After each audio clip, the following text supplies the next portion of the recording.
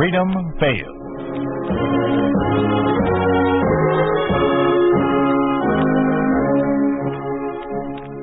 We'd like to take you on a visit to a town that doesn't exist.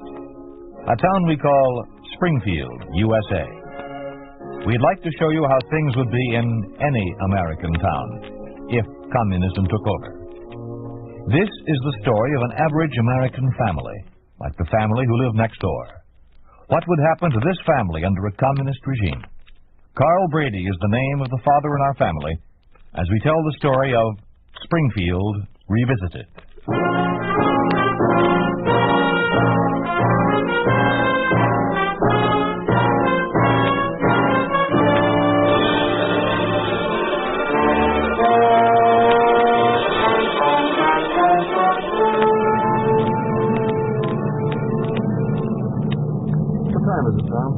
It's 3:15.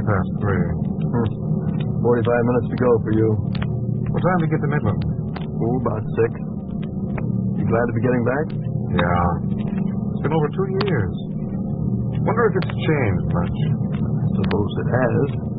Any country been occupied by a foreign power is bound to show some change. What are you going to do when you get in? I'm going to look up some old friends. You've met them, the Bradys. Oh, I remember. Hey, they're a happy family. 2 wonderful kids. I certainly used to envy Carl. Still do, as a matter of fact. They're my idea of a typical American family. How old are the kids? Well, with daughter Mary, she was 10. She should be 12 or 13 now. Tony, I guess he's in high school. Must be about 16 or 17. Yeah, I guess it's a good life. I don't even know if they still live in Springfield. I'm going to phone Carl as soon as we get in.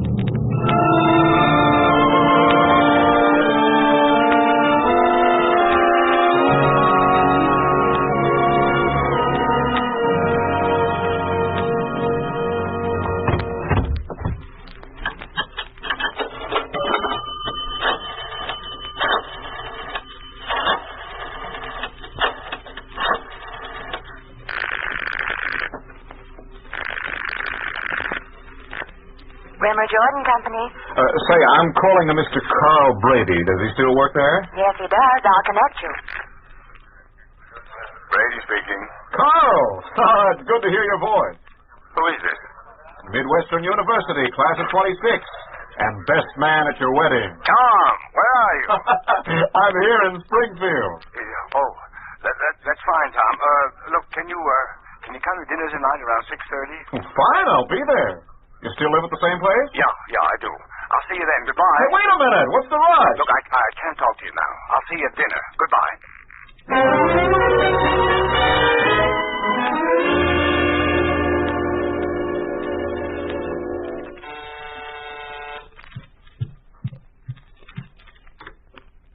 Martha. Hello, Tom. Come in. Martha, it's good to see you. Oh, thank you. Carl just phoned from the office. He'll be here in a few minutes. Please sit down. Thank you. I wish I'd known earlier that you were coming. I could have fixed something special for you. Oh, that wouldn't be necessary. Well, let's see. When were you here last? Oh, it's been almost 3 years. This is the first time I've been back in the States. Everything seems so quiet. Yes, there have been changes. Oh, that must be Carl. Good evening, dear. Hello, dear. Yes. Oh, hey, Tom. Oh, good to see you, Tom. Oh, what a pleasure. Thank you so much for asking me over. Tom, I'm sorry I was so abrupt with you on the phone, but one never knows who's listening in. What's this in your lapel, Carl? The Communist Party button. You, a communist? Tom, you've been gone for a long time. You don't know how hard it is just to live. My mother had an expression she used. You've got to howl with the wolves or they'll devour you. And that's what I'm doing. Howling with the wolves. But I don't have to like it. Not at home, at least. Oh, it's not that bad. Things could be worse. Yeah. Where are the children, Martha? Oh, Mary will be here any minute. Tony won't be home until later. This is Tuesday. Tuesday? You know, political education. Oh, that. Let's all sit down. Yes. Political education. 3 times a week. The boy hasn't even got a free evening anymore. Sundays he has to go out with the brigade, working on farms or building roads. Political education. Well, it's orders. Everybody does it, and Carl knows it, but he just won't bring himself to realize that times have changed. Oh, Martha, please. Well, I'd better go see about my pie. Do you still like apple pie, Tom? Green apples, cinnamon, and fresh cheese? Sounds delicious. I've thought of your pies many times. Good. I'll get you a drink. Well, Tom, tell me about yourself. Oh, there's not much to tell. You know I was working for the oil company in South America when the communists took over. Yeah. They kept us all there on the job. Took over the supervision, of course. But the more I see of things here, the more I realize how much better off we were there. No restriction? Oh, we're still subject to the communist rules and the laws. They closed the plant down there and ordered us all back. Told us to register at our homes and find new jobs. I see you've got a lot to learn about living in an occupied country. Here's everything you need for drinks. Will you mix them, Carl? Yes. Tom, still scotch and water? Well, that's what I drink when I'm able to get it. And this is our last bottle of imported scotch. Well, if you'd only stop finding faults and try to make the best of things, you could have all the scotch you want. Party members have priority, don't they? Oh, now, Martha, I've told you time and again that I joined the party on account of my job, and not so that I could beg favors from some pompous stooge. See what, Tom? Thank you. Martha? Thank there you you, are. Well, Tom, let's drink to your return into the old days. Very good. Very good. Well, who's this? Good evening, Father. No. Mother? Hello, dear. Mary Brady, how you've grown. Well, don't you remember me? Yes, of course. Good evening. Oh, come now. How about a smile? You've become a very pretty girl. Thank you. Well, what's new in school? We had more trouble with that reactionary history teacher of ours, Miss Garson. She wanted us to hang a picture of George Washington in the classroom under the Ritter and Stalin pictures. Who's Ritter? He's a local commissar, head of the State Action Committee. So what about Miss Garson, Mary? Why, I had to bring it up before the pupils' committee, of course. Oh, of course. Forgive my questions, but I'm a little behind on these various organizations. This pupils committee. Every class has a committee. We elect members of the class to make special studies of political education, sports, newspapers, lectures, economics, and history. That's Miss Garson. Naturally, she was voted down 6-1. What do we need a picture of George Washington for? Mary, you shouldn't say things like that. Mary, we wouldn't have had this democracy without George Washington. That's not true, and I can prove it. The chapter in our history connected with Washington is now closed. Today, the United States is marching toward Russia and socialism. Where'd you pick that up? Mr. Hastings, he says that Washington and Lincoln, all of the so-called American heroes, are nothing but bourgeois swine. I've told you time and again you're to stay away from Mr. Hastings. Now, I'm sure that you can find a more fitting associate than the janitor of an apartment building. Mr. Hastings has very high standing with the Action Committee. He's one of our finest party members. Well, Mary, look, don't you think you're a little too young to understand what George Washington did for this country? Are you in the party? Mary, Tom is our guest. Are you in the party? No, I'm not, but... So, another of Father's reactionary friends. Even now he's being watched and checked. And so will you be when Mr. Hastings finds out. Mary, leave the room. Leave the room! Carl, Mary, please. I'll be happy to leave. Excuse me. Not outside. Go to your room. I'm going to talk to Mr. Hastings. Mary, you'll do as I say. Go to your... 12 years old. What are girls of that age supposed to be interested in? Books, games, dolls? I don't know. She doesn't care for any of them. The walls of her room are covered with pictures of Russian marshals. Well, she must have some other interests. Yes. Our janitor, Hastings. The local party stool pigeon. Oh, Tom, you would have seen this happen sooner or later, but I'm sorry it had to be here. Oh, what do you mean? Oh, the spying and the rest of it. Your room will be searched. You'll be followed. Possibly even arrested, unless you're very careful. Well, this sounds like something out of a 10-cent novel. Yes, I told you you have much to learn. I'd better go see to my dinner. Martha, I think I've lost my appetite after listening to my daughter. I wish you wouldn't keep antagonizing the child, Carl. I'm going to thrash that nonsense out of her head. Someday she's going to tell her teacher that Don't be an idiot. Oh. Martha, I'm sorry. I never used to lose my self-control. Well, you lose it often these days. Honey, it's cold in here. Can't we have some heat?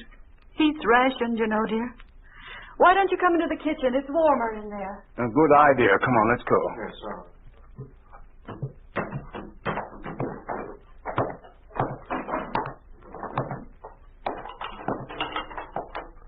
Sit there, Tom.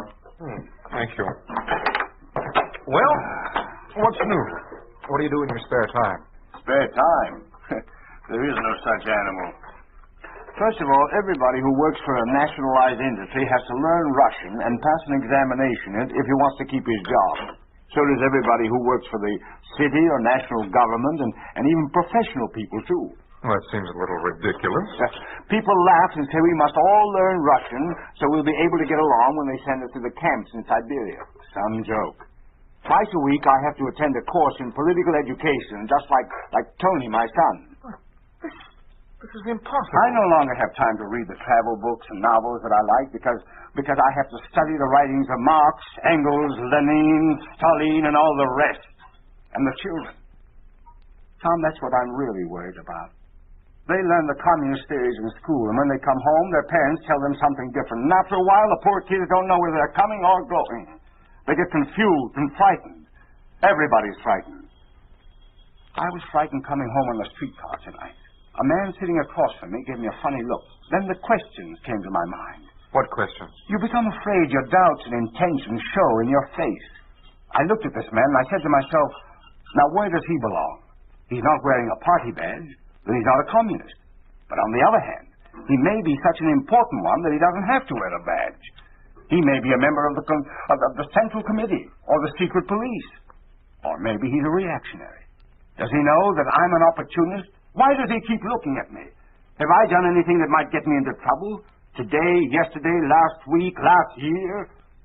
Could it be because a stranger called me on the telephone? Oh, see, I'm sorry No. Carl. Don't worry, Tom.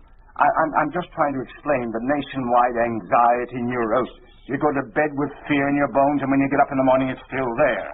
It's brother against brother. They take you to the prison, and when you get there, your fellow countrymen, your own people, beat you up. That's what's so hard to take.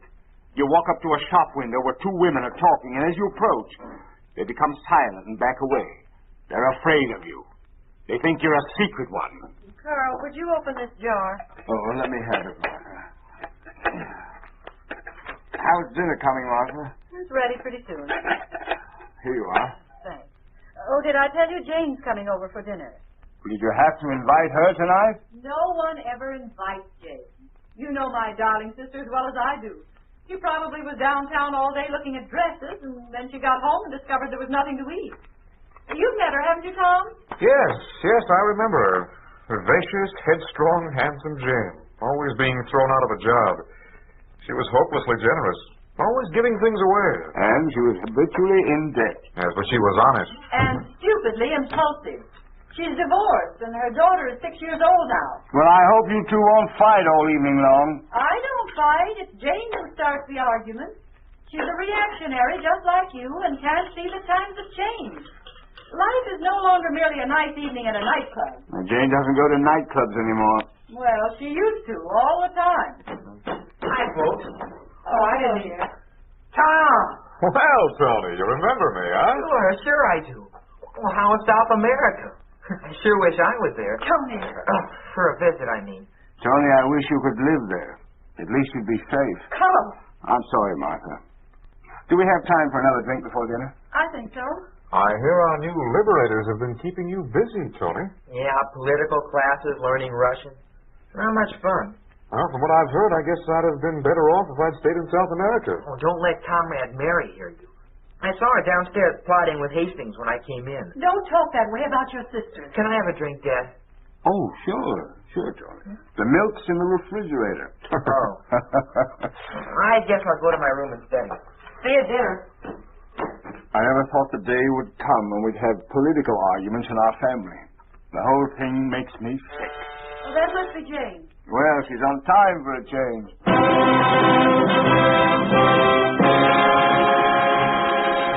You are listening to Springfield Revisited. A story of the way things could be if communism took over. A picture of what life would be like under a communist regime in an ordinary American town. A town we call Springfield, USA.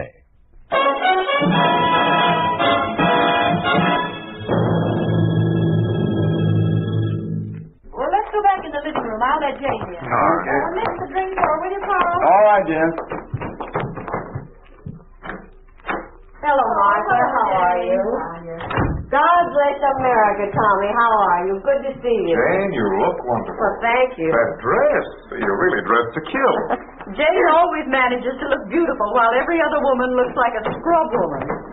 Here you are, Jane. Oh, thanks, Carl. Oh, that's nice. It's good to see you, Tom. Oh, this is my daughter, Anne. Say hello to Tom, dear. Hello. Hello there. Oh, I'm so tired. I've been all over town trying to find a pair of shoes. Didn't I tell you? Shoes for my daughter. Say, have you heard the latest joke about the wife of Commissar Callan? Somebody asked her if she was going to the marriage of Figaro. She said, no, I'm too busy, but I'm going to send them a telegram. Jokes. We've lost our freedom and our self-respect, and what are we doing? Cracking jokes. And go play with Mary. I don't want to play with Mary. She's a communist. You should be ashamed to teach her those things. Anne is 6 and she talks like a grown-up. Well, what she says is true, isn't it? Mary and her Russian marshals. Well, Mary's still a young girl. She'll get over this. Get over it. Why do you permit her to associate with this rat Hastings? Oh, he's not so bad. He's only a janitor. He's a full-fledged Communist Party spy, and you know it. He's been directly allied with every purge that's happened in this neighborhood. And I know that your daughter has been a great help to him, too. Jane, how can you say such a thing? How can you be so blind? How did she happen to know so much about the governor when he was killed? He wasn't killed. He committed suicide. Oh, sure, he committed suicide. Just this morning I was discussing the very thing with the clerk at the shoe store. Someday you're going to talk to the wrong person, and then you'll be in trouble. You're crazy to talk and act as you do. I don't change my loyalty every year. Well, just the same, it's not prudent. Someday you'll get yourself in trouble. You mean someday I'll get you all into trouble? Well, don't worry, I won't. If anything should happen to me, I'll make it perfectly clear that all the members of my family are loyal worshippers at the altar of Commissar Callan. Besides, you're Mary's mother. You can't lose. Oh, for Pete's sake, stop fighting, you two. We have a guest tonight. Tom is no guest, he's a friend. Let him find out what goes on in a family in occupied America. The same thing is going on in practically every house in this country. People sit at home and stare at each other and are afraid of each other. Children fight their parents. The parents are afraid of them. I wanted to take Anne to see the revival of Snow White and the Seven Dwarfs. But they told her in school she ought to go only to Russian pictures. Who wants to see those tractors and wheat fields and the wonderful life on a collective farm? They're so happy there, why didn't they stay there? Some Russian pictures are very good. Well, you should know. You've seen them all.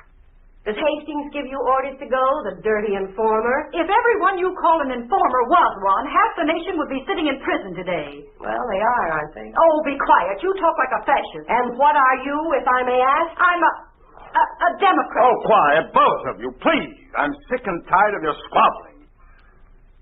Let's have dinner. I'll go and see if it's ready. I'd better go and help Martha. Come on, Anne. Now they'll have a good cry out there and they'll make up. But in 5 minutes, the same thing will start all over again. Well, you've managed to keep pretty well in the middle, I see. Well, Martha gets cross with me because I don't take sides with her. But I can't help respecting Jane, even though she often talks nonsense. She could marry a very, very high-ranking communist official. He was an organizer in this very state way back before World War II. Now, Jane could have a nice house, clothes, a car, but she won't even go out to dinner with this man or even a nightclub. And you know what that means to Jane. Have another drink, huh, Tom? Yeah, sure. Well, she makes it very hard for herself. But I certainly wish I had her strength of character. Yeah. Here you are. Thank you. Sure, but you have a wife and 2 kids. You know, Tom, at night when I'm lying in the dark, I try to remember what my life was like before this happened. My worst problems were seeing Tony through an attack of pneumonia and making Martha stick to her budget. I never used to wonder, as I do now, whether I would wake up as usual in the morning or whether they would come and get me before. It's amazing the way they've kept all this such a big secret. I had no idea what conditions were like before I came here today. Carl, dinner's ready. We'll leave the kitchen. All right. Tony, go get your sister. Dinner's ready. Never mind, I can. Now, you here, Tom. Oh, thank you. Jane, over there with Anne. Carl, will you serve the soup, please? Yes. Boy, this looks good. Hey, what's that book you've been reading, Tony? It's a grammar book. Russian. It's required in school. Oh, by the way, Dad, they finally found Harry Wayne. In the same place? Yeah. His mother went there today to give him a change of underwear and a little extra food, but they wouldn't let her see him. I hope you weren't mixed up in this, Tony. Your mother cried all one night last week, and she was so upset about it. I've asked you to be careful, Tony. There's nothing to be mixed up in, Mother. Well, just the same, I wish you'd keep away from those boys and stick to your work. Does Tom know what this is all about? Oh, no. Forgive us, Tom. 3 weeks ago, 2 of Tony's classmates suddenly disappeared. Their parents were frantic, of course. Then last week, word came from one of them. He was in a cell at police headquarters. You can imagine what that means. Now it seems that the other boy, the one we're talking about, is there too. Probably has been questioned somewhere for days about anti-state activities. Anti-state activity. The fella found some pre-invasion literature on anti-communism and passed it around the classroom. The Latin teacher saw them. That's all there was to it. That teacher pretends to be a reactionary, but we think he's just a stool pigeon for the police. He's a very good teacher. What do you know about it? I know plenty. He reported that song you've been singing. Song? What song? My brother and the rest of his reactionaries in his class have a song. They sing it just to cause trouble. Why shouldn't we? Half our class is against the communists. Tony, you should be more careful. I am careful, Dad, but what's the use? You can't fool them. They know I'm anti-communist. Ask the little Russian flower, my sister. Mommy? Yes, dear. I don't want to sit by Mary.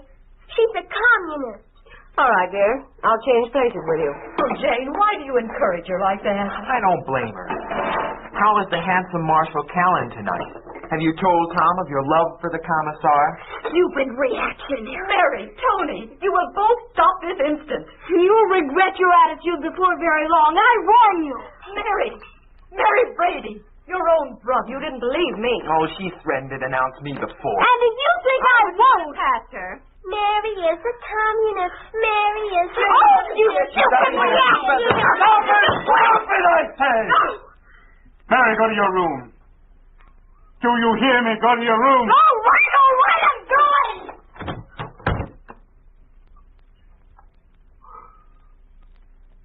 Now, let us all sit back and enjoy our bitter daily bread.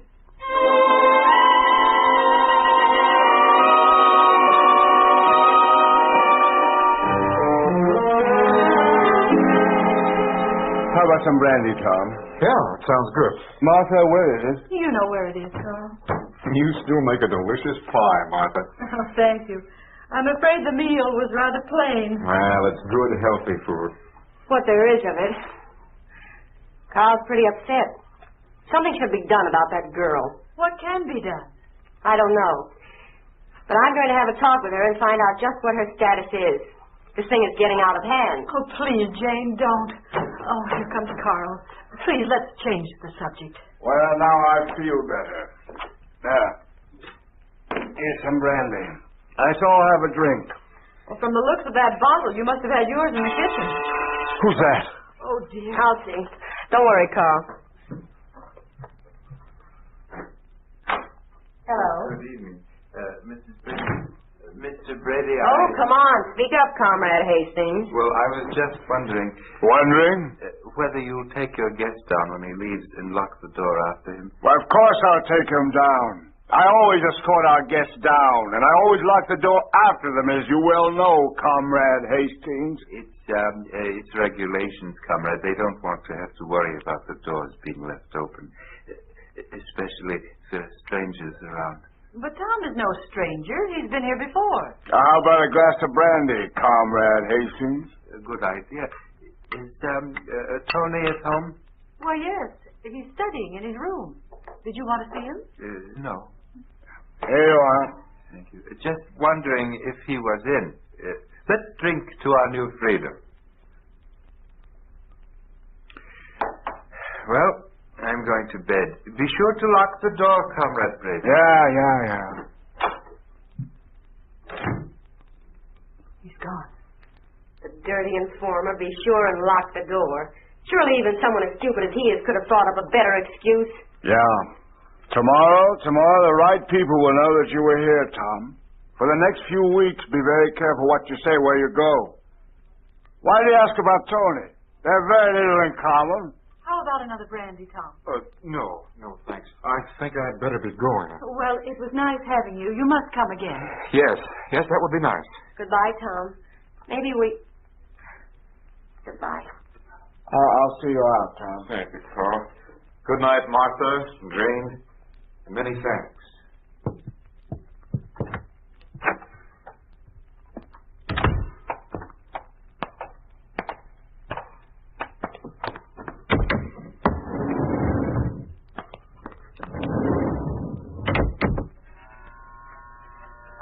Well, I suppose all this has been somewhat of a shock to you. Yes, it has. I don't know how long I'll be able to stand this life. Another year, 18 months at the most. My savings will be gone. They'll throw us out of the house. Maybe they'll throw us out before. Maybe we'll all split up.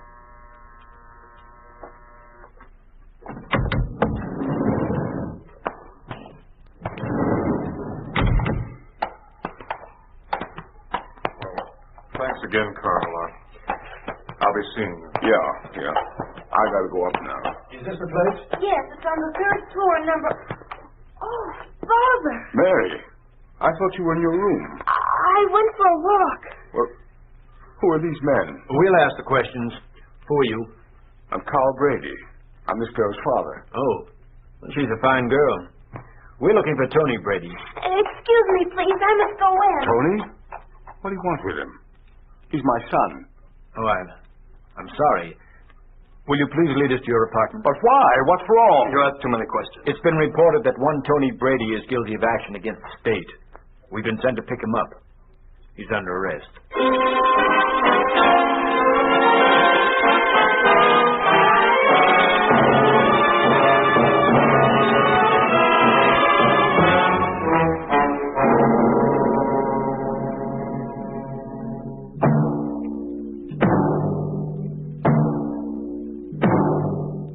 You have just heard the story of what happens to an average family under a communist regime. You have just heard what would happen to any American family if communism took over. You think this could not happen? It did happen in the communist-dominated country of Czechoslovakia. It did happen in the family of Mr. Jan Hus, address 722 Kosu Street, near Liberty Square, Prague, Czechoslovakia.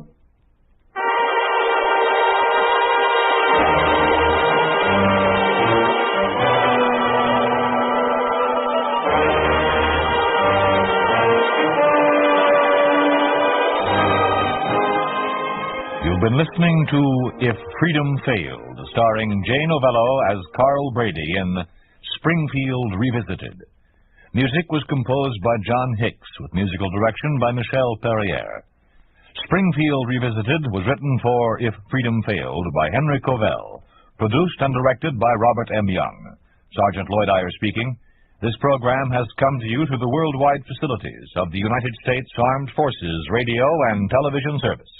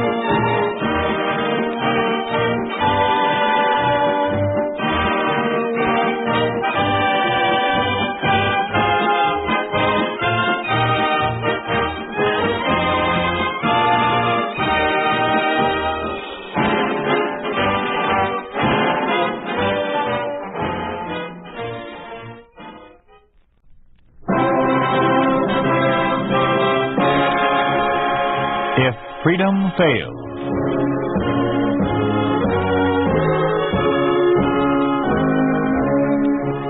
We'd like to take you on a visit to a town that doesn't exist. A town we call Springfield, USA. We'd like to show you how things would be in any American town if communism took over. This is the story of the law getting away with murder. It is entitled Trial and Terror.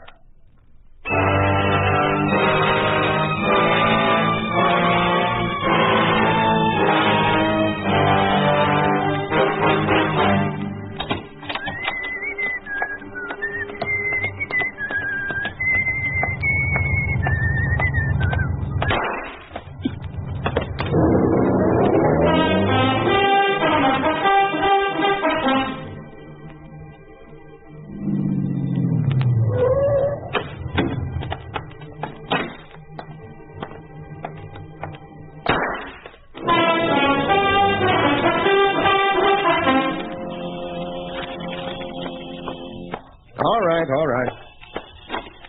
Hello, Michael. Well, Claire, this is a pleasant surprise. Come on in. Thank you.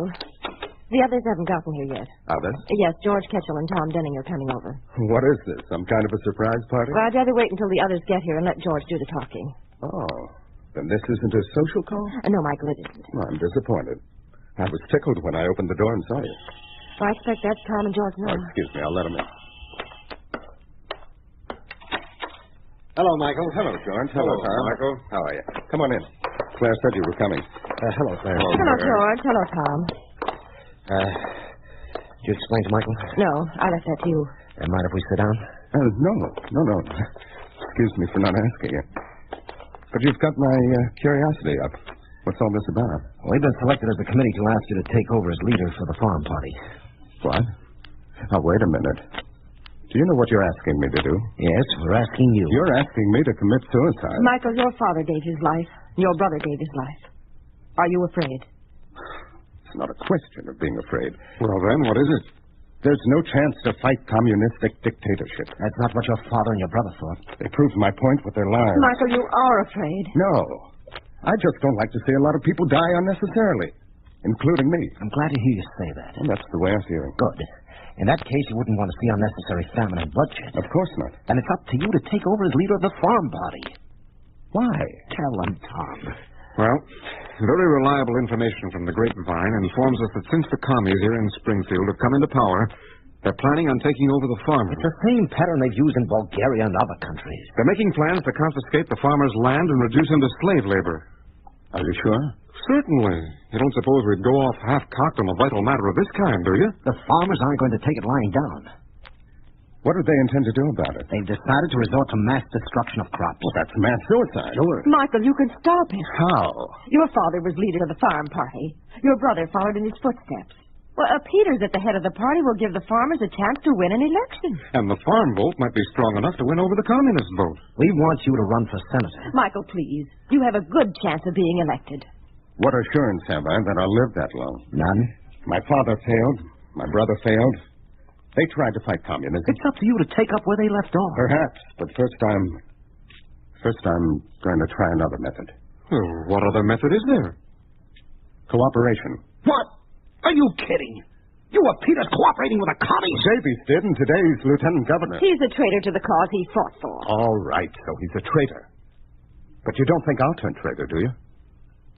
Well, do you? No, Michael, I don't. If I can gain power by cooperating, I can use that power to protect the farmers. Is that your answer? Yes. Let's go. Wait. Davies was a friend of my father, a friend of my brother. I know him. I can talk to him. Let me try. Davies is a communist. You can't reason with communists. But just let me try. If I find cooperation fails, I'll fight.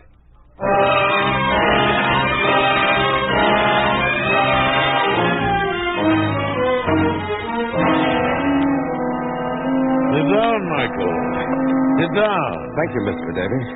Mr. Davies. Sounds funny coming from a Peters. Your father called me George. Your brother called me George, too. What was good enough for your father and your brother is certainly good enough for you. Including a bullet? Oh, come now, Michael. Certainly you don't think for one moment that I was in any way responsible for the death of your father or your brother. They opposed you. Your father was my friend. We fought for the same things. Well, I'm glad to hear that. I wanted you to know it. In that case, you wouldn't hesitate to help me, would you? Certainly not. To the memory of your father. I've been asked to take over as leader for the farm vote. Excellent, excellent. The farmers are aware of the directives that are to be issued. If those directives are carried out, it will reduce the farmers to slave labor. Those are the dictates of the party. Well, it's taxation without representation. The farmers won't go for it. They demand an election, a chance for a voice in the assembly. Frankly, I don't blame them. Then you'll arrange an election? Son, I'm only the lieutenant governor. Well, let's face it, the governor is only a rubber stamp since the communists took over. You run things. I'm afraid the governor wouldn't feel flattered if he heard you say that. Well, it's the truth. That's why it'll be smart for you to listen. If those directives are carried out, your position will be in danger. My position will be in danger? Well, yes, of course, because you have to answer for conditions. Conditions are going to be terrible if those directives are carried out. Why? The farmers have made plans for mass destruction of the crops. That means famine and bloodshed. Really? Michael, my boy, you'll be rewarded for this. Rewarded for what? Warning me. Warning me in time. Giving me a chance to prevent the farmers from sabotaging the country. Well, you can't stop them. Why? They've taken every precaution. The farmers are desperate, I tell you. If you make one move, the entire crop will be wiped out. Oh, that's impossible. Well, that's where you're wrong, all wrong. The plan has been carefully worked out. You don't have the manpower or the facilities to stop it. Oh, but what'll I do? Cooperate. How? Arrange a bipartisan election. An election in which the farmers are free to nominate and vote for the candidate they want. Do you know what you're asking? I'm asking you to protect yourself, your position. The farmers are desperate, I tell you. All right. All right, I'll see to it the farmers get the election. It will take an official announcement of the election to appease them. Well, I'll see to it that the official announcement is published. Thank you. Well, I'm anxious to give them the news. Goodbye. Goodbye, son.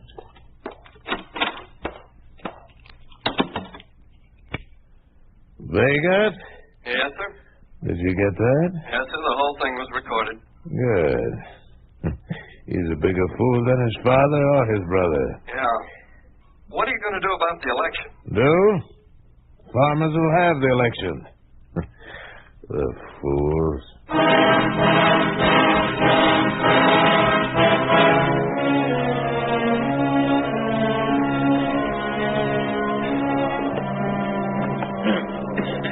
Well, let's get started.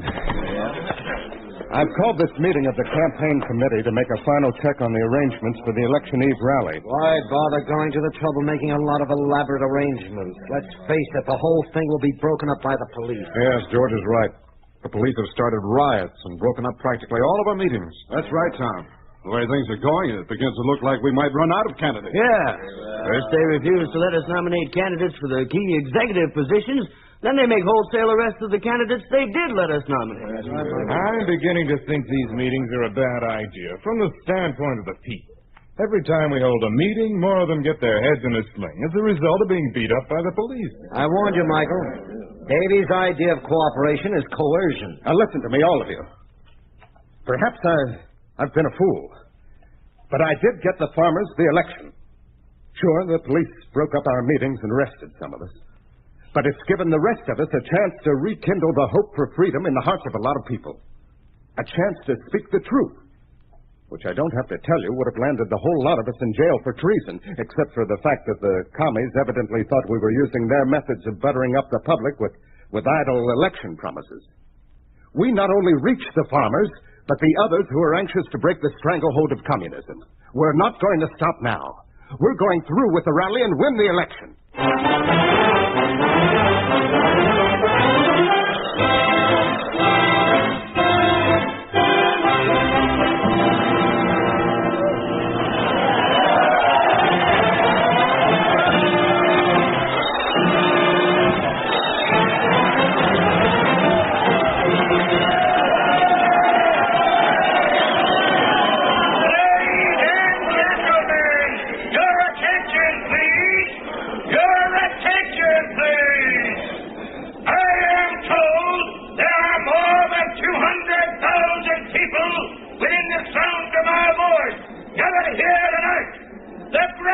individual rally in the history of politics. That can mean only one thing for the Farm Party. Victory at the polls tomorrow. Yes, victory. You will hear a message from the leader of your party, who has instilled courage in the hearts of every one of us, because he speaks the truth without fear. Your candidate for Senator, Michael Peter. Yes, Senator Michael Peter. But first, a message from another popular candidate. Your choice for the Assembly, Edson Stamble.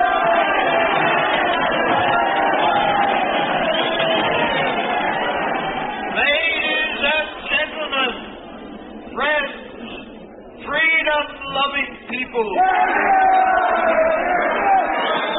this gathering here tonight proves that in spite of being terrorized by the minions of communism, the cry for freedom cannot be silenced.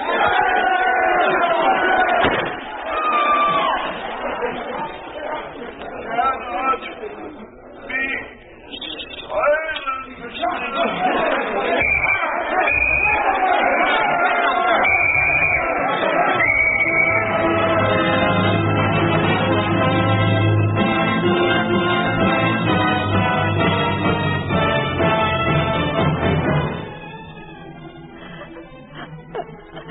Please, Claire, please stop crying. I can't. Did Stambaugh mean so much to you? No, but you do. Me? Yes, Michael. You're next. Claire, you surprise me. You frighten me. Yes, Michael, I'm horribly frightened. I don't get it. I never saw you lose your nerve before. You were party secretary for my father and my brother. You didn't go to pieces like this when they were killed. Well, that was different. Why? Their deaths were unexpected. But this agony of knowing you're next is awful. I can't stand the thought of seeing you sprawled out at a lift. Violent death is no stranger to you. Why this concern about my life? Because I'm in love with you, Michael. I'm sorry. Very sorry for you. Why? I can't offer you anything but the prospect of being a widow. I know. But I had to tell you. In a way, I'm glad you did. I saw it in your eyes, but I was afraid to recognize it, afraid I'd admit I love you. But why be afraid to admit it? Because you don't willingly risk the life of the person you love. If they find out I love you, they'll strike at me through you. I'm not afraid, Michael. I refuse to make you a target.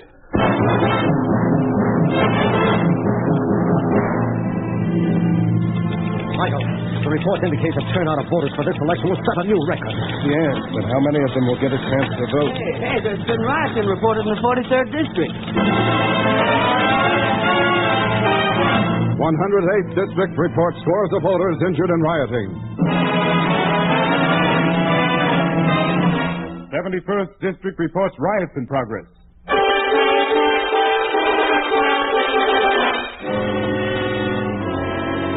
The police are doing everything in their power to keep the people from voting. Yes.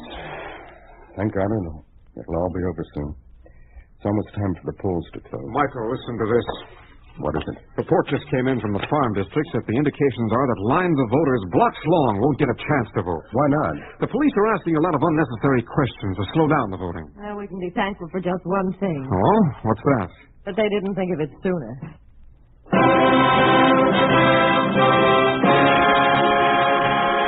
You are listening to Trial and Terror, a story of the way things could be if communism took over. A picture of what life would be like under a communist regime in an ordinary American town.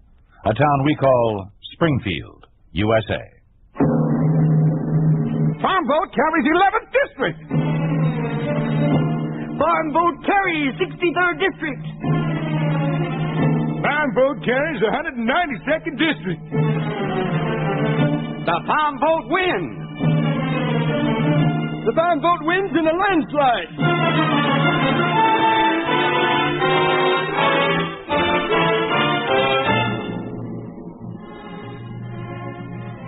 No, Senator. Here's your first official communique. You won't like it. What is it? You'd better read it for yourself. This is to inform you that of this state. My dirty rat. Easy, Michael. I'll see about this. What are you going to do? Talk to David. Michael, please. Be careful what you say.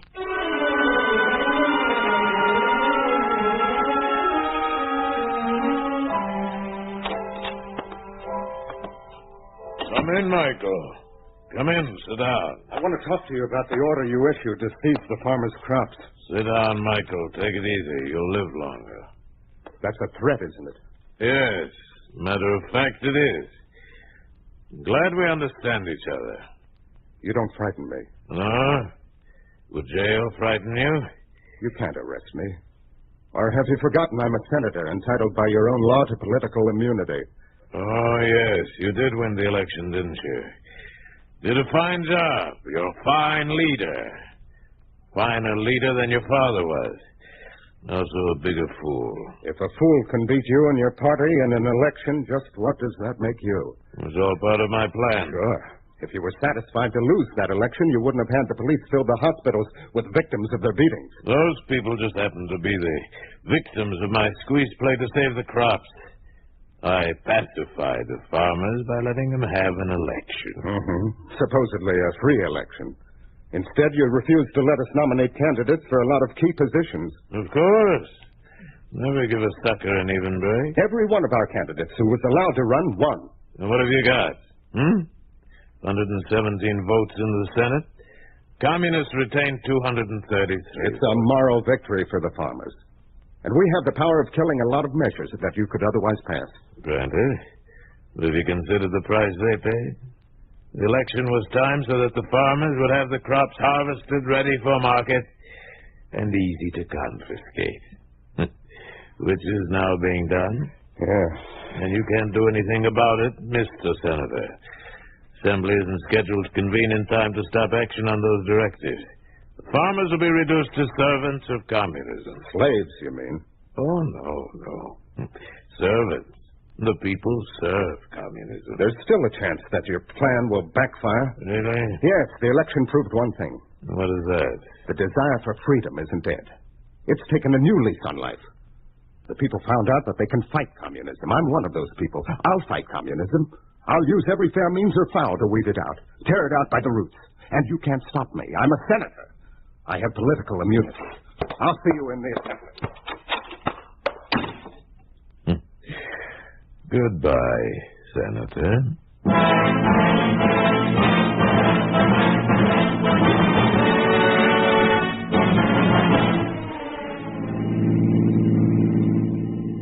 Michael, George, look over there in front of the Senate building. Soldiers. There must be at least 50 of them. Yes. Well, what's the idea? You suppose they're going to try to keep us out of the assembly? I don't know. But the only thing that'll stop me is a bullet. No, Michael, please. Don't do anything that'll invite a bullet. Claire's right, Michael.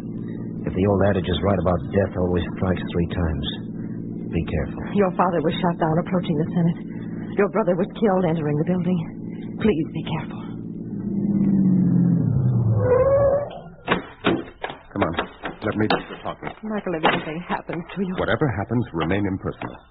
You're the recognized secretary of our party. If you betray your emotions for me, they'll strike at me through you. Michael is right, Claire. I'll remember. But, Michael, please. Halt! What's the idea? We're members of the Assembly. I'm Senator Peters. This is my party secretary. Your identification. Identification? Yes. Here it is. Here's mine. Here's mine. Michael Peters. That checks. George Ketchel. Claire Brewster. You may enter. I wonder what it's all about. Well, I don't like it. There's something in the air. Davies is here today. Perhaps he called out the militia to act as his bodyguard. Yeah. The popular leader of the masses never goes anywhere without a strong bodyguard. I just thought of something. What? It's good we got here early. Why?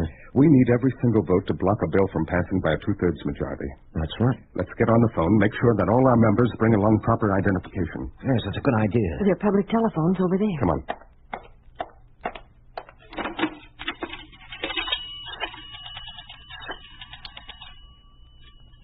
What the devil? The phone is dead. The telephones are temporarily disconnected. What? There's no outside telephone service. Claire, you'd better go out and find a telephone. Nobody is allowed to leave the building.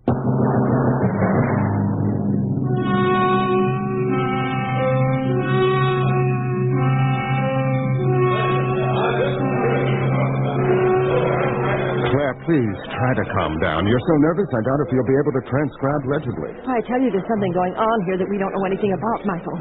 Aren't you nervous? Naturally. The communist members of the Senate are thoroughly schooled in every phase of legislative procedure. Our members agree. It's going to put us at a considerable disadvantage. I wonder if all our members are present. You can't tell from here. So far, so good. Are they all here? Yes, I just checked in the last one. Good. Look, there's Davies. Yes, he'll occupy the president's chair. The Senate is now in session. Lieutenant Governor George Davies will preside. Members of the Assembly, we're gathered here in the first joint session of the Communist Party and the newly elected members of the Farm Party. The first duty is to introduce the newly elected Speaker of the House for the Farm Party, Michael Peters, and to present his case as the first business of the day. What did he say? Did I understand you to say my case? The Assembly has been requested to take action on a court order charging you with conspiracy. This is unconstitutional. The court has asked for an authorization for your arrest. As a senator, I'm entitled to political immunity. Political immunity can be revoked by a majority vote of the Assembly after hearing the evidence. Is this your method to eliminate the danger of the farm vote blocking the passage of measures presented before the Senate? This is an action requested by court order. What are the charges? Court charges Michael Peters with organizing terrorist activities to create famine and bloodshed by inciting farmers to engage in mass destruction of crops. That's a lie. Treason! Based on signed confessions made by fellow conspirators. That's a lie. I never engaged in acts of treason. Unfortunately for you, Michael Peters, the police take precautions to prove their accusations. With confessions, no doubt. Confessions extracted by physical tortures or psychological tortures. You have quite an imagination. Not enough imagination to estimate the suffering some of the victims I know have experienced. The police, however, do have confessions. They were not extracted by torture, as you suggested. However, the bulk of the proof is in your own words. That I would like to hear. Since you're entitled to a fair hearing, you'll hear that proof. It's been prepared to present before the Assembly. If you will be seated, you and all the members of the Assembly will hear it introduced as evidence. Oh, Michael, I knew something was going to happen. Control yourself. Remember my warning about displaying emotions. All right. Michael, what's he trying to prove? I don't know. Members of the Assembly, you will now hear the first of two recordings. Yes, sit down, Michael. Sit down. Thank you, Mr. Davis. Mr. Davis. Sounds funny coming from a Peters. I've been asked to take over as leader of the farm group. Excellent, excellent. The farmers are aware of the directives that are to be issued. The farmers have made plans for mass destruction of the crops. Michael, you'll be rewarded for warning me in time to prevent the farmers from sabotaging the country. That record makes me sound like a traitor to the farmers. You admit it's your voice? Yes, it's my voice, but it's a trick. It's a trick to discredit me in the eyes of my party. You admitted the voice we heard on that record was your voice. That'll be all. Be seated. It's a trick. Yes, of course it's a trick. They make a tape recording of a conversation, then cut up the tape and reassemble it to give the conversation an entirely different meaning. Oh, so that's how it's done. It almost fooled me, Michael. That's damaging evidence. I realize that. Wonder what else he's got up his sleeve. The second record will now be presented to the Assembly in evidence. The people can fight communism. The plan has been carefully worked out. Mass destruction of crops. Famine can stop them. The farmers can have the power to kill. Weed out communism. Use every fair means, or foul. Tear out communism by the roots.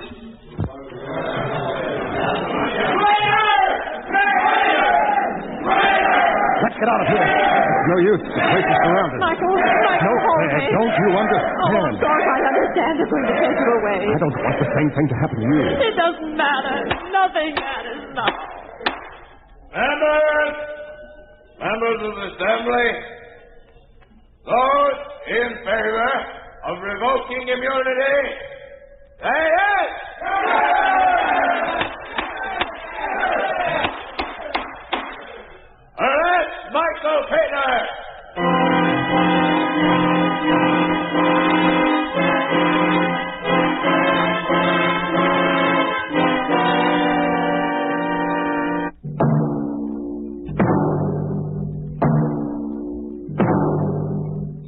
You have just heard a story of what can happen to a political leader under a communist regime.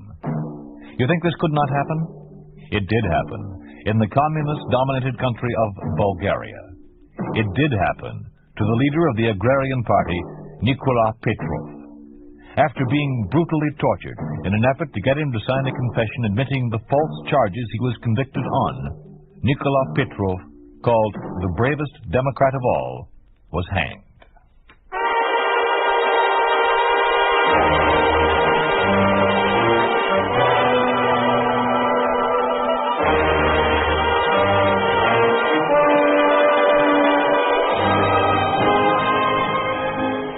You've been listening to If Freedom Failed, starring Stan Waxman as Michael Peters in Trial and Terror. Paul Frees was Davies, Lou Krugman was George, Byron Kane was Tom, and Janet Logan was Claire.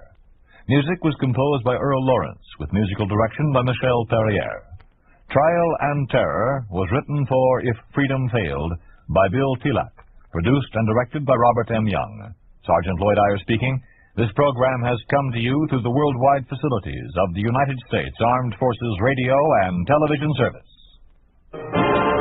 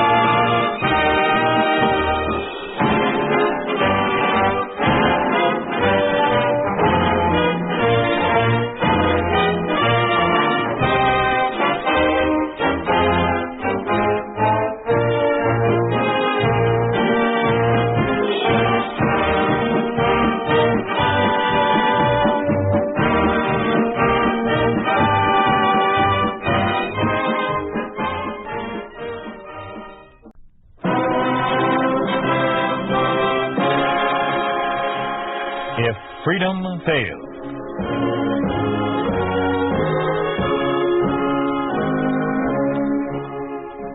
We we'd like to take you on a visit to a town that doesn't exist.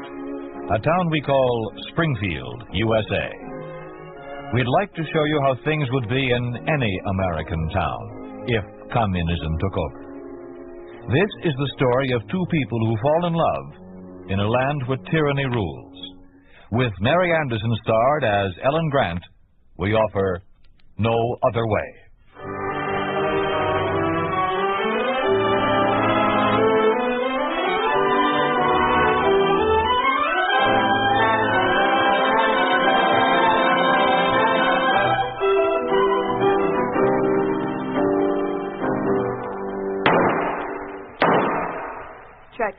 Check. 102. 10 minutes to 11 and only... Reject. That's the 23rd one this morning. Comrade Grant. Yes, sir. I was about to say, it's 10 minutes to 11 already. You're behind schedule for today. Yes, sir, but there have been so many rejects lately. 23 already, comrade. So we've really tested 125. Your quota doesn't include rejects. Yes, sir, but You know, I don't like to see you girls putting in overtime. I'm not complaining. 60 hours a week hardly gives you time for your political education classes as it is. Yes, sir. So I suggest we all concentrate a little harder and fill our quota in the allotted schedule. But, comrade, if there were less rejects... I'm going to lunch now. If the rejects become excessive, I'll call it to the attention of the manager. Easy, Ellen. Losing your temper won't help. He must have gotten his training in Siberia. Check. 103. Let's relax for a few minutes, Wilma. After that lecture, We'll catch up. We better. Come Friday night, I don't want to have to stick in this range 1 minute after that bell rings. Date? Mm-hmm. Don't worry. If we're over, you can go up and I'll do the paperwork. Well, I'm kind of hoping we'll both be through. Oh, Wilma, not another double date. Now, look, Ellen, it was the only way. He has this friend. Why is it every man you meet has a friend? Oh, but this one's different. Frank's my date. He says he's tall, very good-looking, good education. Then why does Frank have to get him a date? Oh, well, they're new in Springfield. The battalion was just stationed here. Battalion? Then he's in the army. Well, yeah, I thought I told you. I'm not interested. Oh, but Ellen... Look, Wilma, if he's in the army, he belongs to the party. Now, how many times have I told you I'm not dating communists? Why not? Will you tell me? Just because a man has a card in his pocket... Let's not go into that again. Well, who else can you date? They're the only men who can afford to take you to a decent place for dinner or buy you a drink. Wilma, there are 83 other girls in this factory. Ask them. Oh, but you're my closest friend. I'm trying to help you. Don't do me any favors. Just give me one good, sensible reason. Will you do that? What's the use? You wouldn't even know what I was talking about. Well, you don't have to get nasty. I don't mean to be, Wilma. It's just that we have different ideas about things. Maybe it's because I saw things when the commies took over America that you didn't see. Maybe you're right and I'm wrong, but I just can't change the way I feel. Wilma, you're not the only one trying to make me see things their way a little. My own folks say the same things you do. And they hate the commies, which just goes to show how stubborn you are. Oh, what's the use? All right, I'm sorry I mentioned it. Let's get back to work. Sure. But, just in case you change your mind, will you call me tonight? I won't change it.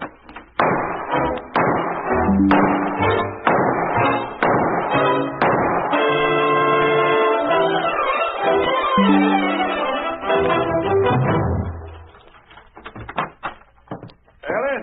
Yes, Dad? Muriel, Ellen's home. All right, Ellen.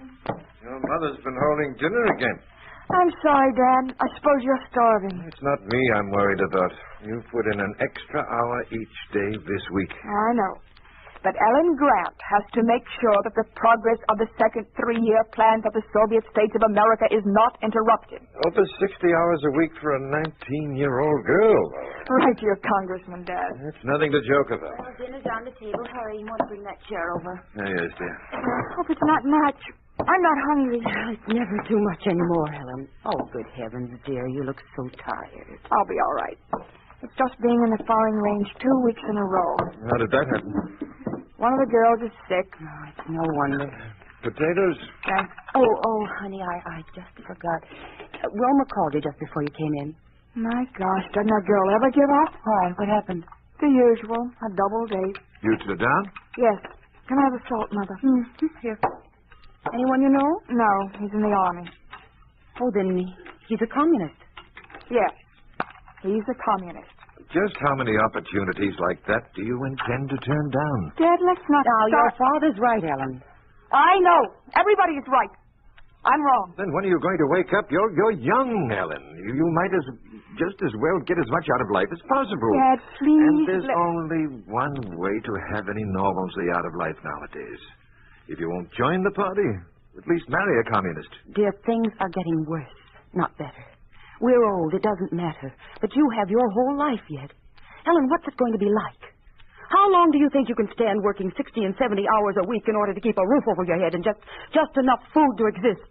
They've killed everything good, and you ask me to become a part of them. Because we love you, darling. Because there's no other way. Does it mean so much to you? It's because it's you, darling. It means more than our own lives. Understand, Ellen. If we thought there were any other way, one in a million, we wouldn't say these things. We just don't want you to live in the anxiety and fear we've known since they took over. Just try, dear. We don't ask you to marry the first one you meet, but at least get to know some of them. Sooner or later, you're bound to meet a communist who... All right. Don't go on. Don't say any more, please. I'll try. I promise you, I'll try.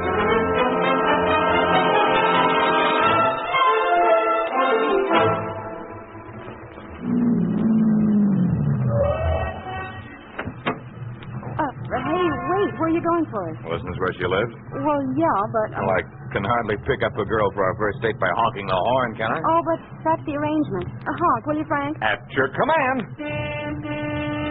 Oh, that's sure to get us up on our right foot. Oh, you don't understand. It's her parents. They're the nervous type, and, well, you know, a man in uniform knocking on the door. Hey, here she comes. Oh, well, yeah, that's Ellen. I hope I didn't keep you waiting too long. No, not at all. As far as Maine, Ellen Grant. Hello. And this is Frank Partridge. That's enough formalities. Hop in. Hey, we got an hour's ride. So where do you girls get there? The wildest, the greatest hangout this side of the Mississippi. Hold on.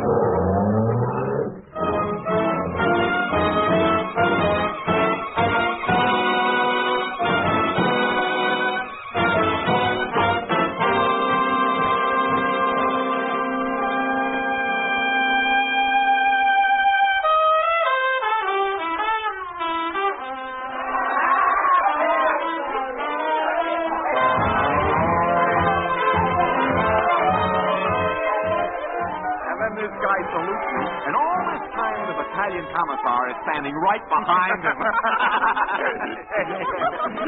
Hey, what's the matter with her ladyship? She don't laugh or say nothing. Yeah, what's the matter, honey? You don't like Frank's stories? They're fine. Fine? Well, that Frank, you're ahead with a pretty young lady. Sure. Boris, could we leave now? Oh, what are you talking about, honey? The evening's just beginning. Oh, don't pay any attention to her. I know what you need. Waiter, over here. She needs another drink. No, I don't want anything. Yes, sir. A drink for the lady.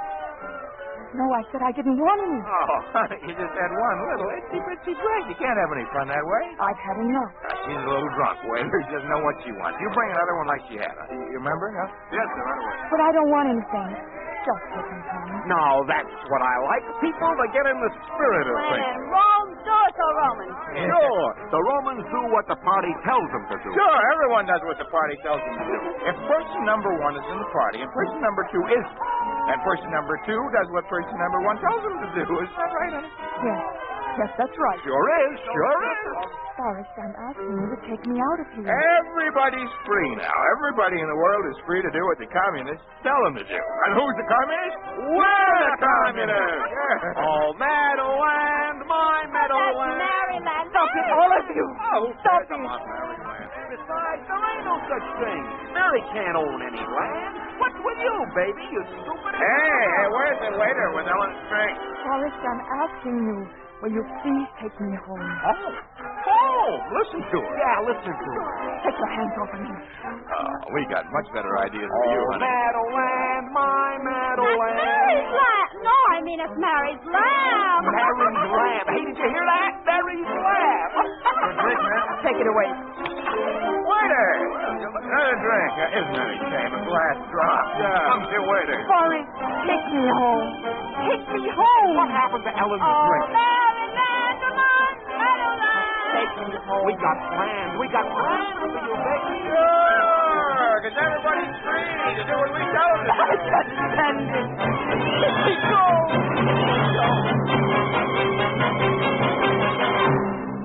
I think that's enough for one night. Come on, Ellen, let's get out of here. But you're all right. You're not Drunk? Never touch this stuff. Grab your coat, hurry.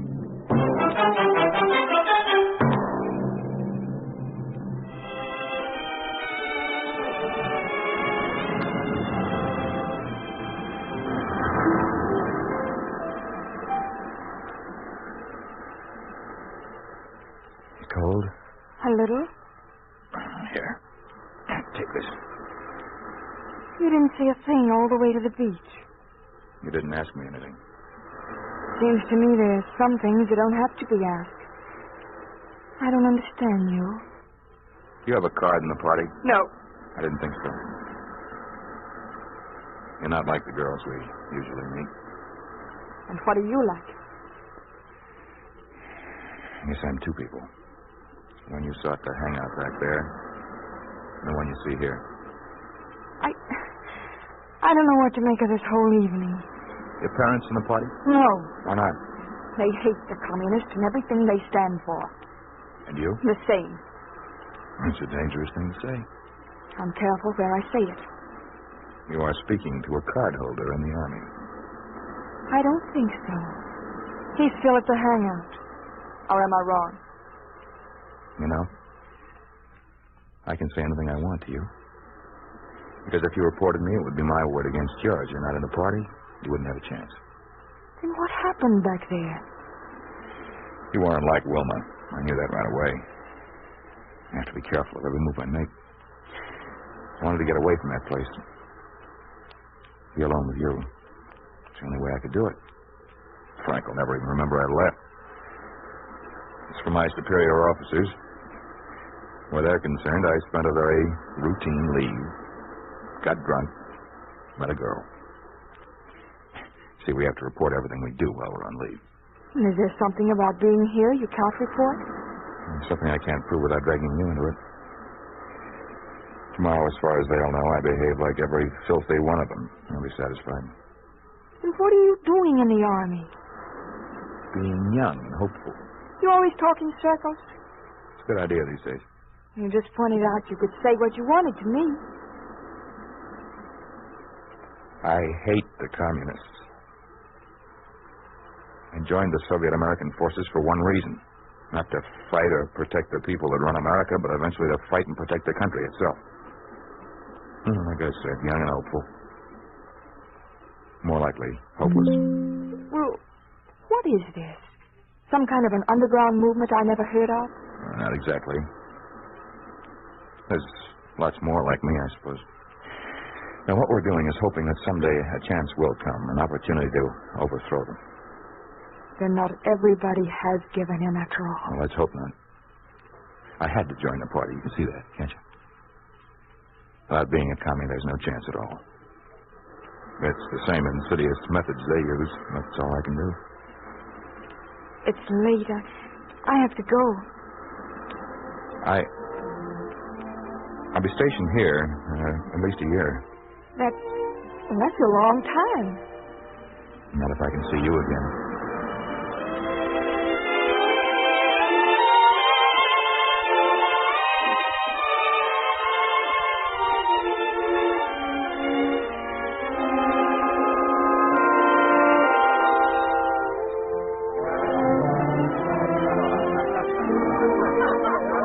Everyone on the dance floor is looking at you. My slip showing? You're too modest. Don't you know that you're pretty? I'm beginning to believe it. You've been telling me twice a week for 3 months now. I intend to go on telling you for longer than you can imagine. That was a proposal. I know. I love you, Ellen. Let's go somewhere else. excuse me, Corporal Maine, isn't it?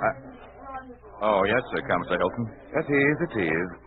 I hardly expected to see you here, sir. Why not? We all enjoy the finer things. The company of a beautiful woman. Oh, I'm sorry, sir. May I present Miss Helen Grant, Commissar Hilton? A pleasure, my dear. How do you do? I couldn't help noticing you from my table. I was about to ask you for this dime. We were just leaving. Come now, you can't refuse me this one brief pleasure. Can she, Corporal Maine? No, sir. I'll be at the table now. Why is it all the lovely girls are attracted to the young soldiers only? I hardly think it's fair.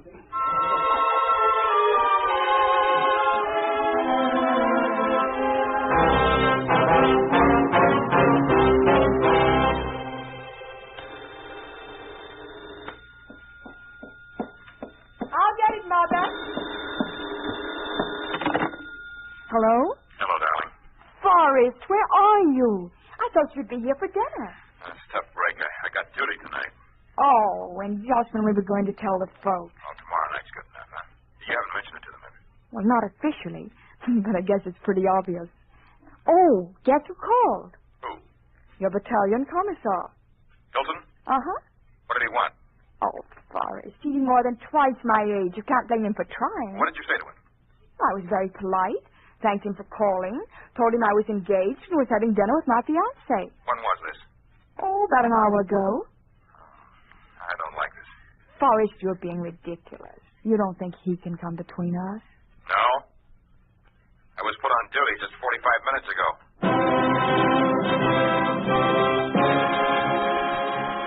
You are listening to No Other Way, starring Mary Anderson. A story of the way things could be if communism took over. A picture of what life would be like under a communist regime in an ordinary American town.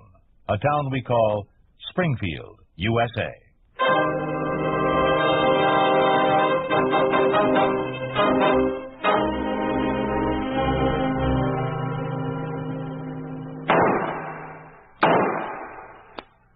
Reject. Number 7. Hey, you're kind of low this morning. I didn't sleep last night. Excited about the marriage? I'm worried about it. Well, if I'm prying, stop me. But, what's wrong? Hilton. Oh, I thought you gave him the brush. I thought so, too. But Forrest hasn't had a leave in 3 weeks. Everyone else in his outfit has had at least 2 nights a week. Oh, well, that can't go on forever. And it's more than that. Commissar Hilton has called at the house. My parents met him. Don't tell me. Hilton's an important man. Battalion commissars are political commissars, very influential. This appeals to my parents. They were happy about Forrest, but they're overwhelmed by Commissar Hilton. He's exactly what they've dreamed about. Oh, well, they can't run your life. They mean well. But I love Forrest. Oh, what am I going to do? What's going to happen to Forrest? Oh, it'll work out. Come on, there's just one more in this batch. Test it. All right. Reject. Number 8. Huh. That's funny. What? This report calls for 56 guns. We have 57.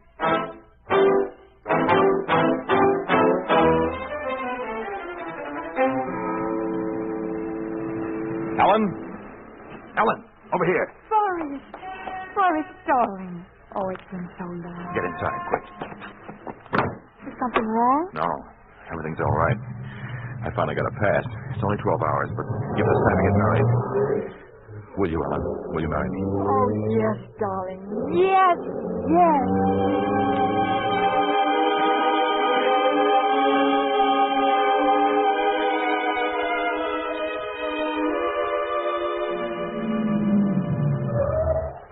What'll I do to you? For being 2 hours late? I don't know. But you're mine now. That's all I care about. I don't want to ever let you go. Look, if I can't see you, I'll call you every day. What'll Hilton say? He'll try and make it rough on me. Not much he can do, though, without it becoming too obvious to his superiors. Look, I better go in. I'll bribe whoever's on duty. Maybe he won't report that I'm late. Be careful, darling. Kiss me. Turn on the lights. Forrest. It's Hilton. He's been waiting for this moment. You out of the car. Don't move. Well, Corporal Maine, your pass expired at 3 o'clock this morning. It is now 5 a.m. Yes, sir. All right, take him to the guard room at once. Oh, no. Come on. Miss Grant, you will be in my office at 8 o'clock this morning. I shall have some questions to ask you regarding Corporal Maine. What are you going to do to him? It's just routine. The military examiner will draw up an indictment. Why? He was absent without leave. A serious offense. We were married last night. We were so happy. Were you really? I'll see you at 8 o'clock this morning, Miss Grant.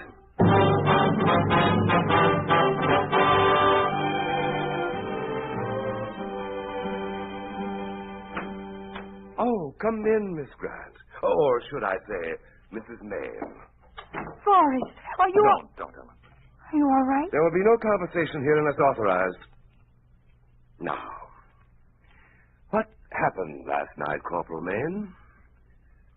I contacted my wife.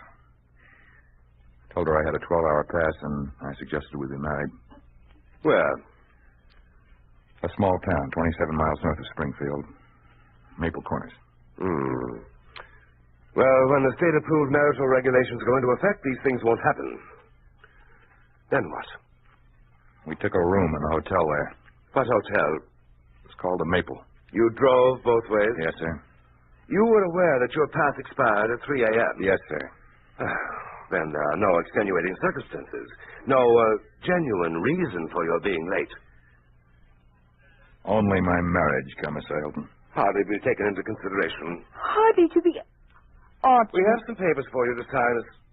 I beg your pardon, Mrs. Maine.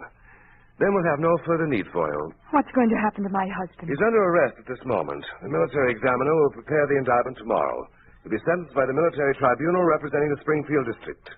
Oh, Forrest. Corporal Maine, under Article 193, Paragraph 7, the Criminal Code of the Soviet American Armed Forces, you're hereby condemned to the guardhouse awaiting sentence. Guard. Yes, sir? Take him away. Oh, Mrs. Maine, since such matters are not publicized, I will personally see to it that you're informed of your husband's sentence.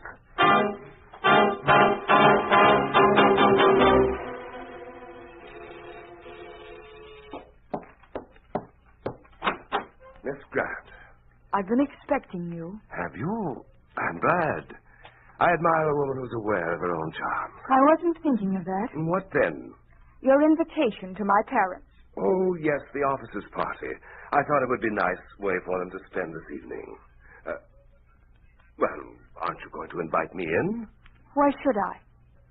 Corporal Maine was sentenced today. I thought you'd like to hear about it.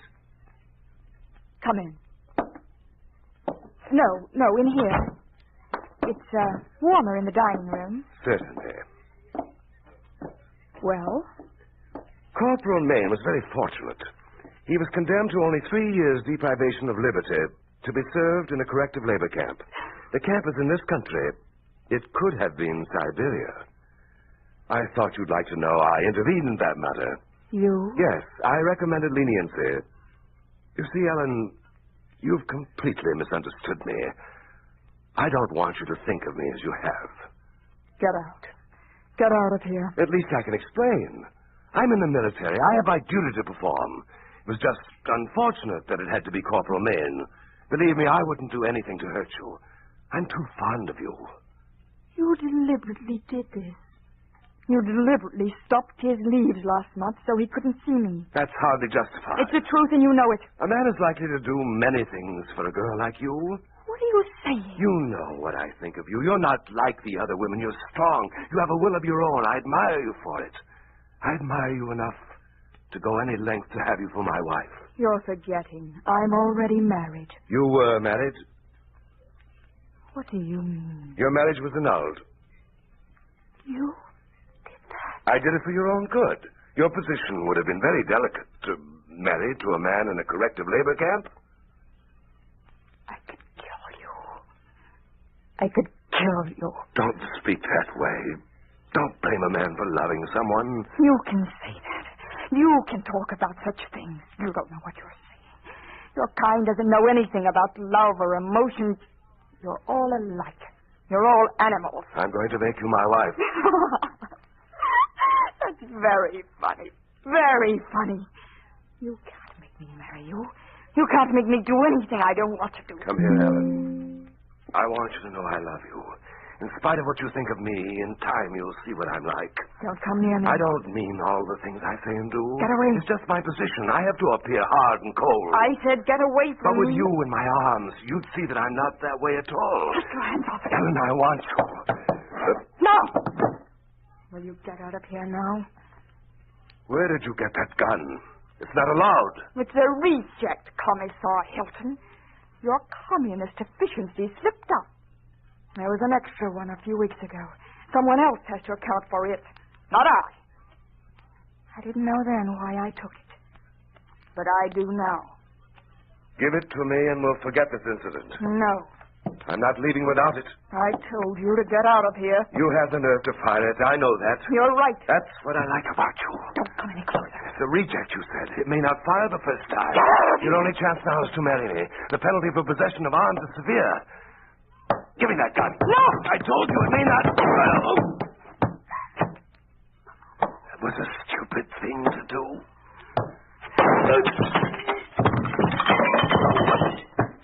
Know what'll happen to you for this?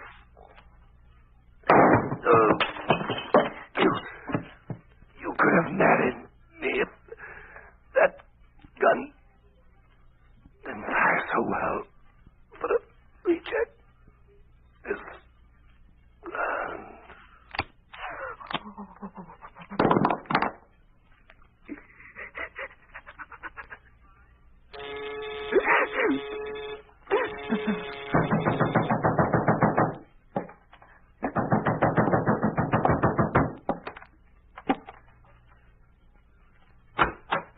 I heard gunshots. What happened? And there. I did it.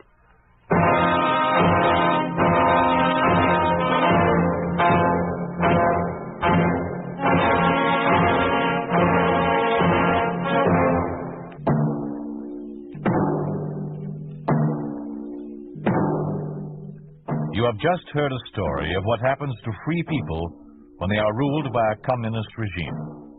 You think this could not happen?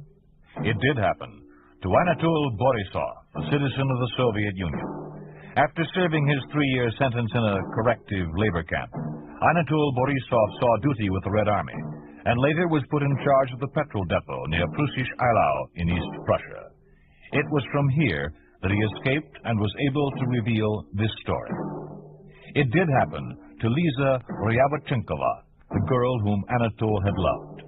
Her present whereabouts are unknown.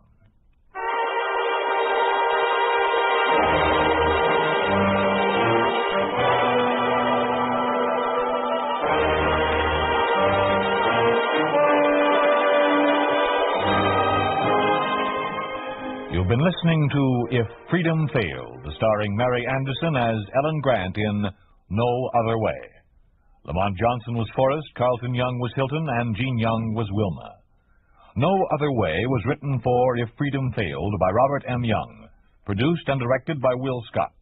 Sergeant Lloyd Iyer speaking. This program has come to you through the worldwide facilities of the United States Armed Forces Radio and Television Service.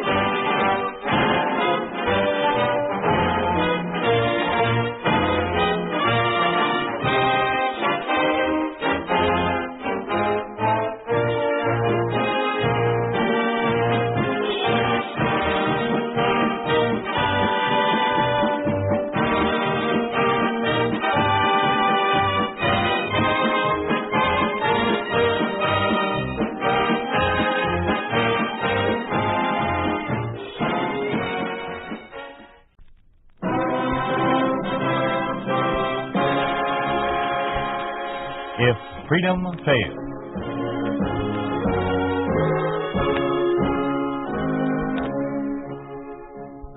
We'd like to take you on a visit to a town that doesn't exist. A town we call Springfield, USA.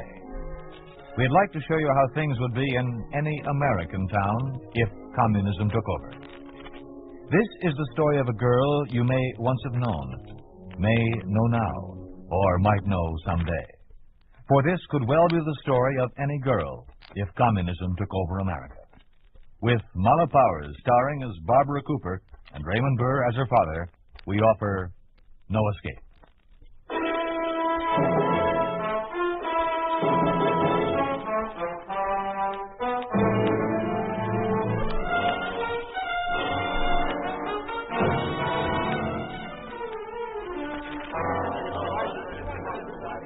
Comrades, please. This is hardly the way to behave at a people's meeting. But, Comrade Latkin, to move against a group of Springfield citizens in this manner without rhyme or reason is bad policy. We're trying to win their confidence. Convince them that America under communism is the highest form of living mankind has ever known. At least in Europe, after World Wars II and III, there was some discrimination in the selection of people for the Siberian labor camps. As loyal members of the American Communist Party, I'm certain we're all aware of what happened before. But this situation is entirely different. Perhaps our guest from the mother country, Comrade Kalenkov, would explain the situation from his point of view. Comrade. Thank you. You must all realize that there are certain problems in dealing with the Soviet states of America.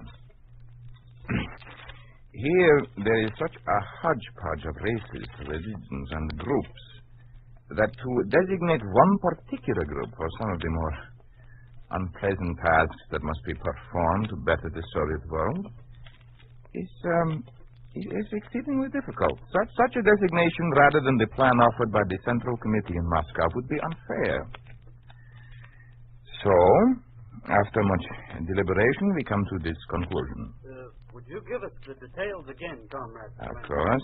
The quota for the labor camps in Siberia from the Soviet states of America has been set. As soon as possible, we will see to... Comrade, but just what is the quota? 80,000. Kind of high, isn't it, Comrade? High? 80,000? Possibly, but you must remember, it has taken many years to complete the organization work that was necessary after communism's victory over imperialist America. To date, this country alone has supplied no personnel for the labor camps. We must make up for lost time here. How do you break it down? That is, what proportion of men to women? That is not determined as yet, but as usual, the majority will be men. There will be something like 60,000 men and 20,000 women. You must have some kind of specifications, Comrade. Naturally. It would not take just anyone. The women must be between the ages of 17 and 35. And the men between the ages of 18 and 45. Naturally, no party members will be included. Of course not. Also, all people, whether party members or not, who are contributing importantly to the metamorphosis of America from its decadent capitalistic ways to communism, these people, too, must not be called. Only the non-essential people. You understand? Little people who don't really matter to the state must be called. The younger ones will be especially desired. Comrade Kalenkov, can you tell us the quota for Springfield? Yes. Only 68 people, according to the committee's breakdown of cities and towns. The first task will be to assemble a complete list of those residents of Springfield who fall into the above classification. I still say it's not a wise policy. Some sort of segregation must be found. There's always a scapegoat if you look for Comrade Cooper, are you questioning the decisions of our superiors? Or is it that you have an 18-year-old daughter who might fall into the classification? A daughter who is opposed to your membership in the party? I don't like that. Perhaps we are being unfair to Comrade Cooper. Certainly, Comrade Cooper cannot be held entirely responsible for his daughter's inability to recognize the superiority of Soviet methods. Nor can he be condemned for possessing a paternal regard for his daughter. But... needless to say, when he is reminded that this issue transcends personal feelings, that it involves orders from the supreme authorities at the Kremlin, certainly when that is pointed out, there will be no discussion. Is that not so, Comrade Cooper? Yes. Yes, of course. Of course. And let us continue, huh? Any more questions? Just this. I'm pretty sure we'll find a lot more than 68 people who classify. How do we narrow them down? Oh? You only fair there, comrade? We will give them numbers, have a drawing. You only fair there.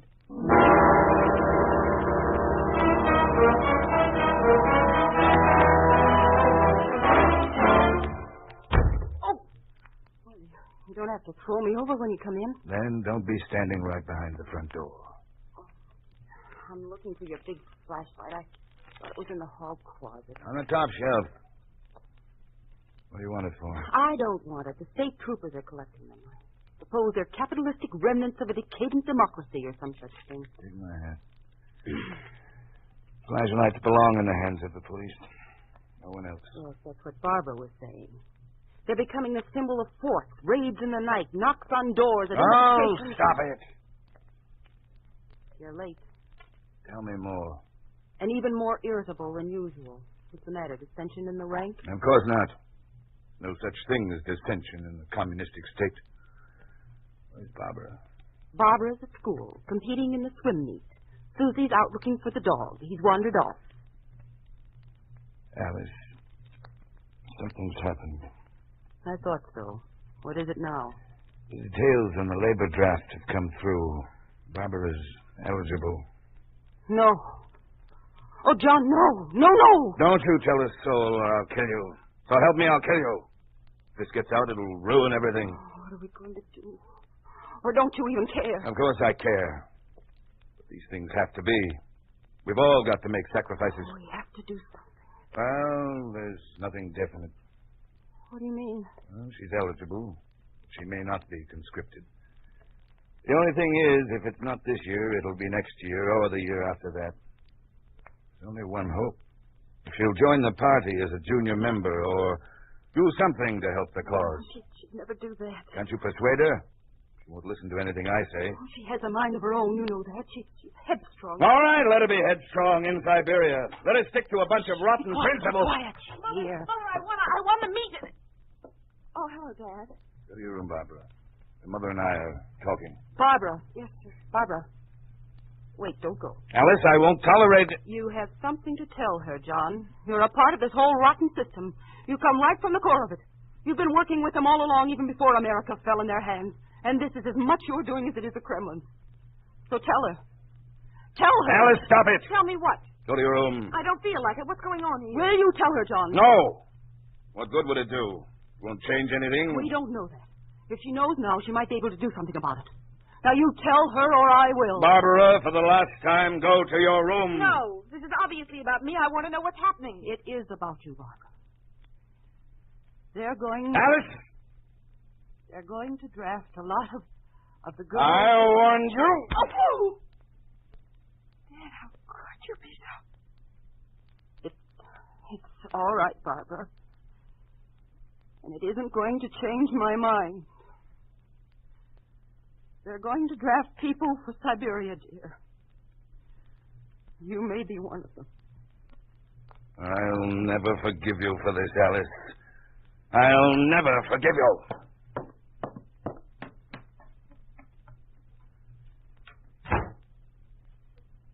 Well, you said I may be one of them. Is there some question about it? I don't know exactly, dear. But apparently not everyone who's eligible will be called. Now, Barbara, you have to do something. Your friends, people like you, maybe a few of you could get together and plan something. Maybe if you told them about it, you could do something and take Susie with you. No, I can't tell anyone. Why not? Why should we respect their secrets? It's more than that, Mother. I just can't tell anyone. I don't see why. Mother, think what would happen. They'd trace it back to Daddy, be labeled a traitor. Then he'd accidentally be run over, and it'd be just you and Susie. What chance would you have, the wife of a traitor? But, Barbara... That's worse than just opposing the party. Oh, I'll do something. I don't know what. I'll die before I'll go to one of their camps. But right now, trying to plan something while I'm in Springfield, there's not much use. Oh, but... Mother, make up your mind to it. There's no escape.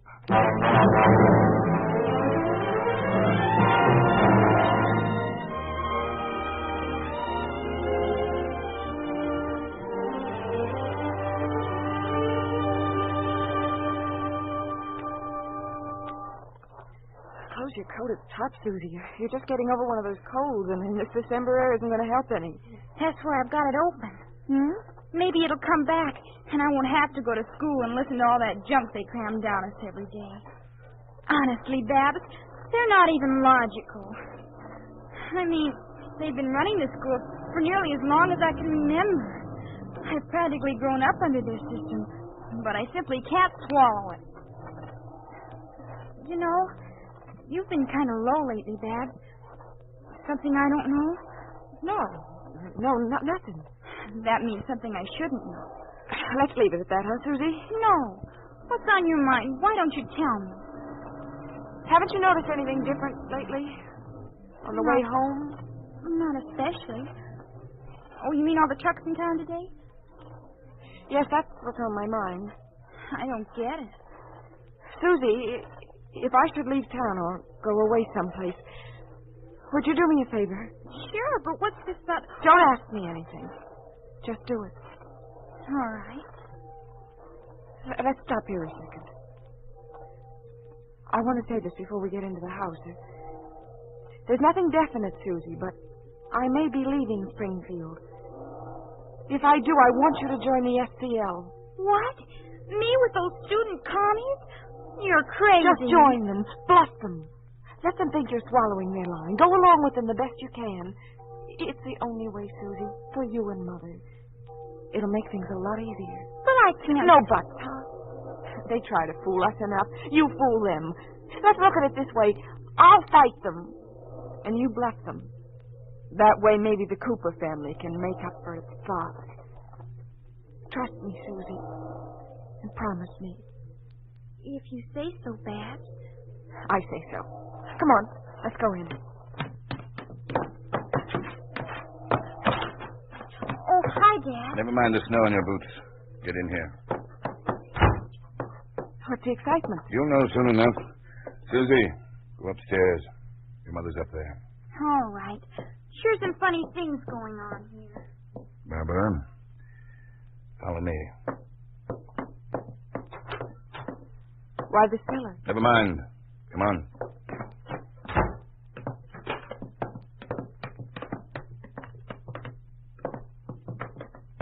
All right. Sit down.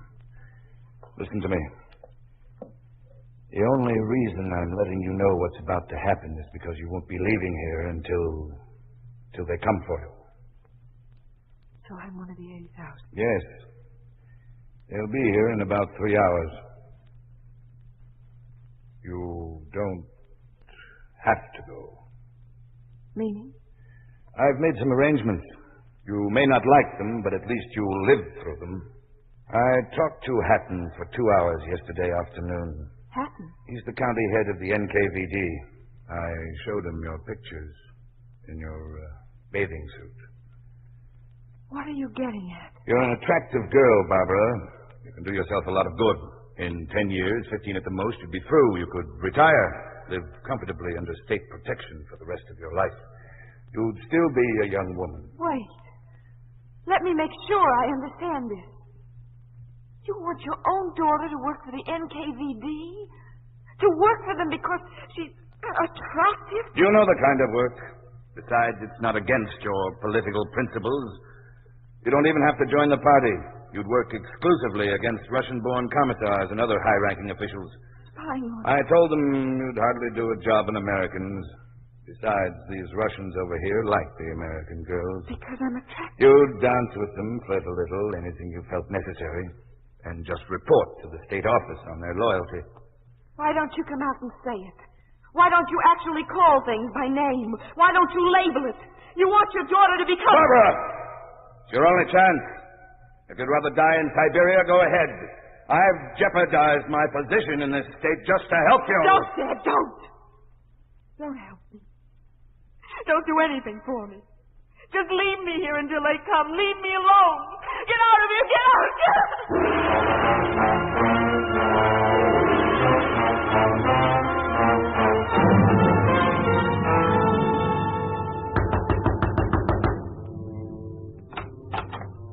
Barbara Jean Cooper, age 18, resident of these premises, 496 Alton Road. She's here. Yes. Yes. I'll get her for you. You have no questions? I'm John Cooper. I'm on the local committee. Oh, of course, comrade. Then there shouldn't be any trouble. Barbara, come on up here. Well, she'll be right here. This picture, it's Barbara? Yes. I have to compare it. Well, here she comes. My name's Barbara Cooper. You want me? Hold still, please, while I flash the light to compare the picture. Yes, this is the one. Thank you, Comrade Cooper. Come along, please. What are you laughing at? That flashlight. It used to be ours.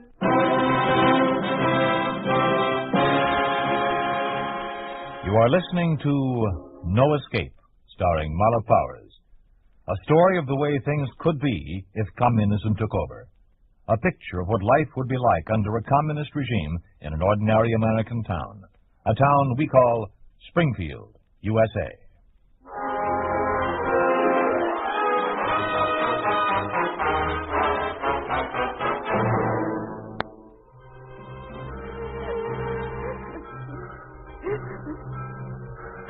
We've been crying all the way to the station. Single file. We're talking Single file here. there. Open the car, you. In line. Do you know where they're taking us?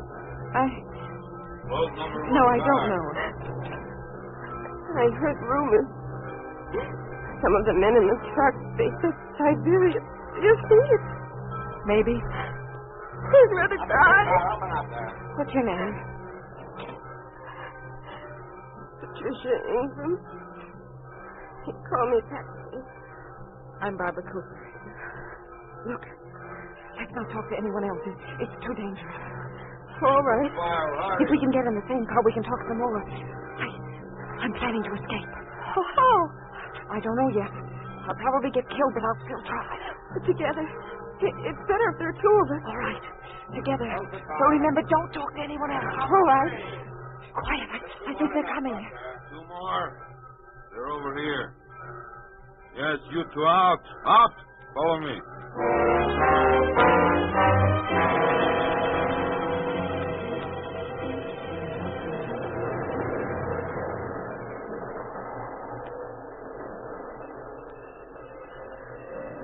Patsy, we're stopping. Taking on more people? I don't think so. There's no sign of a town. Food, maybe. Maybe. Can you see through here? Yeah. Opening the next car. Now, the women. Take this bucket and fill it with water over there. Pick two girls to get water, I think. Yes, there they go. Look, just one guard. Can't get very far in those flat, snow-covered fields in broad daylight. Yes, but at the rate this train is moving, it's going to take another week or 10 days to reach the West Coast. Sooner or later, we're going to get some water. But not until everything is just right. What makes you think they'll ask us? They don't have to. I know the way they think. I'll tell you what we'll do.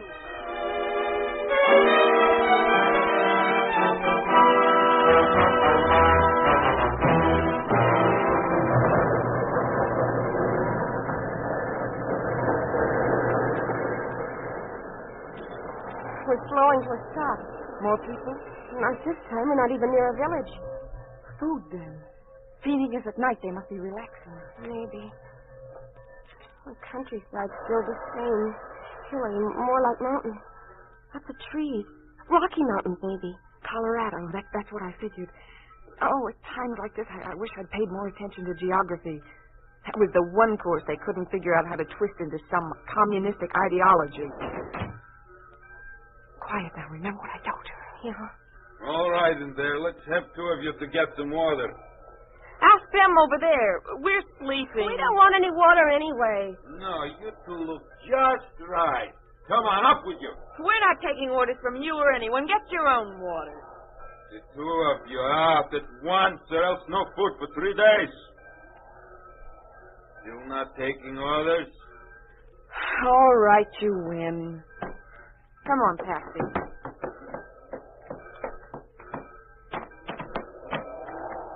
Where is it? By the tank over there, you will find a tap at the bottom. All right. Here. All right, everyone in this car, wake up. Food will be brought here. Food and water. Come on, wake up, hurry. Barbara. I'm scared. Why? Because we could start running. I know. It looks easy. But that's what frightens me. I think this is the best chance we'll have, but it looks so easy. They must have a guard watching us. Sure, but it's a pretty dark night. But the snow, they have searchlights. They could shine them on us. I know. Oh, I'm not backing out, honestly. It just scares me. We won't have a better opportunity. This must be where we get the water. Yeah.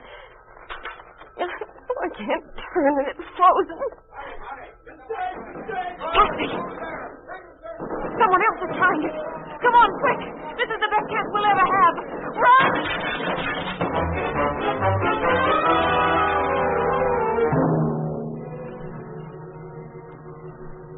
Getting light.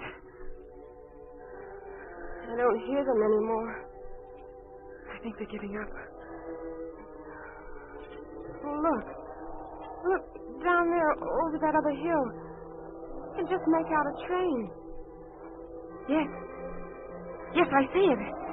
It's ours. It's moving. They gave up. We got away. Patsy, we got away.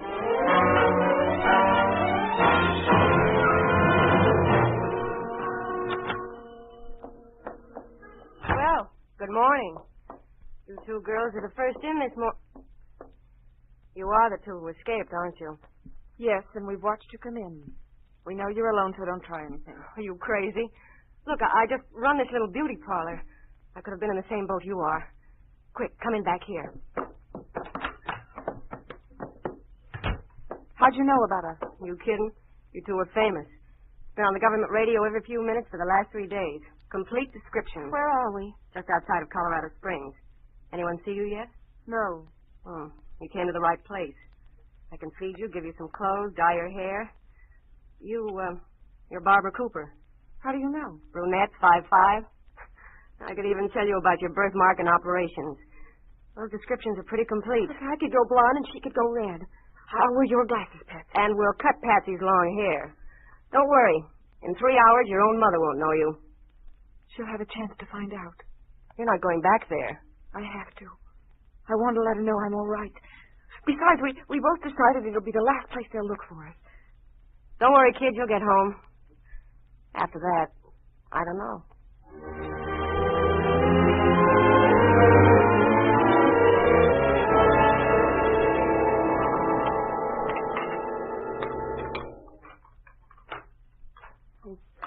Someone there? Hello. Did someone just come in? Hearing things now. Mother! No. Mother, are you alone? Oh, yes. Yes, Barbara. Oh, Barbara, baby, is it you? Yes, Mother, it's Barbara. Oh, dear God. Dear God, my baby. Oh, Barbara, let me hold you. Oh, baby, you're all right. Oh, Barbara, all these months not knowing whether you were alive or dead. Oh, God, thank you. Thank you for this one thing. Come on, Mother. Get a hold of yourself. I'm all right. Oh, but darling, the hair. You're so thin and glasses. You are alone? Oh, yes, always. But you don't know. You don't know what's happened. I don't know anything. I've been watching the house for 2 days trying to figure out when Dad or Susie would be away, but I haven't seen either one of them. Baby, how can I tell you? What? What is it? Susie. What did they do to her? About 6 weeks after you escaped, they took her. Oh, no. No. You mustn't blame yourself, darling. You didn't know. No one knew. But she was only 15. Oh, that didn't matter. I pleaded with him to take me. But Dad, didn't Dad do anything? No, he couldn't. He was already dead. What? Dad? He's dead? He knew about Susie before it happened. I guess it was too much for even him. They've been accusing him of being responsible for your escape. He finally broke under the pressure. He threatened to tell everything that was supposed to be held a secret. The next day there was an automobile accident. There are so few cars on the road. I always felt I'd be glad when he died. But now I'm sorry for him. Why? Why is that? It's the difference, Barbara. The difference between us and the communists. We're human beings. You must be hungry, dear. Now let me give you something to eat and tell me what's happened to you. What about that other girl? We separated about a month ago. She's going to try and make it into Mexico. She has some influential friends down there. Mother, I don't want... All right. Don't move. You're coming with me. Oh, Barbara. Hurry up. How'd you know I was here? You don't give us much credit, do you? Nobody escapes from us. We caught the other girl. We made her talk. Come on, I have no time to waste here. But you can't. You can't. You took her sister. You can't take them both. No, of course not. We have our quota for the labor. Oh, no. That's what you're interested in. Comrade Hatton wants this. It seems your father gave him some pictures. Comrade Hatton. Hurry, the NKVD office doesn't like to be kept waiting.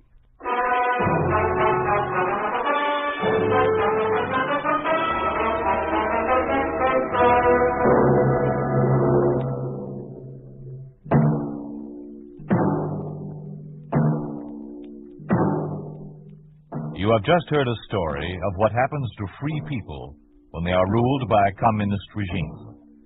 You think this could not happen? It did happen to the family of Hans and Maria Rotbacher. It did happen in the city of Bucharest in the country of Romania. 80,000 people were herded into trucks and trains destined for Siberia, only 2 escaped. It did happen to 19-year-old Sultana Rotbacher, prominent as a diving and ski champion. Sultana Rotbacher experienced the same events depicted in this story. Her present whereabouts are unknown.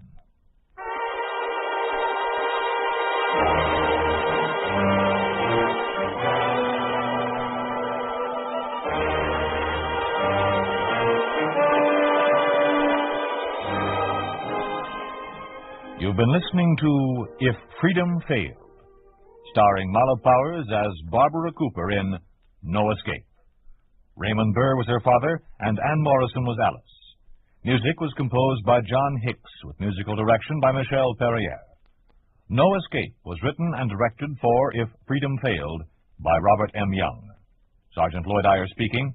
This program has come to you through the worldwide facilities of the United States Armed Forces Radio and Television Service.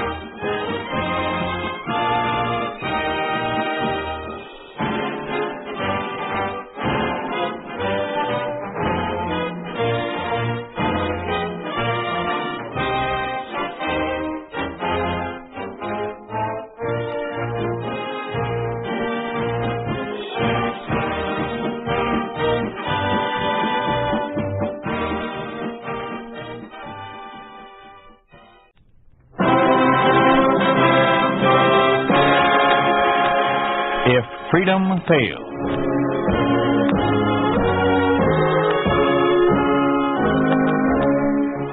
We'd like to take you on a visit to a town that doesn't exist, a town we call Springfield, USA.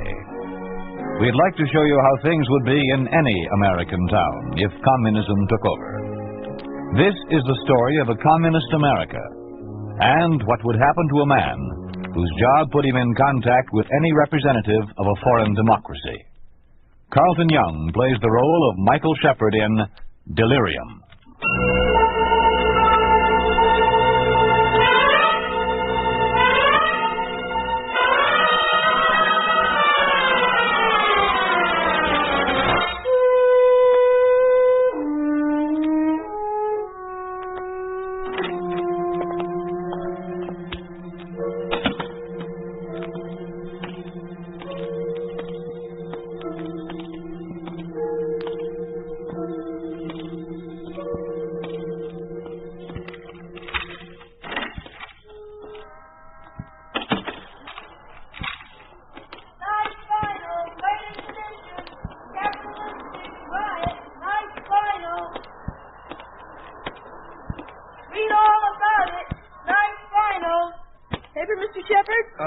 Sure thing, Charlie.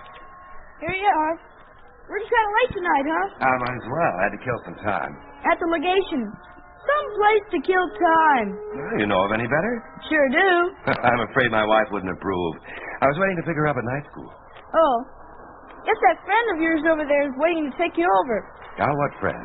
Been sitting out there in the car, watching the entrance for the last 20 minutes. That's all? I don't know him from Adam. Besides, I brought my own car. Must be waiting for someone else. Yeah, must be. Night, Charlie. Night, Mr. Shepard. Night, Bono. Get your night, Bono.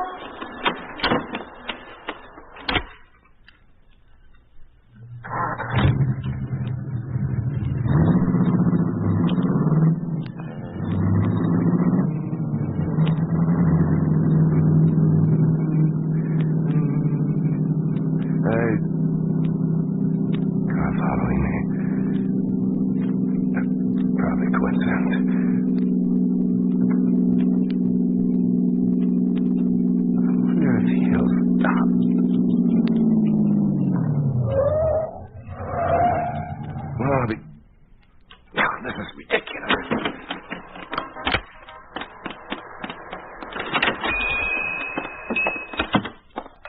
Can I help you, sir? Yeah, use your phone, please. We don't have a booth, sir, but you're welcome to use the one behind the counter. Thanks.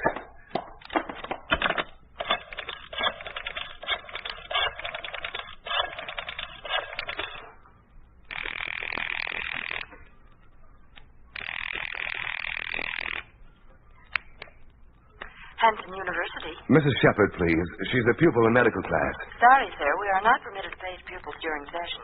Class will be over in 20 minutes, though, and... Then please give her this message. Her husband was delayed and won't be able to pick her up. He'll meet her at home later. Any particular time, sir? There's no telling. I beg your pardon, sir? Just tell her I'll try not to be too late. All right, sir. Can I help you, sir? Oh, thanks. Just browsing. Hello. Give me the police, please. What can we do for you, Mr. Shepard? Huh? You did ask for the police, didn't you? Well, here I am at your beck and call. 16th Precinct, Sergeant Roston talking. Never mind. I'm Lieutenant Caden. Here are my credentials. Police intelligence. Am I to consider myself arrested? Of course not. Then why have you been following me ever since I left the legation? Oh, merely a precautionary measure, Mr. Shepard. Precautionary against what? I don't seem to recall having asked for protection. Well, it was our own contention that you require protection. Well, this is preposterous. I'm perfectly capable of judging I believe it would be easier for you to understand if you were given the facts at the station. All right, then I'll come down there tomorrow. Well, we think it would be safer if you'd come along with me right now. Safer for whom? All of us, Mr. Shepard. All of us.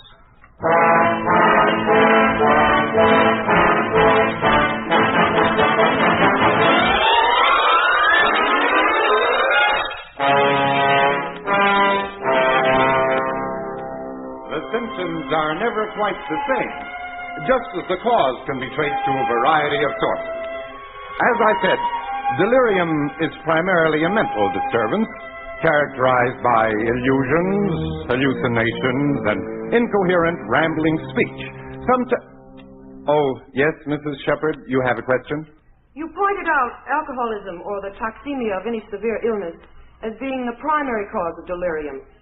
Can it be induced only by physical misfunction? An interesting point, Mrs. Shepard, because only as of late has medical science attributed many physical ailments to a psychosomatic condition, which of course in turn may lead us to believe that even a fever can be induced by marked emotional strain.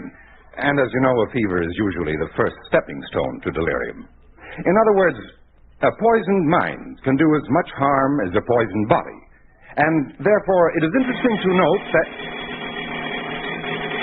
Yes, I repeat, and therefore it is interesting to note that all you lucky people are once again saved by the bell. Good night, everybody. Professor Bradford, you're getting more devastatingly informative by the lecture. I should have brought an apple. Well, being the apple of my eye, you'll do nicely. And you may quote me to your husband. Walk me outside and tell him yourself? Ah, the eternal triangle. And want to cause a scene, huh? That'll be a day. Oh, I don't know. I'm sure Michael is quite capable of a jealous emotion. Who can tell? With the nervous strain he's been under, anything could happen. Nervous strain? Oh, Mrs. Shepard, your husband called and said he wouldn't be able to pick you up tonight. Ah, what did I tell you? We found us out. Did he say why? No, he just said he'd see you at home later on. No, none of that irate wife pose. He probably had to work late. Oh, not tonight, Chris. Will you please drive me home? Well, of course, Kathy. I don't mean to pry, Kathy, but why couldn't Mike be working late tonight? He had planned a special evening. Today is our 5th anniversary.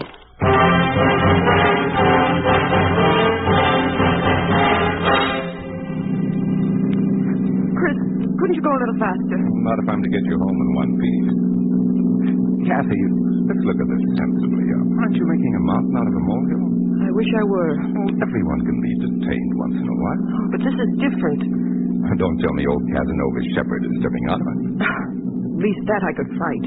But this tension, this fear that's been hovering over us the last few weeks is something out of reach. A day hasn't passed that we haven't talked about it. Always wondering if it'll happen, when it'll happen. How long will they let him do it? You mean his job at the Swiss legation? Yes. Oh, I've asked him to quit so many times, but he simply won't hear of it. That's what makes him the guy you love. Yes. Yes, but that won't bail him out of Siberia. As long as he's a citizen of the American Soviet Republic, neither will the Swiss legation. Oh, let's face it, Brad. Nowadays, being in the employ of anyone representing a democracy is practically treason. All right, here we are. Now, look here, Kathy. If things were that radical, Mike would hardly have been allowed to hold on to his job this long. This is probably nothing to the entire situation. In a couple of hours, you'll be home and you'll be laughing about this. So, why don't you go inside and wait for him, huh? If he doesn't show up, you can always call me. I'll be home. All right, Chris. Hey, look over there. Isn't that Mike waiting for you? Where? Over there, right next to that fence. That isn't Mike. You sure? Well, he never wears a hat with the brim turned down. Oh. Maybe I'd better take you to the door. I see our gloomy friend is leaving. Obviously a jilted lover. I wonder. Now, there you go again, letting that lively imagination run away with you. Maybe so. Only remember, we may be ordinary people, but these are no longer ordinary times. Good night, Chris. Good night, Kat.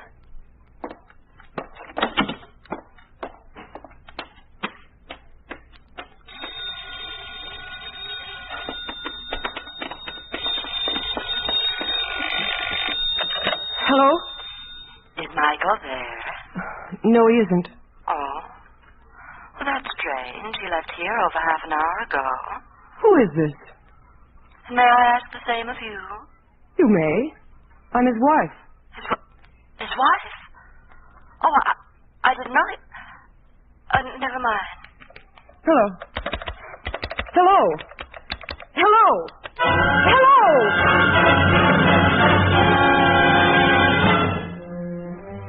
How'd it go? Like a charm. Fell for it all the way. Good. Call her again in about 15 minutes. Only this time hang up the moment she answers. Keep repeating this every 15 minutes thereafter till I return. I'll be in the next room. Very well, sir.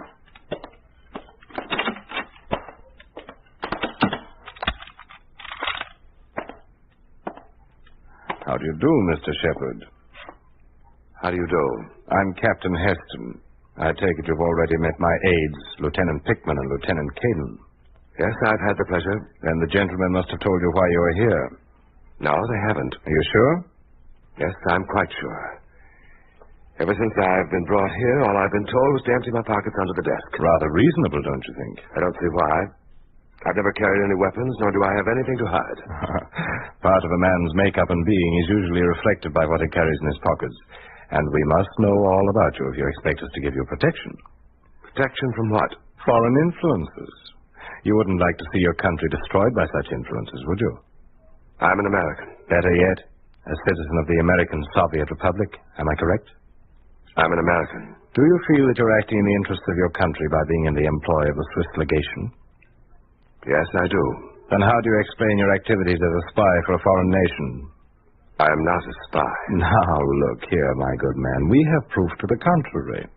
Surely once you embarked upon those activities, you must have resigned yourself to our eventual discovery of same. It's that very resignation which gives most spies such remarkable courage.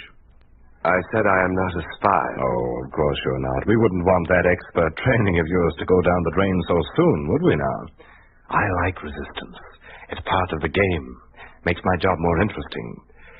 Lieutenant Pickman, get Dr. Grover and stand by with him in the outer office till I call you. Yes, sir.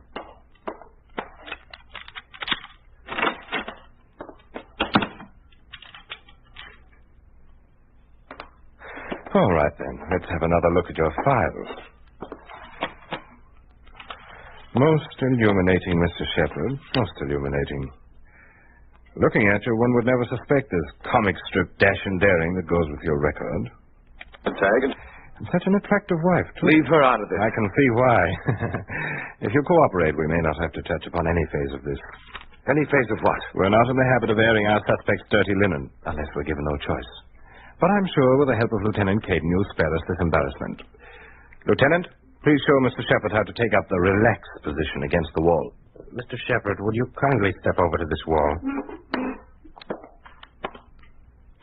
All right. Now, please face the wall. No, just a little closer, so that the tips of your fingers touch the wall with your outstretched arm. No, just your index fingers. There. That's fine. Now, step back. Now, keep your heels to the floor. There, that's it. Now, lean forward with the index finger of each hand against the wall so that you can support your weight and maintain your balance. There. Now, slide your feet back another foot. There. Now, isn't that easy? If you say so. And it'll become even easier as you keep answering some questions. As a matter of fact, the sooner you tell us about your espionage operation, the earlier you'll be relieved of this silly position. I repeat, I am not a spy. Then how come your wife has already admitted that you are? You're bluffing. You trust her? Implicitly. Why? Because I love her. Poor reason. Comfortable? Yes. Good. We don't want you to lose your equilibrium when a wife's honor is at stake. I've never questioned her honor. Then how do you explain her informing on you? I don't believe it. It's a lie. Still comfortable? No. Too bad. Especially since you don't seem to understand that we'll consider the circumstances once you admit your guilt. We know that deep down you're one of us. You merely lost your way.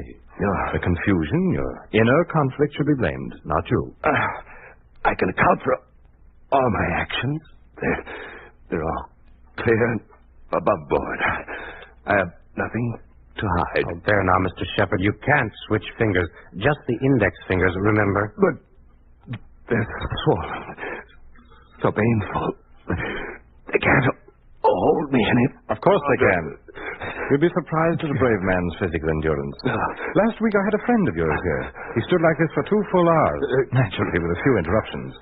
But the moment he'd regained consciousness, there he be, stretching out his fingers like a good little soldier. To what do you attribute your wife's actions? What actions? How could you have helped but notice? What are you talking about? Say, Caden, do you find it warm in here? Why, no, sir. Strange. Mr. Shepard's shirt seems to be drenched with perspiration. I can't anymore. There's a world. The floor is mine. Caden, the wet towel, quickly. We mustn't have Mr. Shepard faint. Here, give it to me. Just a little cold compress on the neck, Mr. Shepard, and you'll feel better in a jiffy. That's enough, please.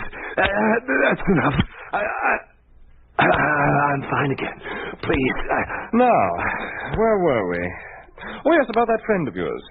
He finally told us all about how he collaborated with you. I have not collaborated with anyone. You mean to tell me you don't remember Charles Martin? I don't know any Charles Martin. Mr. Shepard seems tired. Let's get him a chair.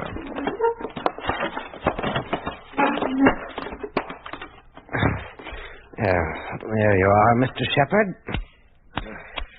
Now, let's wake up. Let's stay lively. What do you want? What do you want? Have a cigarette? Yes, please. Please what? A cigarette. I thought you didn't smoke. Of course I don't. I mean, I do. You just said you didn't, don't I you? said I don't, but that was because you made me. How could I make you say something you wouldn't want to say? I don't know. I don't know. That's just it. You don't know your own mind anymore. You may have done some things which you weren't fully aware of. That cigarette. Could I have it, please? Certainly. Why didn't you say so to begin with? There you are. Match? Thanks. What about your wife? What about her? Really, Mr. Shepard, you're a fool, a blind fool. But you did admit that you were spying for the Swiss legation, didn't you? I said nothing of the kind. Oh, that is peculiar. It seems to me that only a minute ago a certain position against the wall made you think more clearly. Shall we try it again? Oh, please. Please, my fingers. They feel like hot iron. Mr. Shepard, these are civilized times. I wouldn't think of subjecting you to any ordeal without medical attention.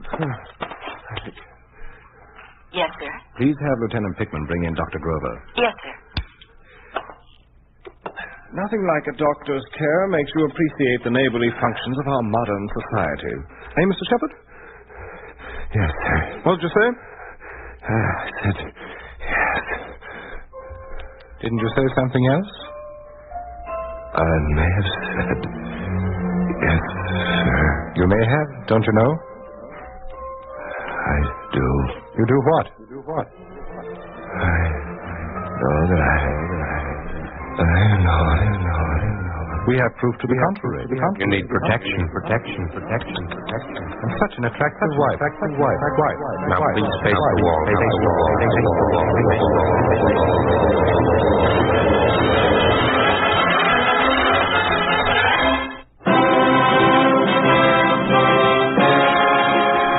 You are listening to Delirium, starring Carlton Young. A story of the way things could be if communism took over. A picture of what life would be like under a communist regime in an ordinary American town. A town we call Springfield, USA.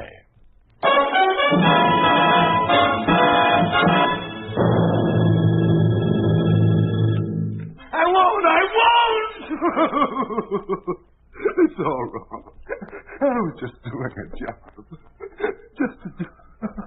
That's all right, Mr. Shepard. Everything is going to be just fine. Who are you? Why, I'm Dr. Grover. I just this minute came in. I didn't know. Of course you didn't. You're upset. Now, you'd like to get well, wouldn't you? I guess so. So, why don't we just dig deep down to the real root of all this trouble, eh? You're a psychiatrist. Naturally. There's nothing wrong with my mind. Precisely what I'm here to find out. Remember now, I'm your doctor. Yes. You must have the truth. Why are you worried about your wife? Not. You are? Only your subconscious won't let you admit it, eh? Admit what? About your wife and Professor Bradford. What about them? Calm now, Mr. Shepard. I'm your doctor. We must set aside pride and vanity. You and I both know you're considering Bradford your best friend. Yeah, but haven't... It hurt to learn about his relationship with your wife, didn't it? Chris? Oh, don't make me laugh. But you're laughing already. What else can I do? You don't expect me to believe this? There is nothing to believe.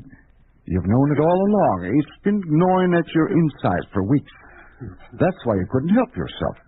You had to seek some reckless adventure, be a figure of importance in an international intrigue. Your ego needed a shock treatment. It had to be bolstered to overcome its wound. Indeed, Mr. Shepard, that's how spies are born. Only we understand the process of birth, the many circumstances which remove the criminal label. Now, you see this paper here? It merely gives the facts. The only thing missing is your signature. Really nothing incriminating about this, just something for the record. What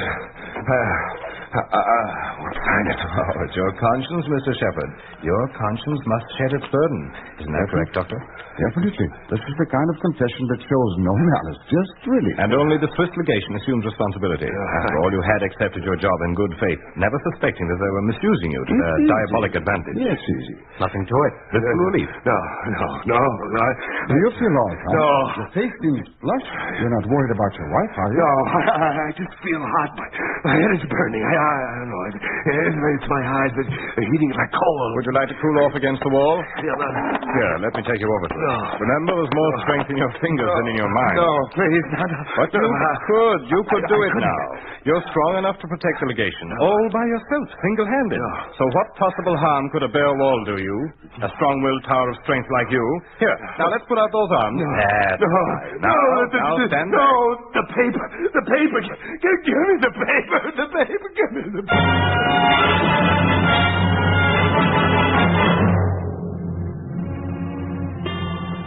One, 2, 3 o'clock.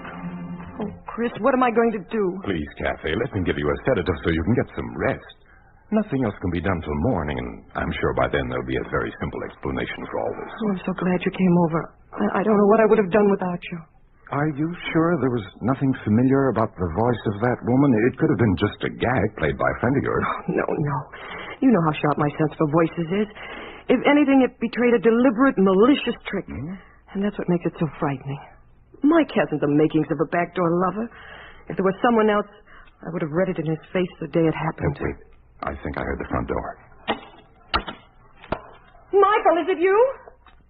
Hi. Were you expecting someone else? Oh, Michael, where have you been? Please, Kathy, not now. My head. I've got to lie down. Oh, Michael, what did they do to you? I knew it must have been them. It was all rigged up that way. Rigged up? Who's in the living room? Chris, we've both been waiting for you. Oh? Oh, your head is worried sick. I bet. Michael, what's the matter? Nothing. Michael, it's good to see you. You gave us quite a fright. I did? You look kind of peaked. What on earth happened to you? The long expected. Secret police. Yes, with all the trimmings. The wall and everything. The wall. Tell me, Chris, have you ever faced a wall? Here, Michael, you better lie down for a while. Take your hands off me. Darling, Chris is only trying to help. Like he's helping himself to you? Michael, what are you talking about? Let me see. Have your secrets, huh? Even when I'm still in the room. Oh, darling, you're not well. Not please. well. Suits you fine, doesn't it, Chris? Only I'm well enough to fight. Michael! Stop it! Stop it! You're choking him! Oh, Michael, please! Whatever they make you think it isn't true! What else could you say? Oh, listen, please! He tried to make me believe you were with another woman. They had her call here! Michael, they had her call here! Wait.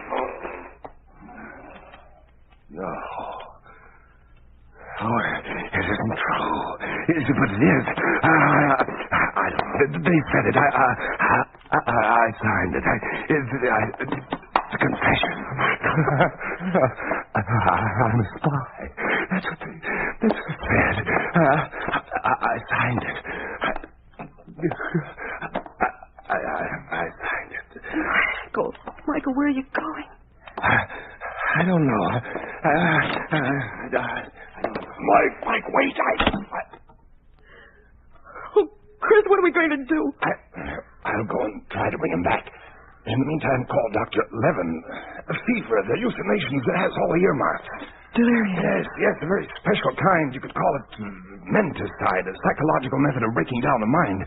You heard him talk about confession, didn't you? Well, Menticide breaks a man's willpower, makes him confess to almost anything. Oh, please, Chris, hurry before he gets away.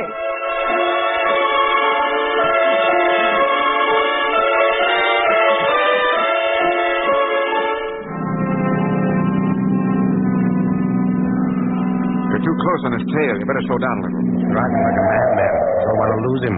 Wonder why he left home again. I was just getting settled for the night. Maybe his wife kicked him out. Remember the stunt the chief pulled on her? The dame calling? Right, hold on. Here we go again. He must have spotted us. Yeah. Look, he's no fool. Heading straight for the legation. What do they want to do that for? Kind of a sanctuary, like an island. Foreign territory, right in the midst of everything. Okay. We better get him before he gets in. Yeah. All right. Come on. There he goes. Look. We can't get in the front door. Yeah, it's too bad. Hey, he's cutting over to the window. Oh, I'll be. Went right through it. I gotta hand it to him. That guy wants his freedom in the worst way. Yeah. What now? Oh, nothing much. Let's have a smoke. A smoke? But you... Relax. There's a bench. Let's go over and sit down. Here. Want one? Yeah, thanks.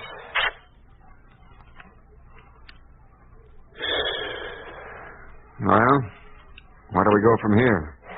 No place. He's got to come out of there sooner or later.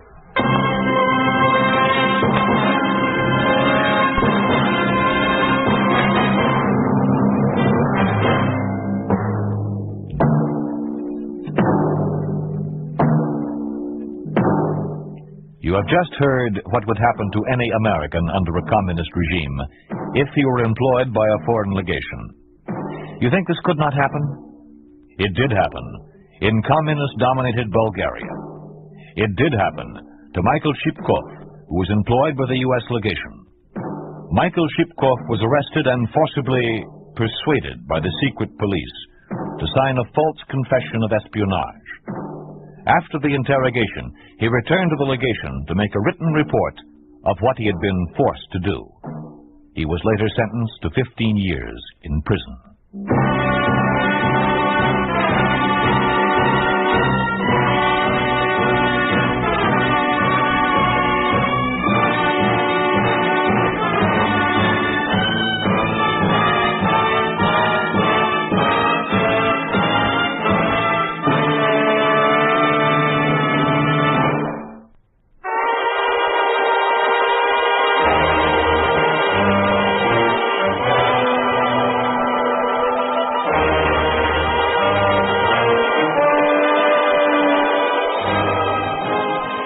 You've been listening to If Freedom Failed, starring Carlton Young as Michael Shepard in Delirium.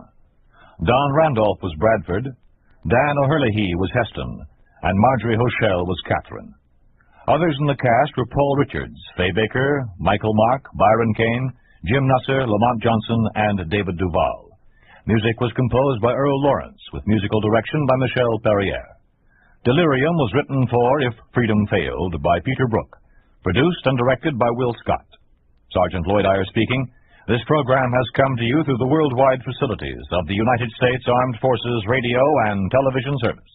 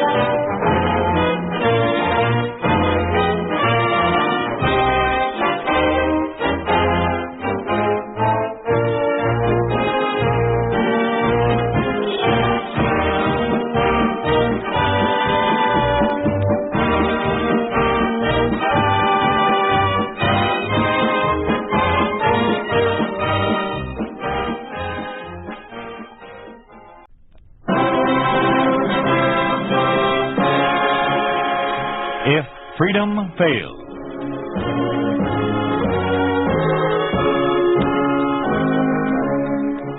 We'd like to take you on a visit to a town that doesn't exist. A town we call Springfield, USA.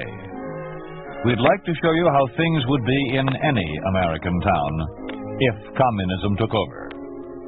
This is a story about the medical profession, about how hospitals are run under a communist regime. David Bryan stars in Prescription for Murder.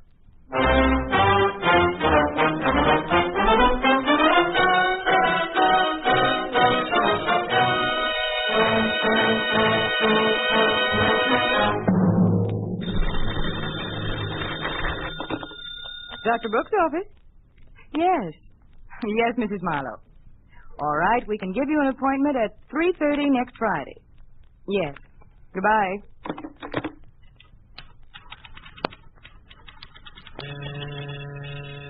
Mr. Crane? Yes? Dr. Brooks will see you now. The door on the left. Thank you.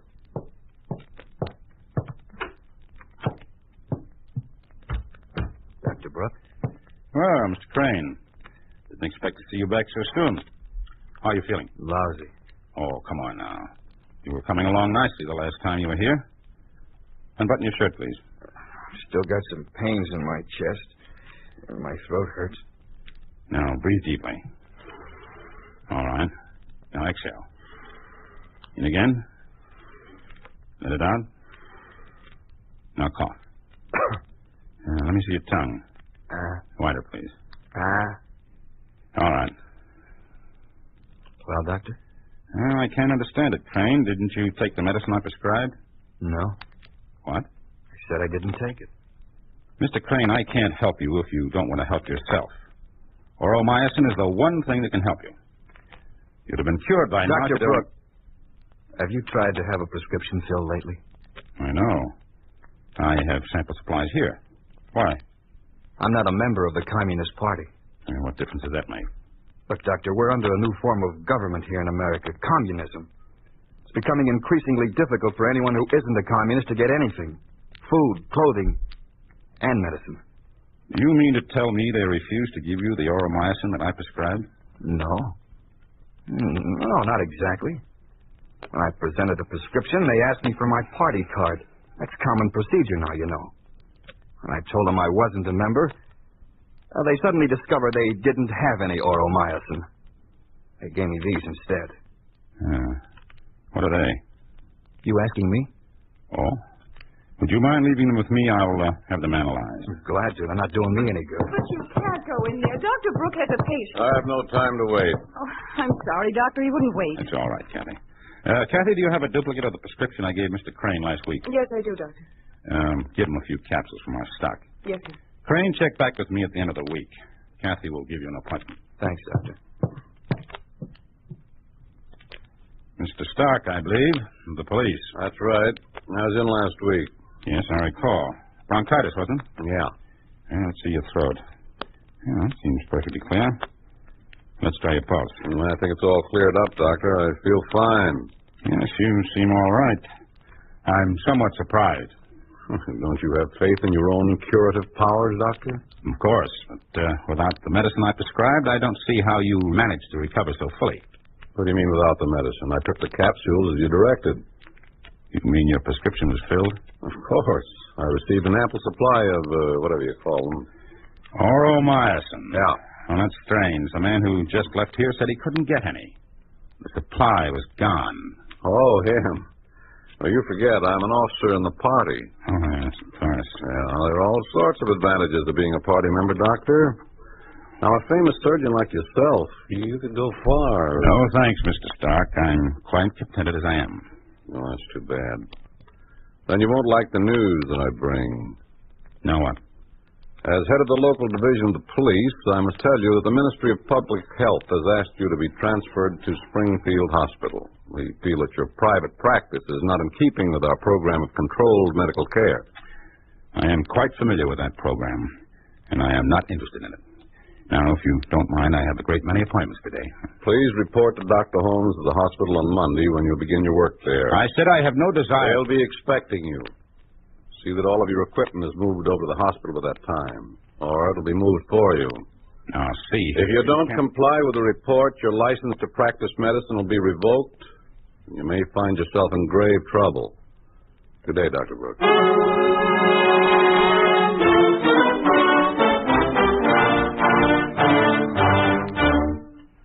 I'd like to see Dr. Holmes. Your name, please. Dr. Brooks. Gilbert Brooks. Oh, yes, Doctor. Please go right in. He's expecting you. Dr. Holmes? Yes, come in. I'm Dr. Brooke. I understand that I am now on the staff of this hospital. Oh, yes. You're the one the Ministry of Health recommended. We need good surgeons here. Critical shortage of capable men. Glad you decided to join us. I didn't decide to join you. Well, whatever the reason, it no longer matters. Now, I want you to listen to me and understand me. You are no longer in private practice. You are working in a state hospital, and I am the director of the hospital. Your orders will come from me. You will do what I tell you, when I tell you, and how I tell you. Is that clear? Dr. Holmes, if that's a sample of your attitude, I don't think Precisely. You don't think. From now on, I shall do your thinking for you. Your days of society medicine are over. From now on, you're working for the people. May I please know my assignment, Dr. Holmes? Yes. For the time being, you'll be an advisor on the staff. Advisor? But I'm a practicing surgeon, You Doctor. may make suggestions which the staff may act on if they desire. You may also give some lectures. Dr. Holmes, I don't claim to be a great surgeon, but as you well know, I'm the only specialist in my field in this part of the country. There are some cases which not every doctor is capable of handling. I certainly feel I should be given the opportunity If you wish, you may look through the hospital now. Anything you wish to do or to say, you will clear with me first. Good day.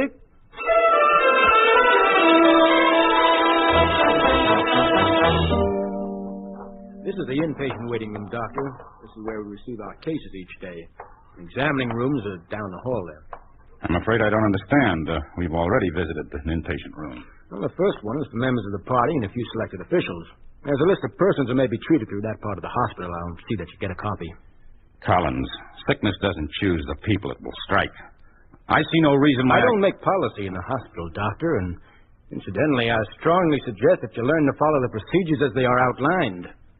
I don't think that you can change our whole operating procedure simply because you were privileged to pursue your own practice. Collins, I'll thank you to remember you're an intern. You're talking to a surgeon. Now, don't give me that. The idea that doctors and surgeons are gods went out of vogue 10 years ago.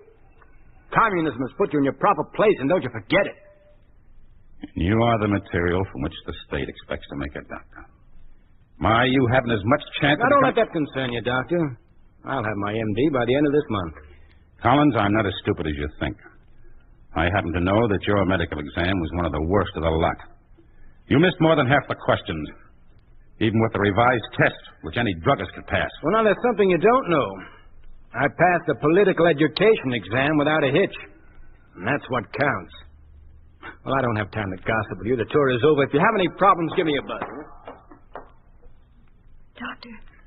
Dr. Brooke.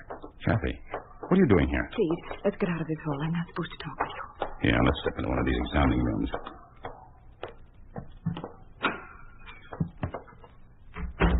What's the matter? Doctor, it's just terrible.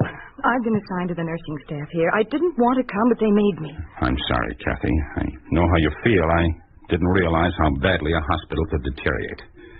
And all it took was 5 years under the Communist Ministry of Health. You haven't seen the worst of it. The operating room, it's terrible. Collins took me through, but there wasn't anything going on. They operate only 2 days a week, and then they operate all at once. But that's impossible. They certainly can't put septic and aseptic cases together. Yes, they do. And the sanitation, it's horrible. I've been here only a week, but it's a nightmare. You'll understand when you begin your work. I don't know when that'll be. Dr. Holmes tells me I'm to be an advisor and a teacher. I'm getting my instructions this afternoon.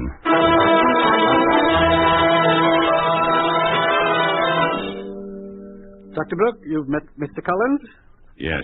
Yes, I have. Then we'll get down to business. As you know, the medical school is located here in the hospital. That makes it easier for the students to get a close-hand picture of our work. Now, the course takes 18 months.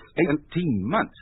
Yes, 18 months. The classes, which you will conduct, begin at 8:30 in the morning till 11. On the 2 days that we operate, they are permitted to watch the operations. So the actual time you'll spend in instruction will be 2.5 hours a day, 3 days a week. May I ask the exact qualifications for a medical degree and how the tests are conducted? Mr. Collins, if you please. Well, 20 medical questions are given to students about a week in advance of the tests. We ask them 8 of the questions. The time limit is 15 minutes. Is that all? Well, then, of course, there's the political education test, which usually lasts 4 hours. There's one more thing, Brooke. From time to time, some of the students will miss a few of the medical questions. Do you mean to tell me that a student receives his test paper a week in advance and still cannot answer 8 questions? Occasionally it happens. The political education does not leave much time for outside study. In the event a student should miss some of the medical questions, you will wait until the results of the political tests are published. And then? If he passes in political education, he will be graduated.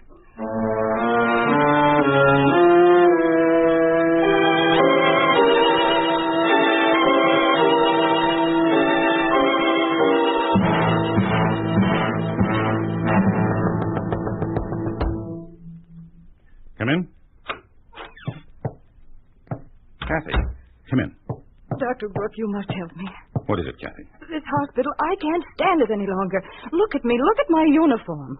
Why don't you get a clean one? Every doctor and nurse is entitled to one clean uniform each day. We use the same gowns, the same gloves for all the operations. Kathy, there's not much I can do. I'd like to help you, but I'm... Dr. Brooke, Nurse, what are you doing here? Why, I sent for Dr. Holmes. Nurses are not permitted contact with the doctors without express permission of the head nurse. I'm sorry. Dr. Brooke, I'm taking you out of the school. You will begin tomorrow to show some of our doctors some of the more advanced technical operations, so they may widen their scope in this field. How long will this course be? There won't be any course. You will show them the techniques of various major operations as they come up, and they will handle them after that. Am I to understand that they are to perform an operation after watching me only once? That is correct. You will begin tomorrow morning in the operating room at 6 a.m. I'd like to see the patient first. That won't be necessary. Won't be necessary? How do you expect me to operate without examining the patient first? And what is the nature of the operation? As a matter of fact, I can't tell you that either. I don't know who you'll operate on or for what. Never can tell what will crop up. But I must know what instruments to order, and I must be in the operating room tomorrow morning at 6, ready to operate. They don't bother much with formalities here, do they? Much worse than you think. But if it's any consolation to you, I'm on duty in the operating room tomorrow. I'll find out what I can about your patient.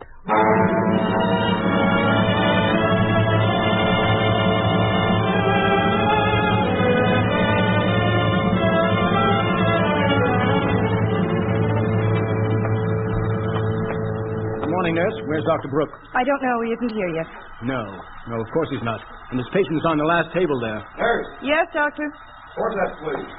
Here you are, doctor. Here's another case. Put him over near the end. We need more sutures. There aren't any more sutures. Use something else. Where's Dr. Brooke? I'm here. Which is my patient? Here comes another patient. The nurse will help you. It's a goiter case, the last on the table over there.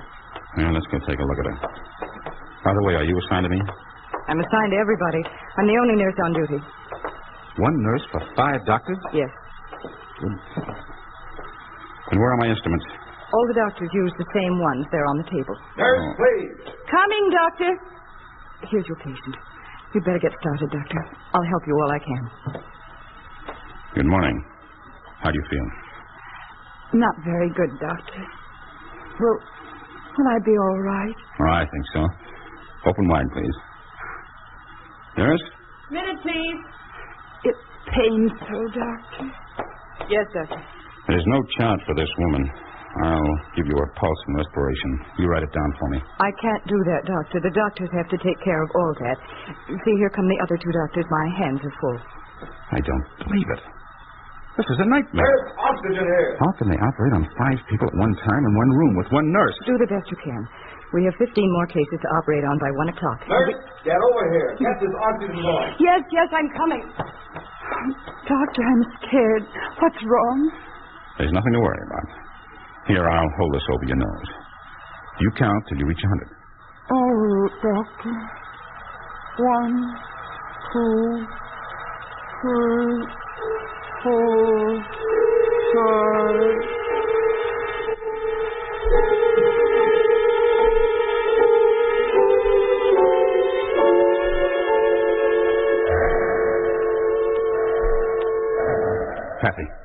me an intestinal needle. Doctor, they're all broken. Broken? Yes. Dr. Baird tried to use what we had, but they were the wrong kind. He broke them all, trying to force them into the tissue of the patient. Well, I must have some immediately.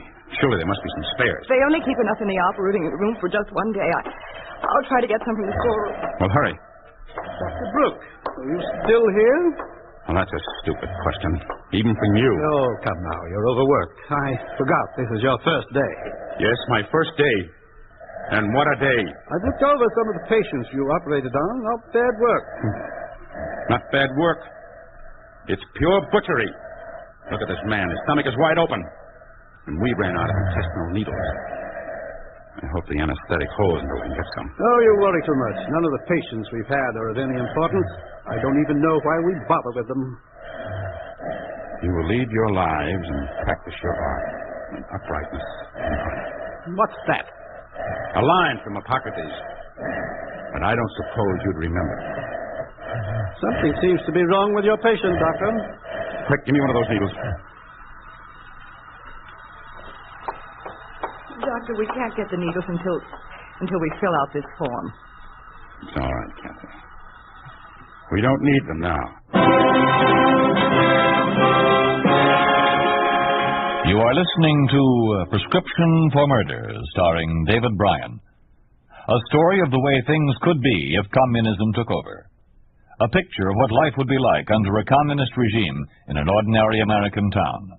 A town we call Springfield, USA.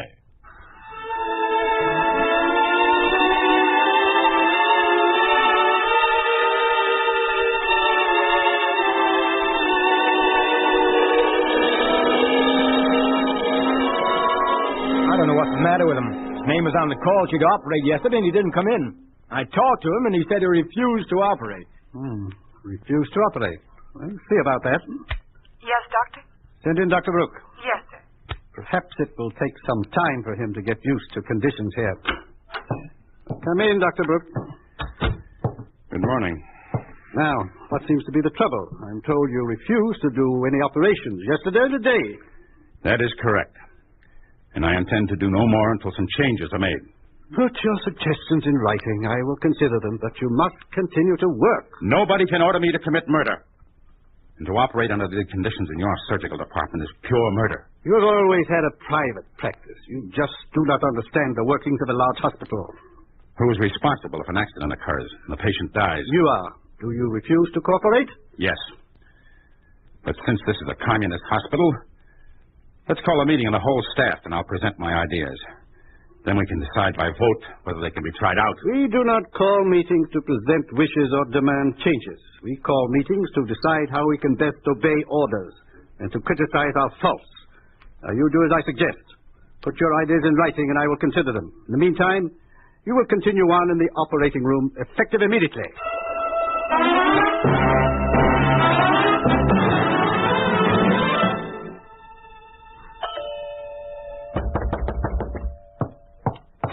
Kathy, what are you doing here?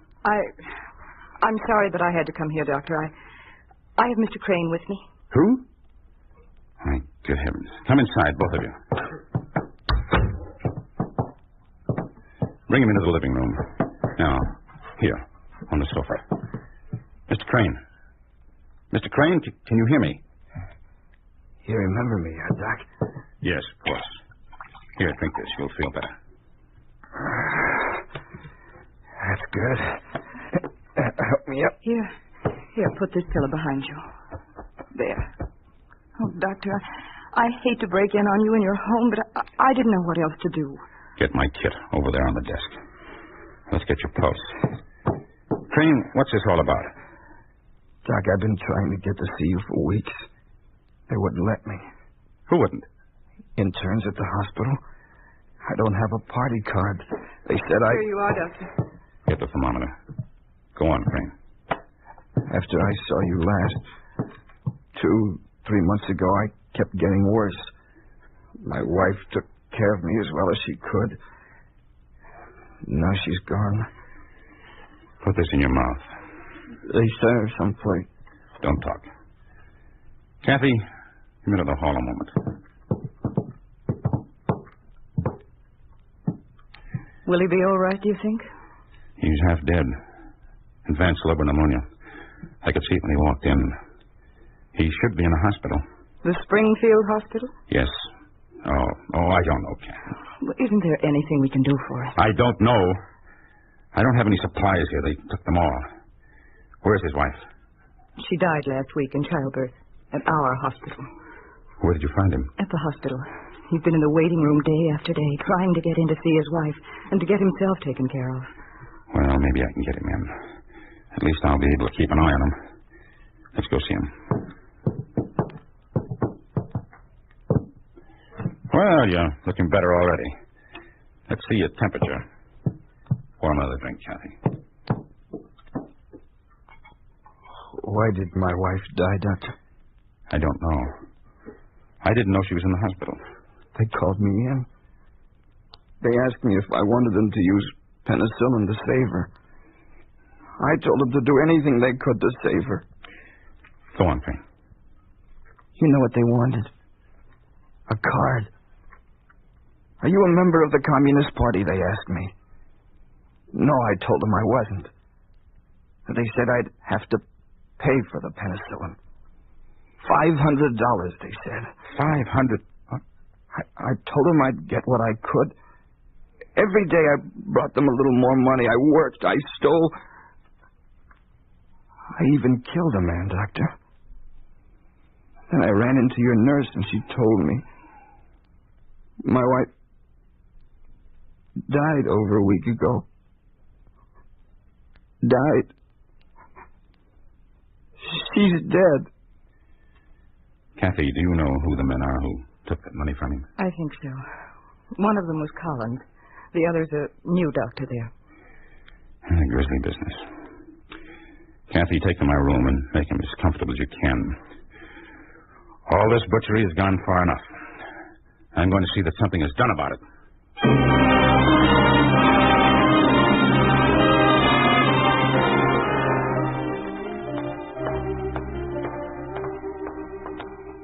Doctor, you're early. What's wrong? Crane, when I got up this morning, he'd left my house. He's practically a walking corpse. Have you seen him? Well, no. I was just going to register the new patients. They're all in the waiting room. Perhaps he's in there. Let's go. Why would he come here? He knows they won't treat him, and he knows his wife is dead. I don't know, but if he doesn't get some proper care soon, Here. Now, don't crowd, one at a time, will you? No, it's so crowded. Oh, look, there's the new doctor there with Collins. Oh, yes. Why, that's Jim Caldwell. He was bought from practice years ago. What's he doing here in this? Well, he's the one that Crane was talking about. The one who was taking money from him. I'm not very surprised. Well, I guess Crane isn't... Mr. Collins, aren't you ready to see me? There he is. Yes. Oh, good morning, Mr. Crane. You looking for your wife?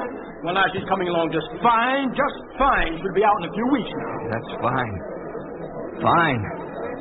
I have a little present here for you and for Dr. Caldwell. Fine, that's very nice. Crane, don't! Crane, don't! No! We've got to get to him. He's fainted. He'll be trampled to death. Please let us through. Please stand back, please. Please. Crane. I'll get one of the interns. We have an oxygen tent. Maybe we...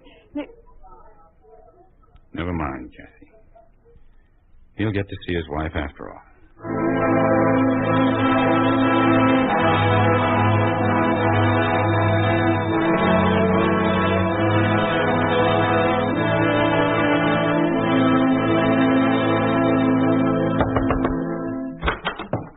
Dr. Brooks, what do you mean by bursting into my office? Dr. Holmes, this is Mr. Stark of the police. Yes, I know, Mr. Stark. Good morning, Dr. Holmes. Is there something I can do for you, Stark? I don't know. Dr. Brooks insisted that I come along. All I'm here for is to find out about the shooting this morning. Most unfortunate thing. Two of our finest doctors. Do you know why they were shot, Dr. Holmes? Did you know they had been accepting money for medicine? Your two finest doctors were taking money from Crane for medicine for his wife, who died over a week ago. I am not responsible for their actions. However, if you have any proof of your accusations... Proof? Look around you, Doctor. 5 years ago, before we received our liberation, Before we were gifted with new freedoms by communism, the Springfield Hospital was a model of efficiency in modern medicine. Now look at it. 3 years under communism have made it a butchery shop, a mockery. Dr. Brooke, I'm beginning to weary of your talk. The trouble with you is you're living in the past. Conditions are what they are, and you can't change them. I think it's time, Dr. Holmes, that you explain to our friend here just what the policy of the party is. Policy of the party? Yes. Of necessity, Dr. Holmes and I must work quite closely from time to time. There are reasons for everything you see, and for the things you must do. Reasons which are dictated by the needs of the state. I think perhaps Dr. Holmes can explain it better than I. Doctor? Very well. This is the policy of this hospital and of every hospital in the United Soviet States of America. This is the policy straight from the top. Hear it and understand it. Now, we have dispensed with the sloppy humanitarian viewpoint that wastes valuable time and material on useless dregs of humanity merely because they are sick. We have only one interest and one duty, to keep fit those who are of value to our communist state. These are the ones who will get our attention and our best care. We are not interested in the bourgeois majority who clutter up this country. They must die anyhow before we can build a worldwide communist freedom. To help them prolong their lives by adequate medical care would not only be a waste, but it would retard progress. Now we know that you will never be any good to this hospital or the state. Your license to practice medicine is revoked. Leave this hospital and do not return.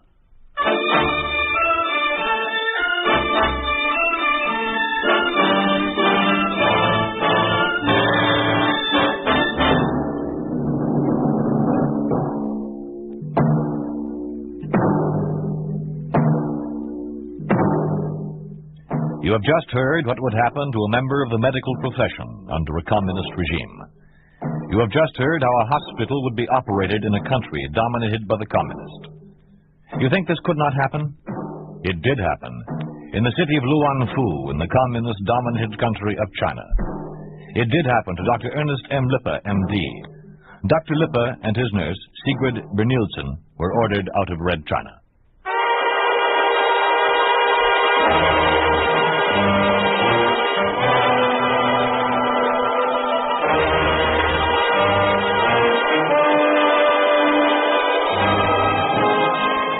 You've been listening to If Freedom Fails, starring David Bryan as Dr. Gilbert Brooke, with Herb Butterfield as Dr. Holmes in Prescription for Murder. Will Wright was Stark, and Lynn Allen was Kathy. Others in the cast were Herb Ellis, Margaret Kelly, Hal Goodwin, Jack Carroll, and Lamont Johnson. Music was composed by Earl Lawrence, with musical direction by Michel Perrier. Prescription for Murder was written for If Freedom Failed by Henry Covell, produced and directed by Will Scott. Sergeant Lloyd Eyre speaking. This program has come to you through the worldwide facilities of the United States Armed Forces Radio and Television Service.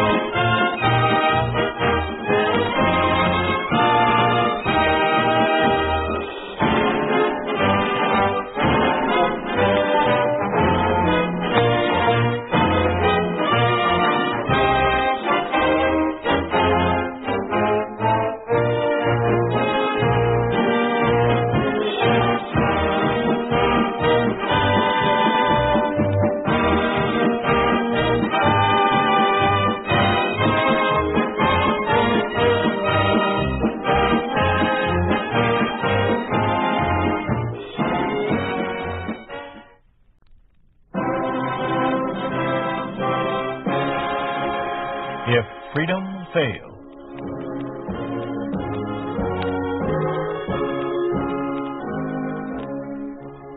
We'd like to take you on a visit to a town that doesn't exist.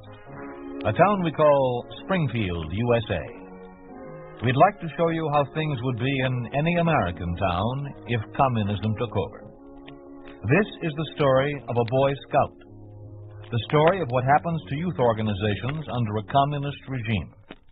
The title of the story is The Pledge.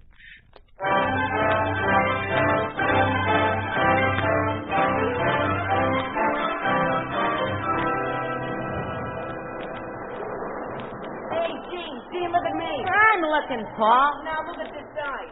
My atom bomb special. Yahoo! You see me? Do you call that a dive? Sure. Can you do it? Hands behind my back. Yeah?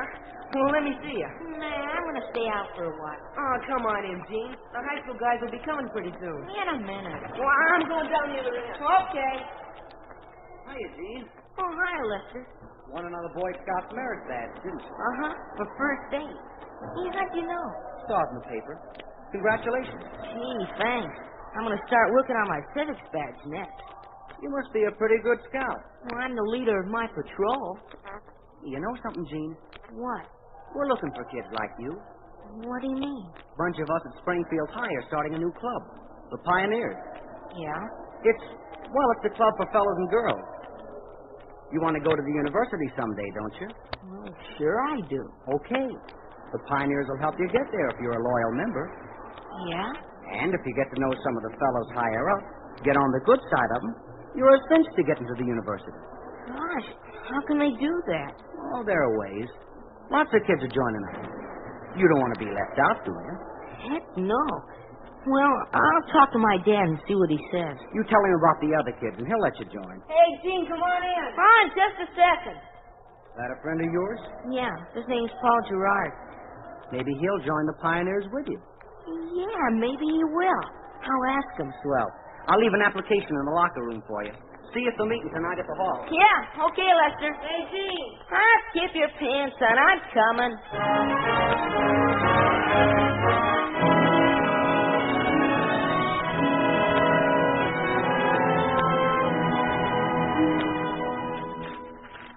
Well, son, how'd it go today? Okay.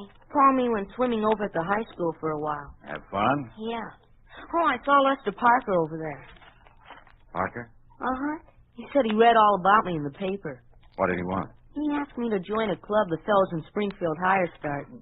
Oh, what kind of a club? Oh, I don't know. But it's got a keen name. The Pioneers. Gene, He gave me an application for you to sign. I got to get your permission, Dad. I'm not so sure I want you to join the club, Gene. Huh? But why? The Parkers are all loyal members of the Communist Party. All you have to do is sign the application. Gene, don't you understand? I don't want you to join the Pioneers. Won't you let me join the Boy Scouts? That's different. Why? Because everything the Boy Scouts stand for is different. Well, that's that for another day. Oh, my.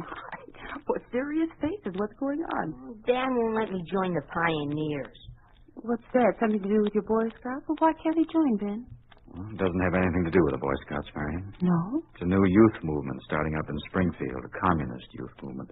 Oh, you don't think the communists are trying to organize children or anything like that? Why not? They organized everything else, our industries, our agriculture. They've taken over the government. But to think they'd organize the children is ridiculous, dear. Well, can you tell me what harm a bunch of 12 and 13-year-olds could do? They'll think up some way for the kids to work for the party. Darling, I know how disturbed you've been since they took over. Everybody has. But as long as we can't fight it, why shouldn't we accept it? You joined the party. Yes, so you and Jean could go on living. And we are. Maybe not as well as we used to, and maybe we don't have as much freedom as we used to, but we have food and clothes, and you have a job. Yes, I still have a job. So, as long as you're already a member of the party, I can't see any harm in letting Jean join this whatever it is they call it. Pioneers, Mom. They go camping and hiking, and they even have dances. There's nothing wrong in that, is there? Well, it sounds all right, but... Oh, I don't know. You've seen how they do things, Marion. Why should this be different? Well, darling, there's one way to find out. Let Gene give it a try. Then if we decide it's not the right kind of organization for him to be in, why, he can drop out. Yeah. I have an idea he will anyhow, what with his scout activities and his school, but... Well, dear, it's up to you. You're the one to sign the application. Oh, please, Dad. Can't talk you out of it, can I? Well, I don't want to be the only one who isn't a pioneer. Okay, I'll sign it.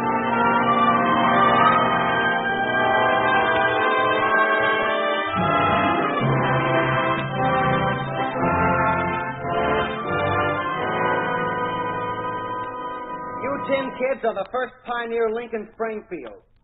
You and 4 other links will take your orders from me. I will be your brigade leader. Your first order is to learn the pioneer law and remember it. Here it is.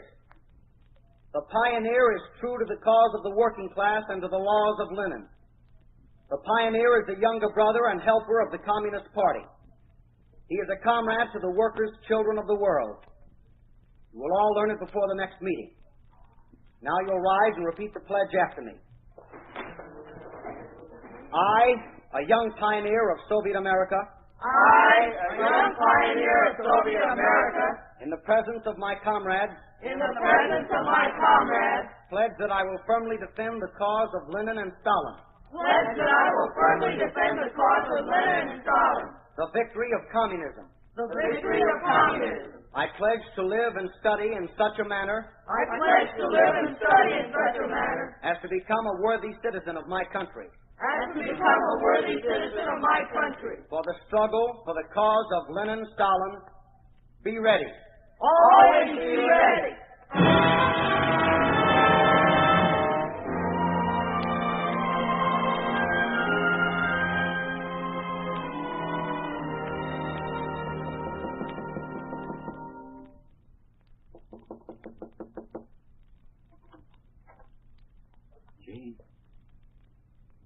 Jane, you asleep? Oh, no, Dad. Come on in. I was just laying here and looking at the stars. Sure are bright, aren't they? Yeah. See that one up there? The one that looks like it's blinking? That's the North Star. I know. In the old sailing days, the captains steered their ships by watching the North Star. They did? As long as they kept their eyes on it, they knew they'd never lose their way. Gee, where'd you learn that? Oh, we read it somewhere. Jean. I'll bet you know all about the stars. Jean, Mm-hmm. how was that meeting tonight? Oh, keen. Lester told us all about the pioneers and how we were going to be comrades with all the other kids. And we had to take a pledge that we'd become worthy citizens of our country. I see. Hey, you know something funny, Dad? The motto of the pioneers is the same one the Knights used to have in the old days. Always be ready. Just like they told us in the Boy Scouts. Isn't that funny? Yes, it is. You don't sound like you think it's funny. Guess I was thinking about something else. What, Dad? Do you remember right after you joined the Boy Scouts, you learned the oath of the Athenian young man? Uh-huh. You still know it? Sure. I think so. Say it for me. Now? What for? I just want to hear you say it. Okay. We will never bring disgrace on this, our city, by any act of dishonesty or cowardice. We will fight for the ideals and sacred things of the city, both alone and with many. We will revere and obey the city's laws, and will do our best to incite a like reverence and respect in those above us who are prone to annul them or set them at naught. We will strive increasingly to quicken the public sense of civic duty. Thus, in all these ways, we will transmit this city, not only not less, but greater, better, and more beautiful than it was transmitted to us. How's that? That's fine, son. Why did you want to hear me say it? I want to be sure you still remember it. And I don't want you ever to forget it. All right, Dad. Promise? Scout's honor. Now you better go to sleep. Good night, son. All right, Dad. You shouldn't kiss me. Why not? You're my son, aren't you? Good night, Jean. Good night, Dad.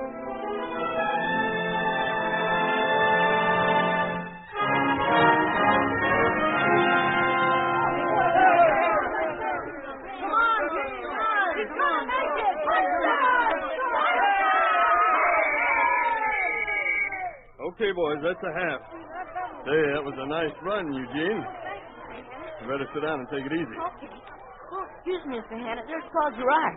Hey, Paul, wait a sec. Eugene, second half in 5 minutes. I'll be right back, Mr. Hanna. Hi, Paul. Hi. Hey, what's your big hurry? Where you been the last couple of weeks? What do you mean? I've been around. How come you never come over anymore? Well, I had a lot of things to do around the house. Where were you last Saturday? I wanted you to go to the Pioneer meeting with me. I was busy. And besides, I told you before I can't go. Golly, Paul, I sure wish you'd change your mind about joining. Hey, why don't you talk to your dad again? I did. What'd he say? What you suppose he said? No, like he always does. Even when I told him everybody I know is joining, he said no. He says he'd rather see me be playing all by myself than joining the Pioneers with all the other kids. He says the Pioneers are all a bunch of communists, and fellas like Lester Parker are training the other kids to forget they're Americans and be a red-nose like he is. He also says there's some of us who haven't forgot. This used to be a free country. Did your father really say all that? Yeah. Gee. Oh, gee, Paul, don't get sore. Well, I will if I want to. Here comes that Lester Parker. Why don't you go play with him? Hey, wait a minute. Don't go away, man. Hey, Paul.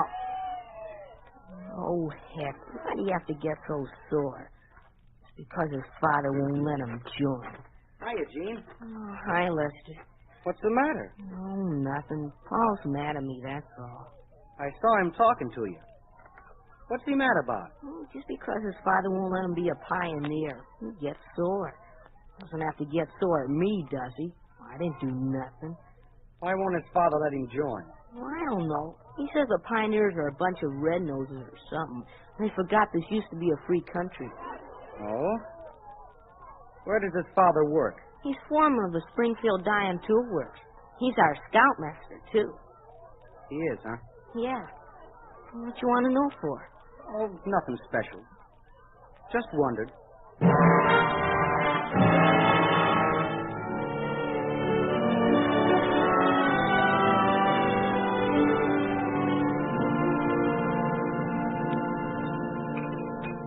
What's due, Ben? Thanks.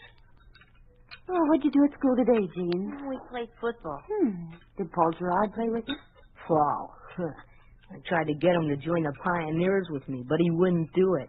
Just because his father says they're a bunch of red-noses. What does he know about it anyhow? Maybe that explains something. What's that, Ben? Frank Gerard was fired today. Fired? Why? What do you mean, why? As long as Commissar Chase is plant manager, he doesn't give reasons for firing anybody. But Frank was foreman. What difference does that make? Well, didn't Commissar Chase give any reason at all? No, only the usual.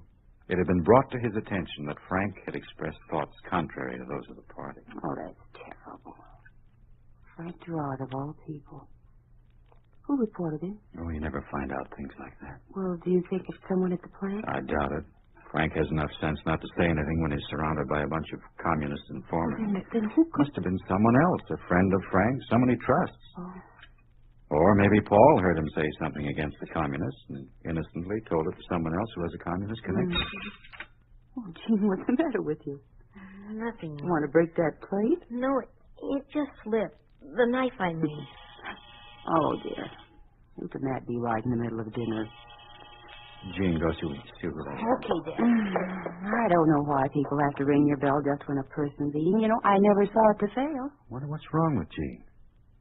Wrong? See the way he jumped up from the table? Ordinarily, we have to talk to him 2 or 3 times before he leaves. Well, the doorbell rang. Yes, I know that. I wonder who it is. Jean, who is it? Mrs. Gerard. Phyllis, I wonder what she was. Ben, you seen Frank? Phyllis. You seen Frank, Ben? No. Why? What's wrong? I don't know. He said he was going down to talk to Commissar Chase, trying to get his job back. Should have come home hours ago. Called everywhere, but no one's seen him. Where do you suppose he is? Now, take it easy, Phyllis. He's probably detained somewhere, that's all.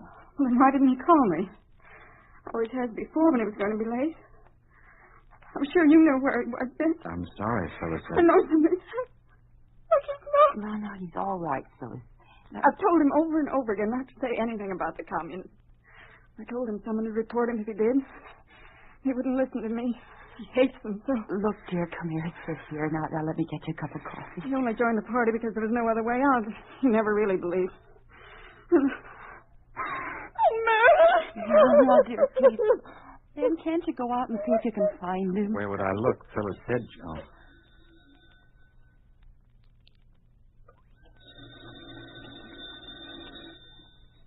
Gene, answer the phone.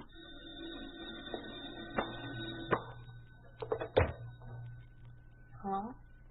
Oh, hi, Paul. What are you crying about? No. She's here. Just that. It's Paul, Mrs. Gerard. He's crying. I'm going to talk to him. Paul? What is it?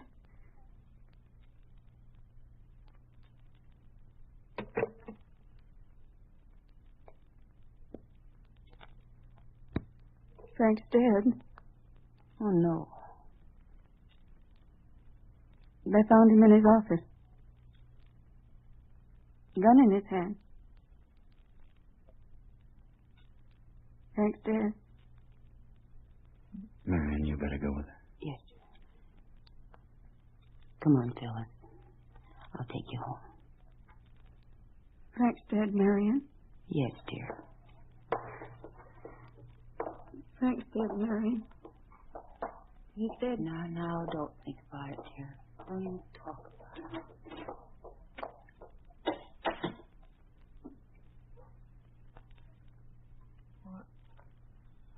I'll see you later, Dad. Jane. I have some homework. Jane! Yes, Dad? Sit down. But, Dad, I want to talk to you. Yes, sir. Mr. Gerard is dead, Gene. Yes, sir. I don't know whether he killed himself or someone else did it, but he's dead. Do you know why? No. Because somebody talked to the wrong person. Now, do you know anyone who could have done that? No, Dad. Think, Gene. Are you sure? I'm sure. A scout is trustworthy, Gene. I didn't lie to you, Dad. I don't know anything about why Mr. Gerard's dead. I don't. You've always told the truth, son. I'm telling you the truth now. I don't know anything about it. All right, Gene. You don't know anything about it. And even if you did, it's too late now.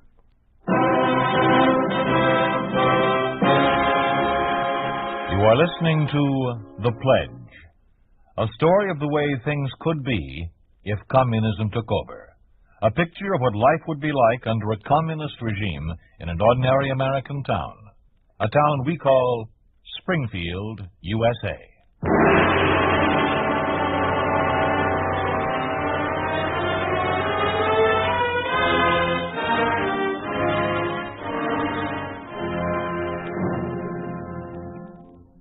And so it is, my friends, that we have gathered here to pay our final respects to Frank Edward Gerard, who has left behind him a myriad of friends. Frank Gerard was a man of unblemished character. He was a good provider. He was a loving husband, a kind and understanding father. He never faltered in his duty to his family, his friends, himself. Those of us who knew him personally suffer a great loss with his passing, and it is with sorrowful hearts that we are now gathered to return the earthly remains of Frank Gerard whence they came. Let us pray.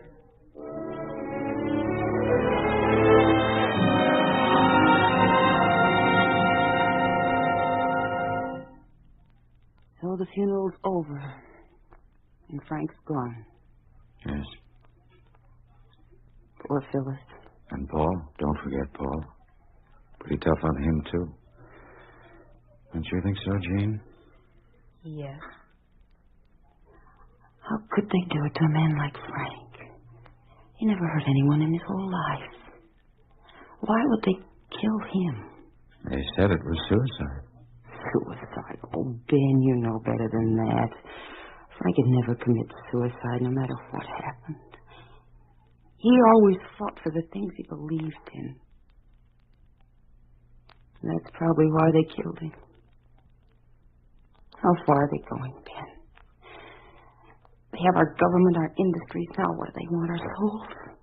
Oh, those greedy vultures. Now, take it easy, Marion. Talk like that can get you into trouble. I suppose it could.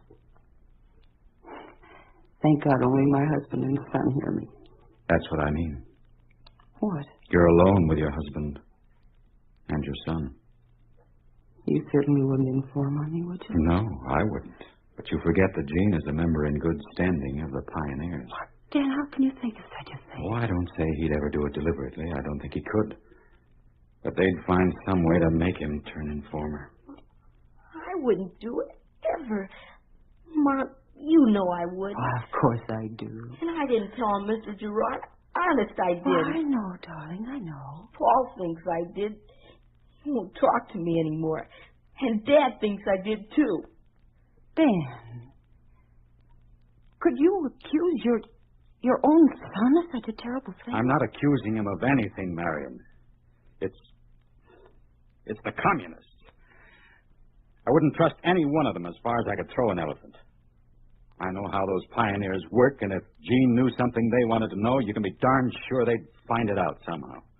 I didn't tell. Look, Gene, I warned you, I begged you not to join the pioneers, but you wanted to do what the other kids did. There was no way I could stop you. Sure, I could have chained you to your bed or locked you in the cellar, but it wouldn't have done any good. Your mother insisted that I let you get it out of your system. Oh, but I didn't know. Nothing's sacred to them, son. They'll praise you, make you think you're a wonderful guy until you're not only betraying your friends' families, but your own. Oh, now, Ben. I couldn't do anything like that. I couldn't. My scout pledge. You took a pledge when you joined the Pioneers, too. Which one are you going to be true to, Gene? Which one means more to you? I don't know. Well, you don't have much time to decide, Gene. It has to be one or the other. You have to make a decision now. I don't know. I don't know. Ben, wait. You're confusing the child. Gene, when's the next Pioneer meeting? Tonight. All right, go to it. Be a man. Stand up and tell them you're quitting. Remember, a scout has the courage to face danger in spite of fear. This is your chance to prove yourself. Oh, dear, I don't think he should go out tonight. There's a storm coming up. This is a lot more important than a storm, Marion. It's Gene's whole future. Tonight he'll know in which direction he's going.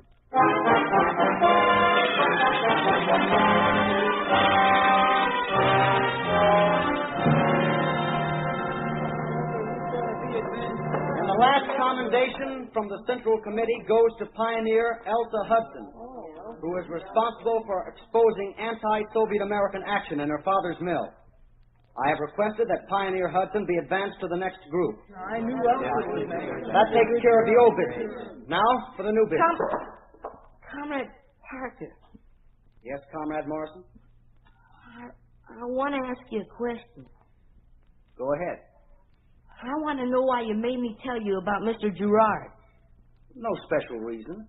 Did you know he's dead? Well, sure I do. So what? He's dead because I told on him. He's dead because he knew he was an enemy of the people, and he committed suicide. He didn't commit suicide.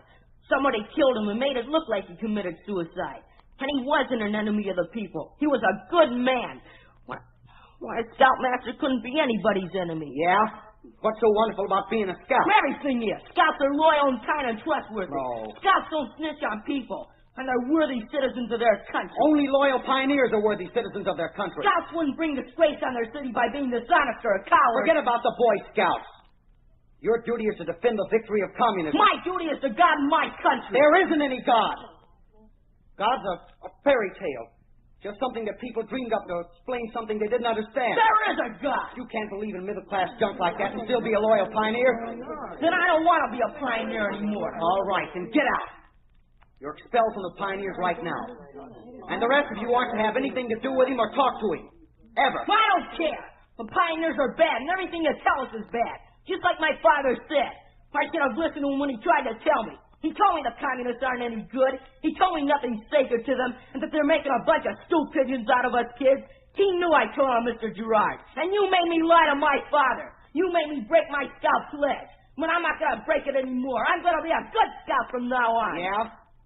Well, there isn't any more Boy Scouts. You're a liar. We got a report from the Central Committee this morning. The Boy Scouts have been declared fascist and will not be recognized by the party. I don't believe you. It isn't true. It is true. So now you aren't either a pioneer or a Boy Scout. You're nothing. I'm going home. I'm going to tell my father what you said. Go ahead. Go home and tell him you'll be reported as an enemy of the people. No. I want to go home. I want to go home. Everything you told me is a lie. I know it is. I won't listen to you anymore. The Scouts haven't been outlawed. I know they haven't. They'll never be outlawed. You made me tell my father. He said you would. But I didn't want to. I didn't. Now they'll kill him too. I want my father. Gene, wait. I want my father. Gene, it's Dad. What's wrong? Oh, Dad. They threw me out of the club. That's all right, son. Lester said there wasn't any more Boy Scouts. He said there wasn't any God. Come on, son. We're going home. And he made me tell on you, Dad. I didn't want to, but he made me do it. And now they'll kill you, just like they did Mr. Gerard. No, son, I don't think they'll kill me. But what'll they do, Dad? What'll they do? I'm not worried about what they'll do to me, but what's going to become of you? That's right. What's going to become of me?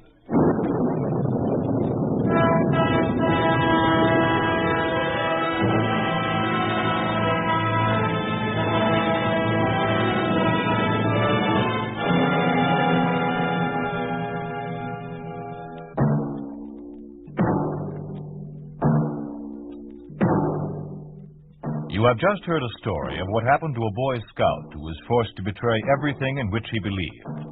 You have just heard what happens to any youth organization when communism takes over. You think this could not happen? It did happen in Russia. It did happen to the writer Nina Alexeyeva when the pioneer movement was established and the Russian children were taught to believe that religion is the enemy of the people. It did happen in Hungary when Lieutenant General Sviridov, communist commander, purged several youth groups and ordered the suppression of the Boy Scouts.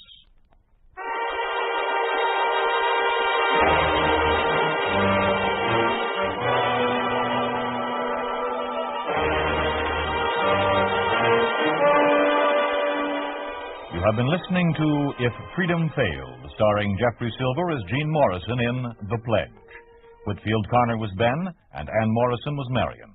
Others in the cast were Jimmy Ogg, Joel Nestler, Peggy Weber, Joel Davis, Richard Monahan, Joe Cranston, Joe Granby, and Lamont Johnson. Music was composed by John Hicks, with musical direction by Michelle Perrier. The Pledge was written for If Freedom Failed by Milt Kahn, produced and directed by Robert M. Young. Sergeant Lloyd Iyer speaking. This program has come to you through the worldwide facilities of the United States Armed Forces Radio and Television Service.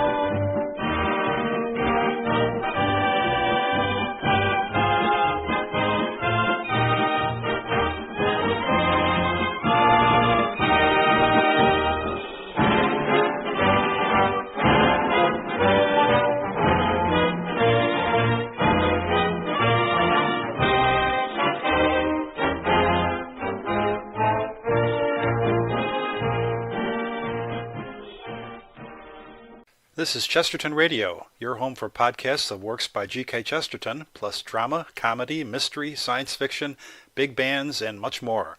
The soundtrack to your Chesterton day at chestertonradio.com.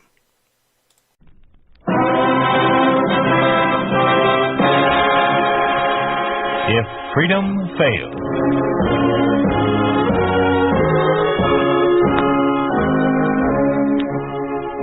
We'd like to take you on a visit to a town that doesn't exist. A town we call Springfield, USA. We'd like to show you how things would be in any American town if communism took over. This is the story of what happens to a young man with everyday ideals under a communist regime. Mark Stevens plays the role of Randy Felton in The Heavens Fall.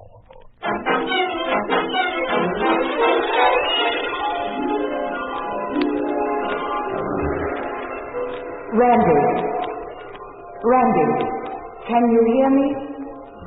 It's me, Lois. Open your eyes. Look at me. The pain. It'll go, darling, as soon as you take these pills. Here, here's some water. The woman. The one with the steel rod. Where is she? What woman? The build of a wrestler, crammed into a uniform. A policewoman. Yeah. That's what she was. Only there were two of them. A partner. Him I could handle. That's when she let me have it. From behind. You must have gotten away on your own, Randy. Mother found you sprawled out against our back door. I had to help carry you in. It's a good one. The whipped dog crawling back to his ex-keeper. Good thing your mother likes me. Don't say that, Randy. She likes you all right. But I love you. You could have fooled me yesterday. I didn't want to walk out. You made me. But that was yesterday. Yeah. Yesterday. And look at me now. I'm looking, Randy. I never stopped looking.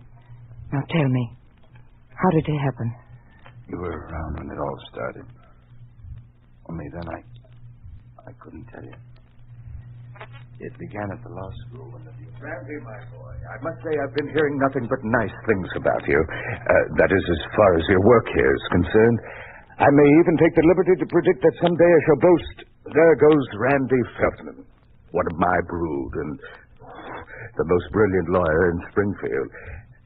But as you know, Randy, success adds to our responsibilities toward the community, and I think you ought to. I know, sir. It's about my holding down that job at night. The drugstore. I'm afraid the Board of Education feels, or shall I say, was advised that tomorrow's generation of budding jurists should prepare itself for the task of enforcing law by affiliating with the party. Since when have justice and the party become bedfellows? Randy, you've got to learn to watch your tongue. Such sentiments are dangerous. I seem to remember a slogan I learned here. Something about there should be no sword in the hand of justice. My boy, these days it's not for us to live by slogans, but by the facts that surround us. And the facts are that only Communist Party members make desirable pupils. If you wish to phrase it that way. I only wish you'd understand. I understand, sir. Then you will? Don't have much choice. I've come too far to turn back now.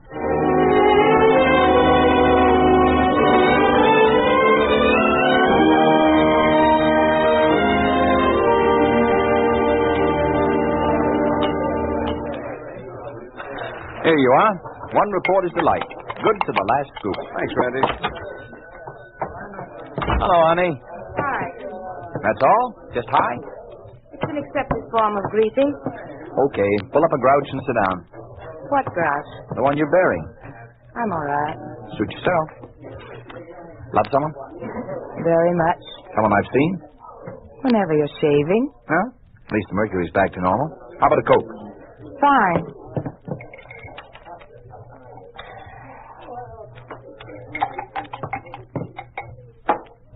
Now then, tell me, what's wrong? Oh, nothing. I should have known better than to listen to those nasty rumors. Rumors? What rumors? That you joined the party. Oh, that. Randy. Randy, you didn't. You're not so loud. Besides, what would you do if the dean asked you to? Well, I'd walk out. Yeah, sure, and jerk sodas for the rest of your life. At least you'd keep your self-respect. Ah, there's a pretty phrase, self-respect. I wonder how it'll taste for dinner, or how many ounces it'll take to pay for our honeymoon. Springfield hasn't got the only law school in the country. I'll go with you wherever you want. It's not that easy. Nothing seems to come easy anymore. Like last night. Like last night when you said you couldn't see me because you had to work late, helping Mr. Higgins take inventory. So I came by. Thought I'd keep you company. But the place was all locked up and dark. So we worked for the seeing eye dog. Just drop it, will you? I will not. Hey, Randy, how's about a little service out here? Yeah, I'll be right with you. Look, honey, I can't explain now. I'll have to wait until I... Now, there seem to be a lot of things you can't explain. Okay, it's just as well. It'll save me the trouble explaining about the job I've been offered in New York. A job in New York? And I was going to tell you about the kick I got in turning it down. But now it looks like I'd better take it. Here, for the Coke. I wouldn't want you to miss a dime the next time you take inventory. Goodbye.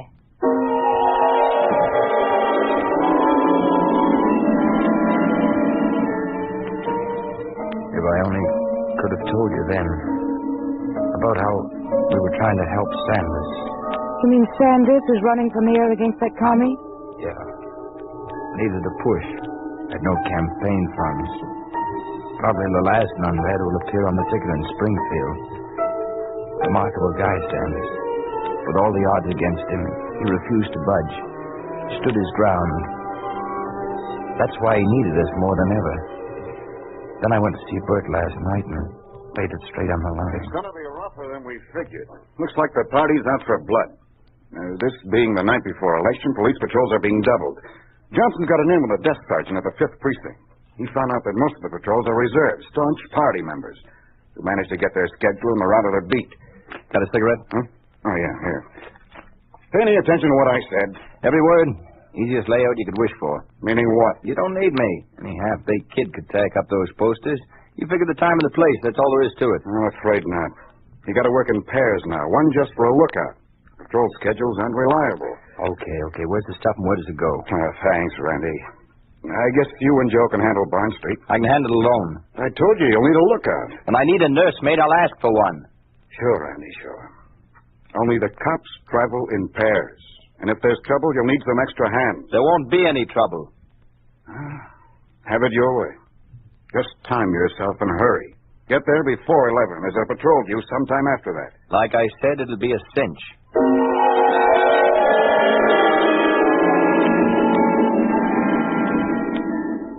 Yeah, cinch. Like putting an elephant into a phone booth.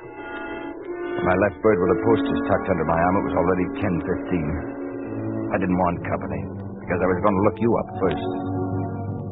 Might as well have carried dynamite with a lit fuse and haul that bundle around the streets. And then it started to rain. It was coming down in buckets. The posters under my arm started to get soggy. So I stopped at Paul's newsstand to get some papers to wrap them with. Paul gave me kind of a funny look, like he knew I was up to something. Lousy night to be running errands. All I'm running for is home. Better not. You'd be crossing up Burton Sanders. You know? Heck, kid. Been in on it from the beginning. Wouldn't miss helping old man Sanders for all the vodka in Russia. Hey, where's your lookout? I don't need one. You need something. Got a gun? I'm not the type. This is a tough setup. Can't go walking around naked. Here, put this in your pocket. Hey, hold on. I'm not figuring on opening any letters tonight. A kidder, huh? Only this ain't no time for being smart. The town's crawling with goons. Yeah, I know, but a knife, I've never handled one before.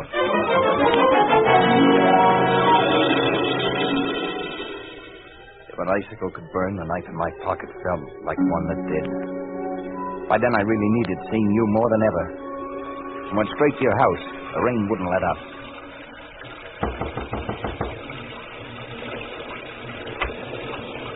Randy! My goodness, you look soaked to the skin. Come inside before you catch a death cold. Lois in? She went to a movie. Why don't you take off that red coat and make yourself comfy? She ought to be home soon. I can't right now. If it's okay with you, I might come back a little later, as long as she's... As long as she doesn't take off for New York? There are no more trains leaving tonight. Besides, she hasn't even started to pack. Do you really think she's going? I don't rightly know. I think that's more or less up to you.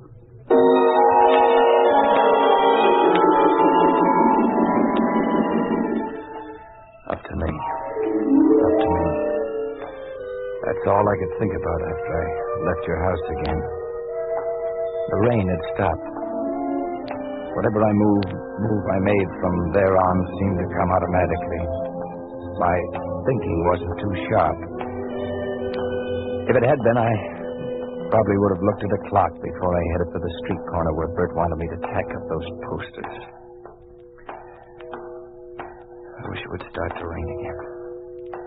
The night was sensitive. Too sensitive. The air had been washed too clean to muffle sound. The pavement wore that shiny glaze which brightened shadows. And when I came face to face with the wall that was to bear my posters, I felt like I'd walked onto a stage, with thousands of eyes peering at me out of the darkness. My hands felt clumsy as they unrolled the posters. Then it came. Stay where you are. Keep those hands up. There were two of them, both in uniform. One wore a skirt. That was about her only claim to womanhood. She was bigger and rougher looking than her male partner. Well, well. Out late playing politician, eh, Sonny? There's going to be an election tomorrow, and I'm within my constitutional rights to advocate our candidate. That's so. Well, if you ain't the one with the fancy lingo. You hear that, Chuck? Mr. Smarty Pants is dragging out the Constitution again. One of the brain boys, that one. The commissar'd love him.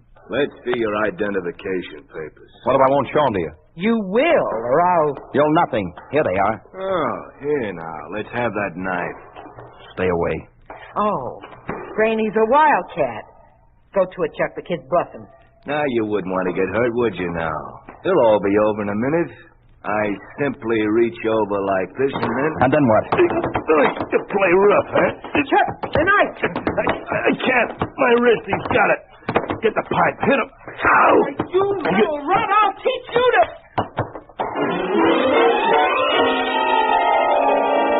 The ground under me turned to footing. I had to stay on my hands and knees to keep from sinking into it. I didn't know how I mustered the strength, but I did.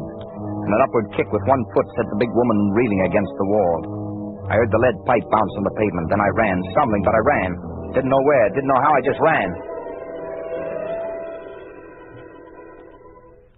Randy, I wish I'd known. You said something about going along. Wherever I'd go.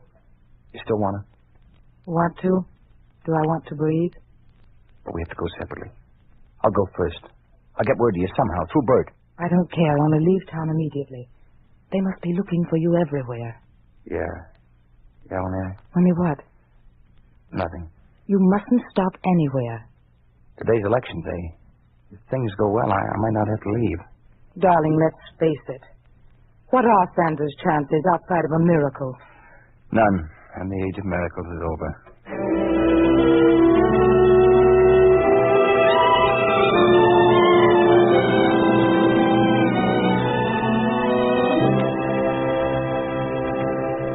Hey, Randy, what are you doing here? Same as you.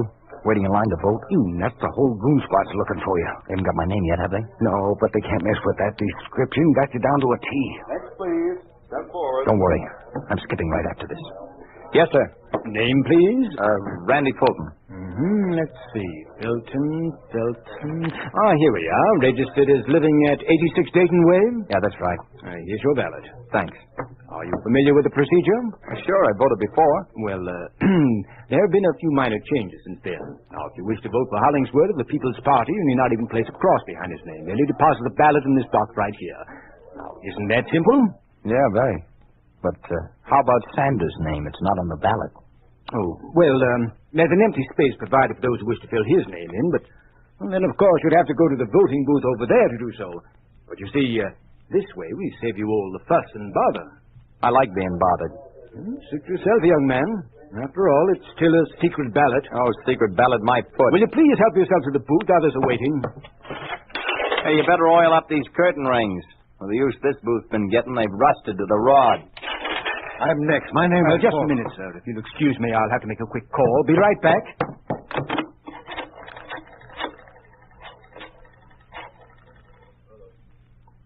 Sergeant Cranker? This is Mrs. Decker. About that young fellow you've been looking for. I've got a hunch he's right here. Yes. Voting.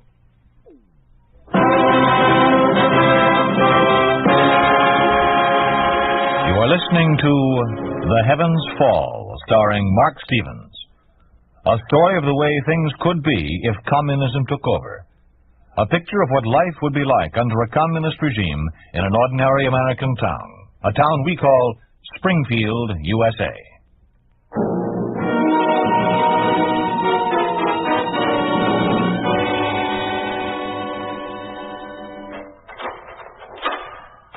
Randy, you've got a visitor.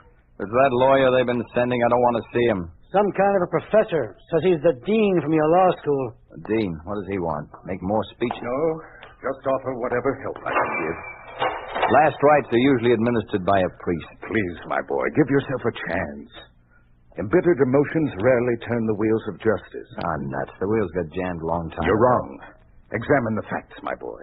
Regardless of what the circumstances may have been, you did attempt to kill a man. He almost died. Good. Now then, if I had tried to kill, and justifiably so, would you not have hastened to my side? Yeah. If the scales of justice were still in balance. Well, let's trust that they are.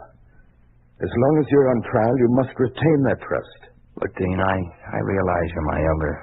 But hasn't it come clear to you yet that all hopes for such support died in our voting booths?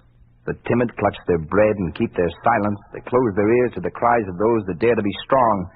Me, I'm neither. I'm just guilty of growing up too darn late. Oh, I know you tried. Thanks. Ready? Sure. Which is it, court or scaffold? Not that there's much difference. Court's waiting. Randy, you didn't want the lawyer they sent you. It's not too late for me to take over your defense. I can get a postponement, prepare a solid case. Oh, come now, and deprive me of handling my first and last case? I wasn't that bad a pupil, was I, Dean? May God bless you, my boy. God bless you. All right, let's go. Do you mind if I come along? Well, it's okay part of the way, but I got to turn him over to the marshal out and back. Back of what? Are we going to the courtroom? No, it's been booked up for weeks. I'll bet. They're taking over the dance hall across the street. Want more room. Seems you're a pretty important boy. Dance hall? What's the idea, Dean? Well, I suppose your case is to set a precedent and discourage any further political crimes. All the dance halls in town, they have to pick the evidence. Nothing deliberate, I'm sure. It's the closest. Yeah, the closest. The closest to everything. In what way? Dolores and me, we got engaged there.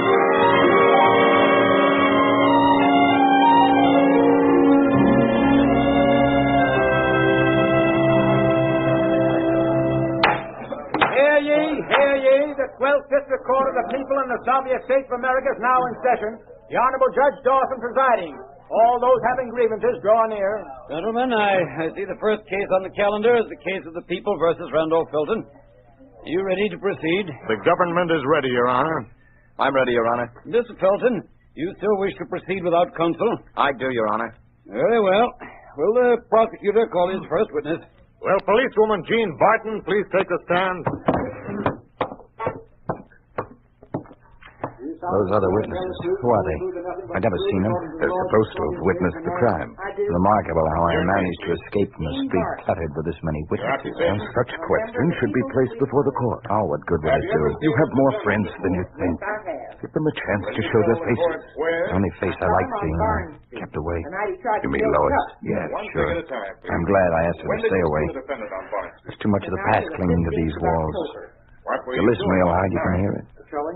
Listen. Why, is anyone Can you hear it? Hear what?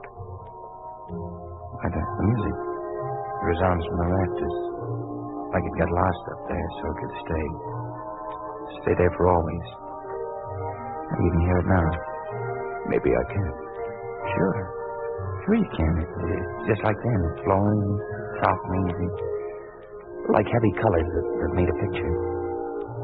Some of it filled out those ugly cracks in the wall. Made them look like they belonged there. Everything belonged just as Lois believed.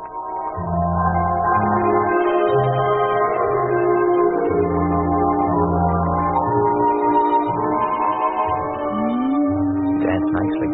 Hold nicely. I never really danced before. I went through the motions, but never really danced. I know. It's not the steps. That slow beat. The beat of the heart. Hey, love someone? Very much. Someone I've seen? Every time you powder your nose. Oh, if all the world were only safe as it feels in here. This is our world. Right here. Maybe today it is. That other world can't come inside. But what happens when we've got to go out and meet it? Tomorrow. What about tomorrow, Randy? Just stay close, honey. Tomorrow will take care of itself. Tomorrow will take care of itself. Will take care of itself. Take care of itself. Tomorrow will take care of itself.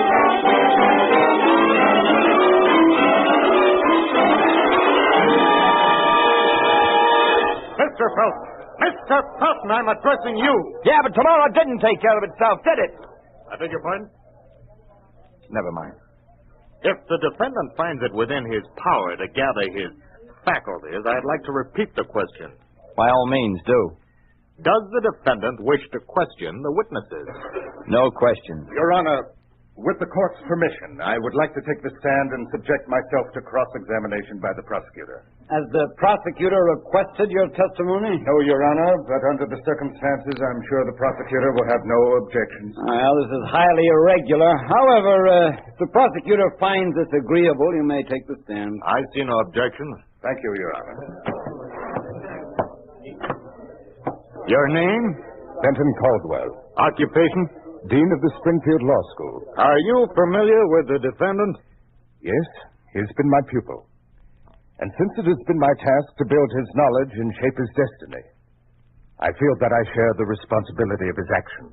So you mean to say that you subscribe to his dastardly deed of attempted murder? I object, Your Honor. On what grounds? On the grounds that the prosecution is trying to incriminate a witness while the testimony should pertain solely to the case in question. Objection sustained. Dean Caldwell, you asked to take the stand. Did you primarily do so to make a statement? Yes. With the court's permission, I would like to quote a Latin slogan and have the defendant translated. Permission granted. Justitia fiat, ruat coelum. The defendant will rise and translate the words. Let justice be done, though the heavens fall. Was the defendant requested to translate these words because possibly he did not understand their true meaning? On the contrary, I wish the defendant himself to remind the prosecutor of his responsibility. Your Honor, the prosecution objects strongly to having its integrity questioned in this foul manner. I ask that this witness step down from the stand. Objection sustained. Will the witness please leave the stand?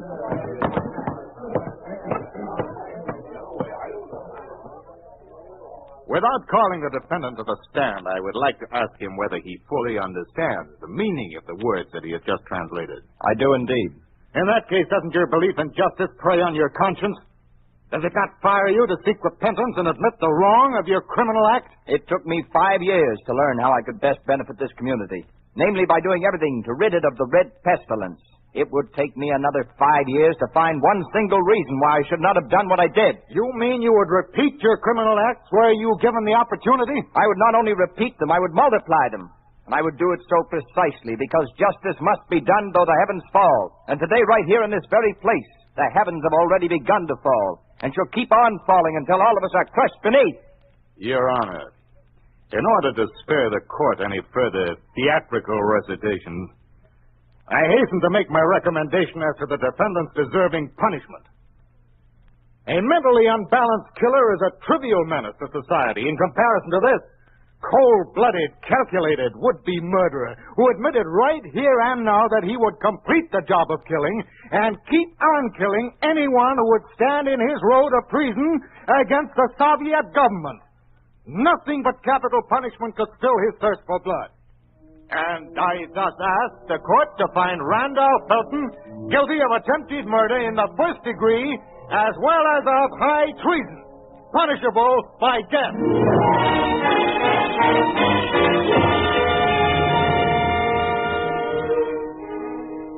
Randolph Felton, before this court pronounces sentence, do you wish to make a statement? I do, Your Honor.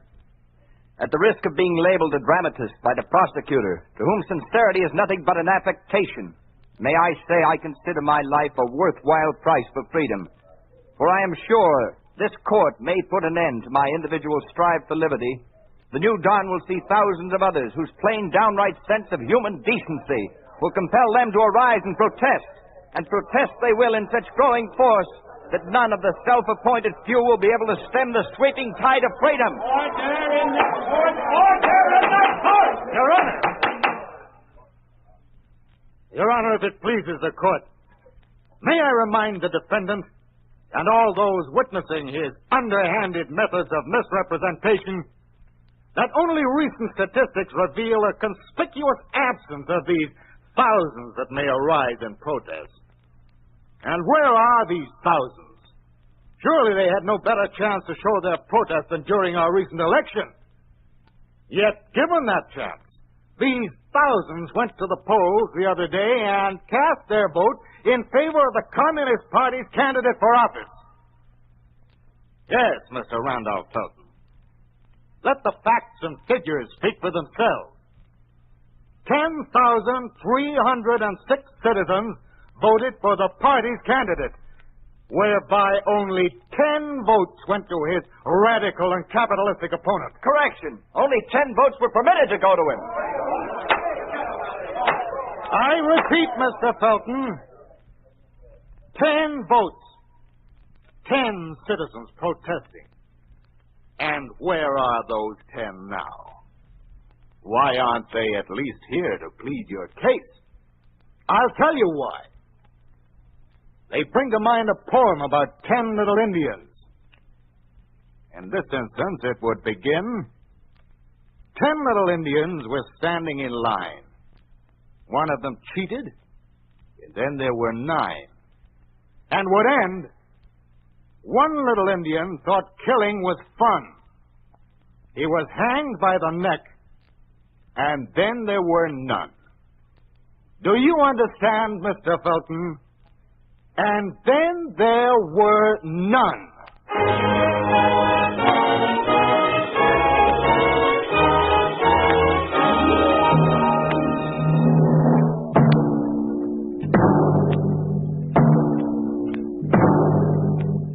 You have just heard what happens to an ordinary, ambitious young man under a communist regime.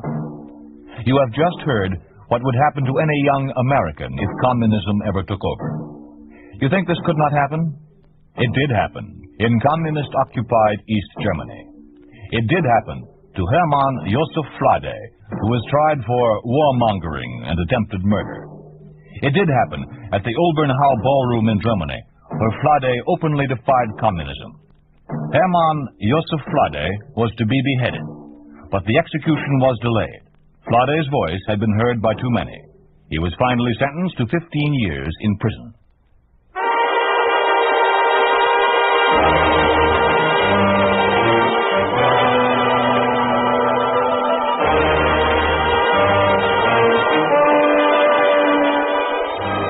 You have been listening to If Freedom Fails, starring Mark Stevens as Randy Felton in The Heavens Fall.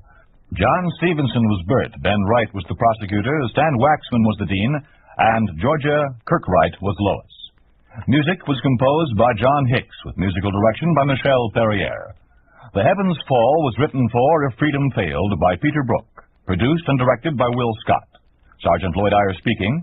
This program has come to you through the worldwide facilities of the United States Armed Forces Radio and Television Service.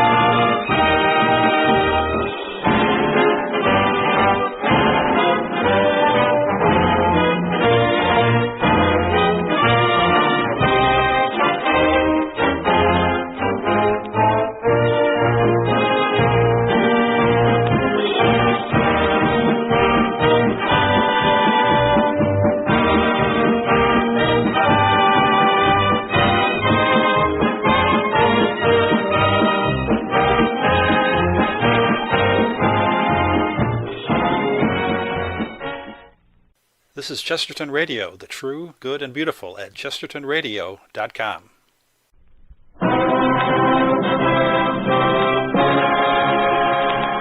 If freedom fails.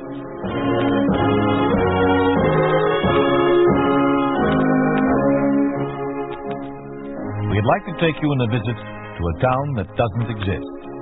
A town we call Springfield, USA. We'd like to show you how things would be in any American town if communism took over. This is the story of a newspaper. It's the story of what happens to any newspaper under a communist regime. Starring Jeff Chandler as Arnold Wilson, the story is entitled Circulation.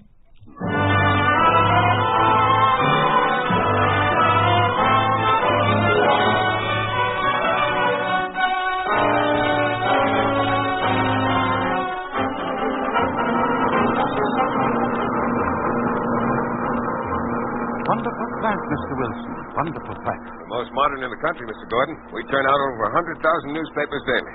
Twice that on Sunday, in color. Very impressive. Very impressive. Springfield's only a medium-sized town, but we cover the entire Midwest Farm Belt. Would you like to visit the composing room? Thank you, no. I don't have too much time. You were going to let me meet the heads of the department. Oh, yes, they're waiting in the conference room. This door. It's one flight up. The elevator's right up. Let's walk, Mr. Wilson. I see the stairway right here. I enjoy walking. Good. Climbing steps is about the only exercise I get these days. Oh? I was under the impression you went around digging with a shovel or a trowel or something of the sort. Someone told me you were quite the archaeologist. I'm just a summer archaeologist of very amateur dimensions. Publisher doesn't have too much time for his hobbies. His ambitions get in his way, I suppose. Oh? What are your ambitions, Mr. Wilson? To have the biggest newspaper circulation in the world? Not too profound an ambition, is it? Oh, I don't know. A plant like this deserves it. If we of the Press Directions Bureau can help you, feel free to call on us. Please, feel free to call on us. Thank you, I will. Here we are. Gentlemen and Miss Hunter, this is Mr. Edward Gordon of the Press Directions Bureau. How do you do? I regret that only now have I found time to visit your fine newspaper. As I was telling Mr. Wilson, I have just completed a tour of the press of the country, and nowhere have I found an establishment that surpasses yours. That's about all. I just wanted to say that the Press Directions Bureau is at your service at all times, day or night. At all times. Good day, gentlemen. Goodbye, Mr. Wilson. Oh, goodbye, Mr. Gordon. All right, everybody just relax. Are you referring to our minds or our bodies, Mr. Wilson? Desmond, don't you think it's about time you put aside the vitriolic exterior? If I don't, I suppose it'll be put aside for me. Mr. Wilson, what was the purpose of his visit? Is it the beginning of censorship? We've been handed any directives? Do we have... Well, I think we're anticipating a volcano that isn't even thinking of erupting. Oh, you think so, do you, Mr. Wilson? Yes, Desmond, I think so. After all, they've allowed me to keep my newspaper. It's as they said. American communism is following the dictates and needs of American people and its culture. They're not trying to Russianize us. Oh, you mean they're content with renaming a few of our streets and parks after members of the Politburo? 6 months have passed, and that's as far as they've gone. Now, stick to your drama pages, Desmond. Leave the political aspects of life to the editorial department. As a matter of fact, I want all departments sharpened. I want our circulation increased. We've gone past the Chicago Telegram and the Detroit Sun. Now I want to catch the Herald. Wait a minute, Mr. Wilson. We're at the limit of our circulation. We're using our full quota of newsprint right now. Correction, Mr. Thomas. The Press Directions Bureau has just doubled our quota. And what do we have to do for that? Just put out a good newspaper.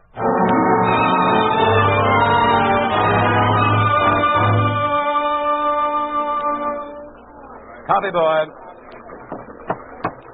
Take this, please. Yes, sir, Mr. Desmond.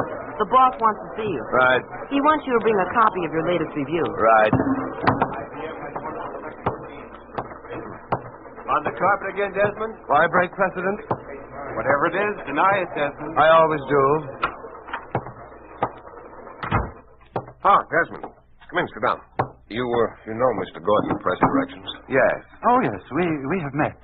I know and admire Mr. Desmond's work in the theater. I think your reviews, Mr. Desmond, are truly literary gems. Thank you. I think so, too. With the exception of the one which appeared last night, the review on The Last Holdout. Really? I thought that was one of my best critiques. Well, Mr. Gordon has taken exception to some things you said. It seems, Mr. Desmond, that you lambasted every character who reflected some aspect of the new America, and praised those who were counter-revolutionary and strove to restore the old decadent order. My yardstick, Mr. Gordon, is not the political orientation of the characters, but the dramatic believability of them. The play was bad. After all, the essence of drama is conflict, and the purpose of drama is truth. I found this play completely lacking in both. The purpose of all literature, whatever its form, Mr. Desmond, is to advance the cause of communism. The supreme judge as to whether a given effort serves this aim is whether it jibes with communist realism. And how do you define communist realism? Realism may be summarized as a negative attitude towards everything and everyone not pro-Soviet, and a positive attitude toward everything Soviet. I see. Excuse me, gentlemen. Yes. Hello? Yes, Thomas. Oh, fine. Fine. Our circulation has jumped 4,000 in only 3 days. Congratulations, Mr. Wilson. That's a total of 12,000 in the last month, isn't it? Yes. No newspapers even equal that record. It's due to an on-the-toe staff. And to the fact the Telegram went out of business last month. Mr. Desmond is a bundle of cynicism, isn't he? Just a bundle of cynicism. Well, I must be going. I do hope that in the future, Mr. Desmond, your reviews will be more judicious. By the way, Mr. Gordon, did you see the play? No. Goodbye, gentlemen. Well, they started on us. Well, they started nothing. My tradition, Mr. Wilson, is against censorship. He censored nothing. He made a suggestion, that's all. Your trouble, Desmond, is that you see a commissar behind every typewriter. Well, just go back to your desk and write the reviews as you see them. I'll write them as Gordon sees them. I can't support my wife and child from behind barbed wire.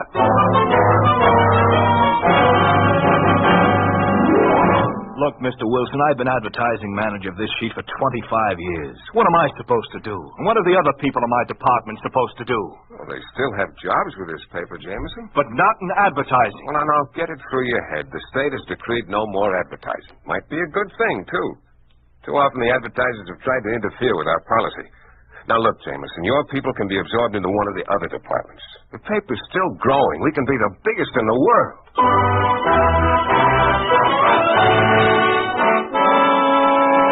Mr. Wilson, how are we going to keep the interest of the woman subscriber? Frankly, I don't know, Miss Hunter. That's your department, your problem. But no rotogravure section. What kind of an excuse is that? Rotogravure is a bourgeoisie hangover, a decadent reminder of a dead age. Well, I don't like the way they phrase it. And the directive about eliminating fashion reports. Beauty aid society doing. After all, Miss Hunter, is that so important? Well, to a woman it is. A woman's life is drudgery enough, taking care of a home, a husband, a family. One of the ways she used to get out of it, for a short time at least, was through the pages of this newspaper. She doesn't want to constantly read about the hard lot of the female in Azerbaijan, the collective life of the collective woman in Bulgaria, or the number of acres tilled by the woman of Tibet. One of the functions of a newspaper is to educate the people, to keep them informed. Right. But do we have to keep them informed about only one aspect of life? Can't they be educated and have enjoyment at the same time? I thought the idea was to bring everybody up to our standards, not to bring us down to the lowest common denominator of women. You've got a point. I'll check with press directions and see what can be done about that directive. But the rotogravure is definitely out. It's a question of circulation. We can't spare the newsprint. Why not?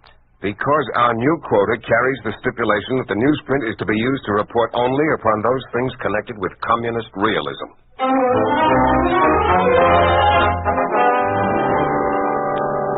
Well, he's the best sports reporter in the world. I beg your pardon? Okay, Mr. Gordon, he's the best sports reporter in America. Now, Jones, there's no reason to get angry at Mr. Gordon. He just wants to clarify a few things. Okay, clarify things, but don't ask me to fire Emery. He wrote an extremely unfair column. Extremely. He wrote that the Illinois basketball team was far superior to the Soviet Union champs. He wrote that the game was a farce. He wrote that we had to use their rules, their referee, their different type ball. He wrote that Illinois so outclassed the Soviet Union that it was ridiculous. He wrote that the final score was Soviet Union 102, Illinois 44.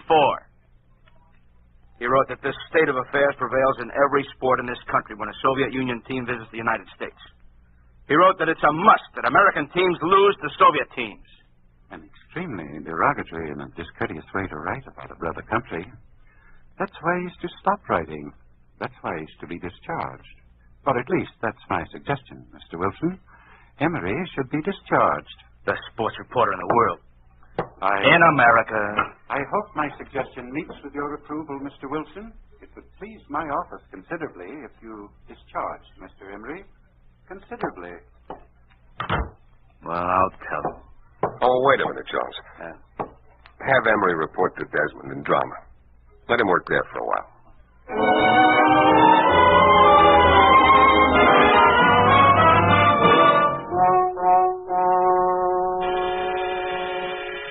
Morning Globe.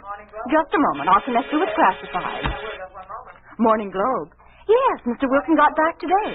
Appointments must be made through his secretary. I'll connect you. Morning Globe. Drama? One moment, please. Morning Globe. Yes, he's back. Yes, Mr. Gordon. He's in a meeting now. Well, I'm sure he'll speak to you. One moment, please. I'll ring him for you.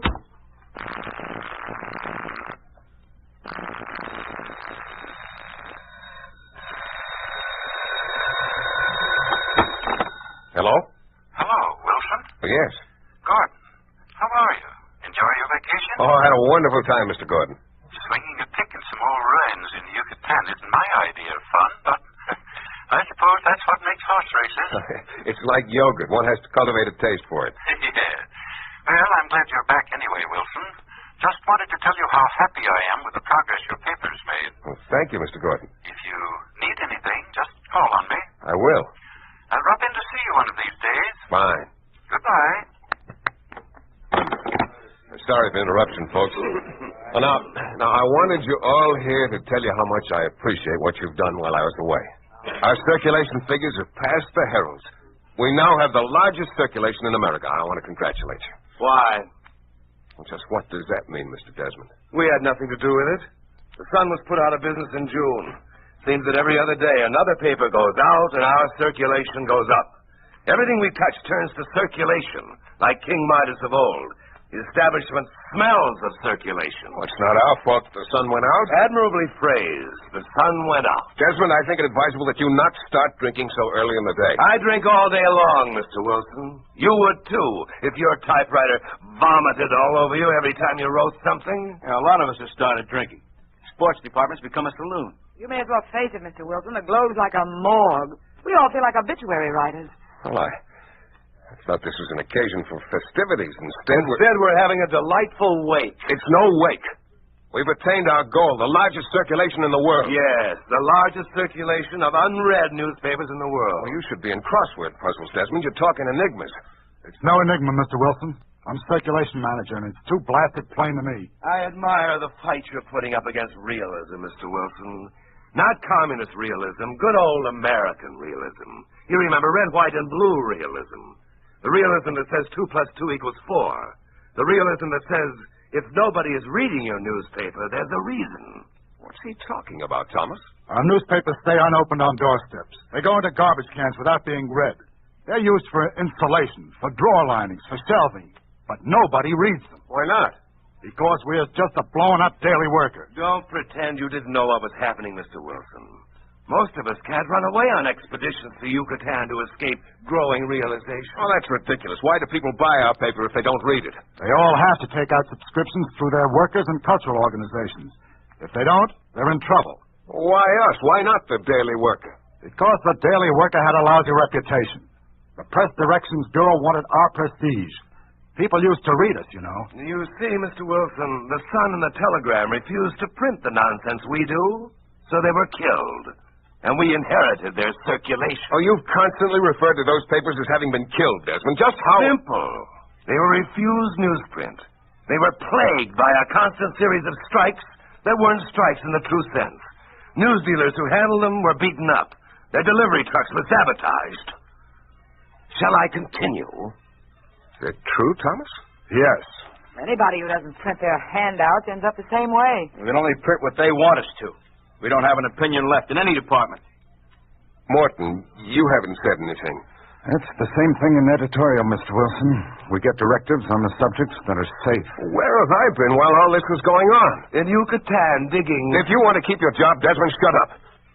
Where is this list, Morton? I've never seen it. I'll get you a copy. Well, what's been in our columns, in our editorials, in our news pages? Oh, I've been writing a rapturous story about the scenic beauty of the Volga. I've been writing glowing reviews of all the hack plays by hack writers who are making a fortune following the dictates of the Cultural Committee. Me? I've been writing about sports in the animal world. It's the same all over the country. I don't believe nobody's reading our paper. I wouldn't read it. Nor I. Me neither. All right, that's enough. You mean we have permission to return to our desk? No, it's our fault if we're not read. I'd be happy if we got one, just one insulting letter about anything in the sheet. But nobody even bothers. All right, from now on, there'll be a different emphasis. The Globe is printing what the Globe wants to print. You mean that, boss? Yes, I mean it. Let's start with that story of Jefferson and Jackson.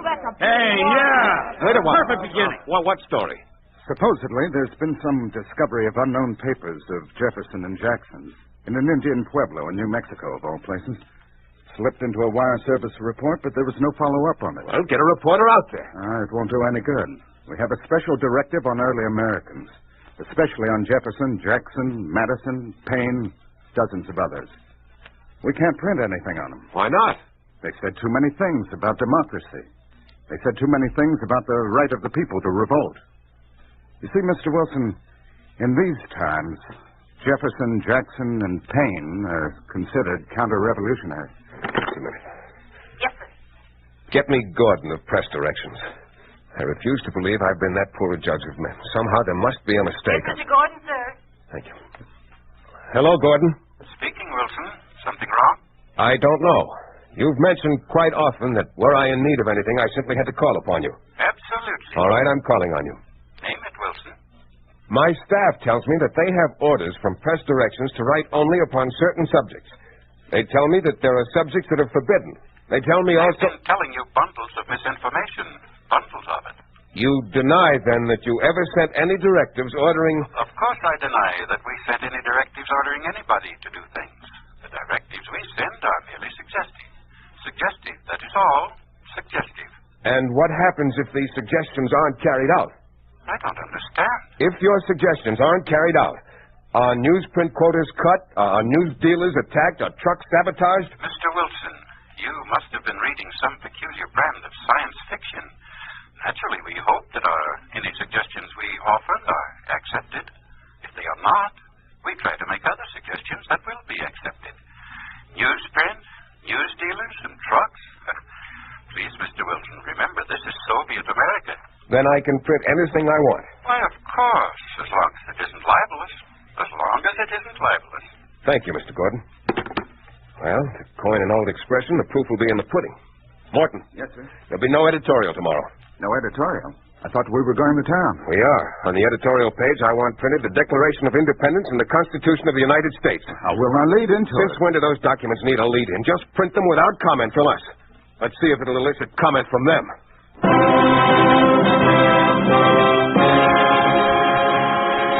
You are listening to Circulation, starring Jeff Chandler.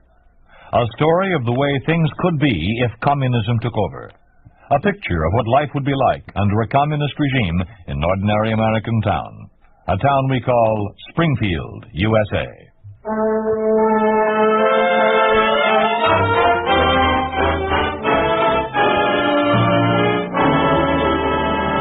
You asked me to hurry right over, Mr. Wilson. Yes, I did. Will you come down to the composing room with me, Mr. Gordon? Of course, of course. This way, please. What seems to be the trouble? The composing room is on strike. Oh? Well, what's a queer state of affairs where the compositors are forced on strike because someone doesn't like what appears on our editorial pages. Through here, please. Well, I don't understand. It's very simple. I ordered something printed on the editorial page. The compositors started setting it up gladly. Then somehow word got out of what we were doing. Word got out to the wrong people. Evidently you have a spy in your establishment, Mr. Wilson. Yes, you must have a spy. Exactly. And from out of nowhere, the composing room was on strike. If the workers want to strike... They have a perfect right to, yes. If they have grievances, if they're unhappy with their working conditions. But where does right end and coercion begin? This way, please. Coercion? There is no coercion of workers in this Soviet. May I have your attention, gentlemen? Please. Have you decided to go back to work? Have you decided to revise the editorial page? Ah, Mr. Austin. The man standing next to me is Mr. Gordon of the Press Directions Bureau. Mr. Gordon claims that a newspaper can print anything it wants. I don't care what Mr. Gordon says. We compositors refuse to print anything reminiscent of the decadent past. Mr. Gordon, the man who just spoke to me is named Austin. He isn't a compositor. He doesn't work in this plant. As a matter of fact, I've discovered he's never worked on a newspaper or even in a printing shop. Besides being a lousy newspaper man, you're a liar. There was no trouble here, no conflict about the editorial page until Mr. Austin arrived quite suddenly this morning. But I do not understand why the men are on strike if Mr. Austin is not one of them. I'm a member of the union. By special dispensation of the state. You've never set a line of type in your life. Before the present government came in, you never were a compositor. You never belonged to any local or national union. You weren't an organizer. You were nothing. You're a liar on every count. No, there must be some mistake, Mr. Wilson. If Austin is what you say, and the men don't feel the way he does, then why? Why are they on strike? Because Austin is from the Labor Bureau. Well? I'll be graphic about it, Mr. Gordon. Wolf. Yes, sir. Do you want to go on strike? Yes. If you don't go on strike, do you lose your labor card? Answer me. Mr. Gordon's here. He'll protect you, I'm sure. If you don't strike at Mr. Austin's insistence, do you lose your labor card? Answer him, Wolf. We have to answer nothing he asks. Morehouse. Yes? Do you want to strike? Yes. If you don't, will you lose your labor card? Answer anything he asks. Will you lose your labor card? Will you lose your right to make a living if you don't follow Austin's orders? Austin of the Labor Bureau. Austin, the representative of this government. Now, just a moment, Mr. Wilson. I've heard you ask the men if they wanted to strike, and I've heard them say yes. I see no evidence of coercion here. After all, they can strike if they want to. It's a free country. A free country? Where a man will lose his right to make a living if he doesn't follow orders? Months ago, you told me your ambition was to have the biggest circulation in the world. You have it. Why create problems? Yes, I have it. The biggest circulation of unread newspapers in the world. If that's what I wanted, Mr. Gordon, I could give out circulars or throwaways. I want my paper to be read. I want my paper to be a public service. I want my paper to be good. I've read the back issues of the Globe. No wonder people are sick of it. All it consists of are reports of historic Soviet events, every day a new event, and planted letters promising the government a greater output of steel, a greater output of coal, a greater yield of wheat per acre. Larger number of liters of milk per cow. No longer quarts. Liters, mind you. My paper's lousy with statistics that nobody gives a darn about. It's as interesting to read as a telephone book. It stinks. Greatest circulation in the world. I'd rather give my paper away free and have it read by only 5 people than have the largest page circulation of a paper that's read by nobody. Well, as long as you persist in that attitude, I don't see how this strike can be settled. How this newspaper can continue. Maybe not this strike. Maybe not the Globe. And I'm going to have a paper that's read.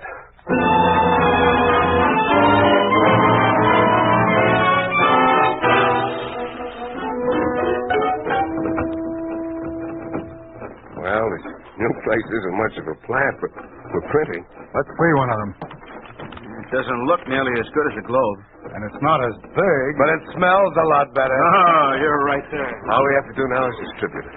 Our newspaper circulation will be practically nil at the beginning. But think what it'll do for our blood circulation. Yeah, I feel like I'm alive again. We'll write what we think. I really don't know whether my typewriter will be able to stand the shock. Well, I suppose we all know what we're doing, the chances we're taking. Yeah, sure. Well, let's get on with it, huh? Who is it? Open up. Who is it? Open up or we'll break it in. Get the papers out the back door. Right. Just a moment. Okay, break it in. There's more coming in the back. Come on, get him. Hey, over there. Break it. Break up. They're smashing the presses. Stop them. Put a match to it. Come, burn it. Burn it. Snap it up. Come on, snap. Let's get out of here.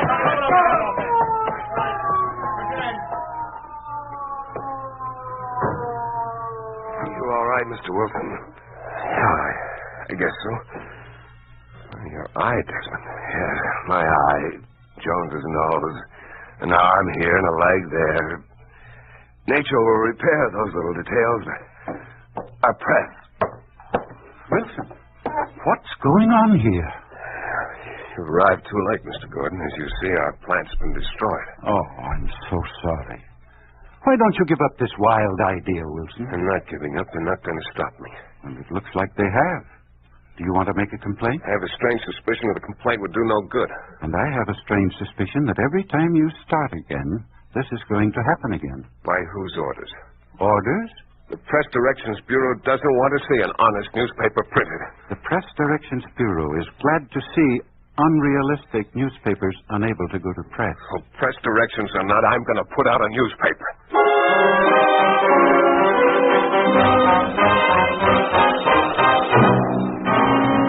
Jim, come on, break everything. Get those presses. Burn them up. Let's go. Get in there. You're not going to stop me. You still didn't learn, eh, Wilson? You're not going to stop me. You're not going to stop me.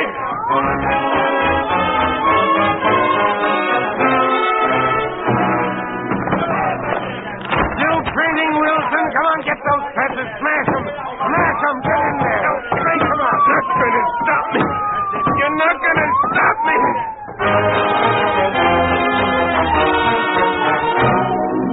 No, look at him. Punch him, beat him, break him down. Break everything. Break everybody. You're not going to stop me. Don't stop. You're not going to help.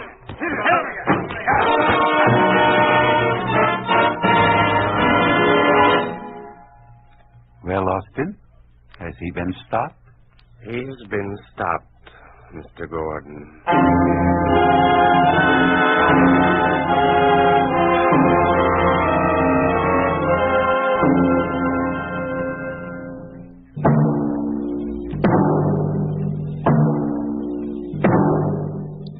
You have just heard a story of what happens to newspapers under a communist regime. You think this could not happen? It did happen to newspapers in Romania.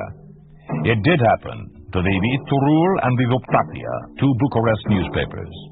A third newspaper, the Universul, is now completely dominated by the communists. In any country where communism takes over, freedom of the press is one of the first rights to be abolished.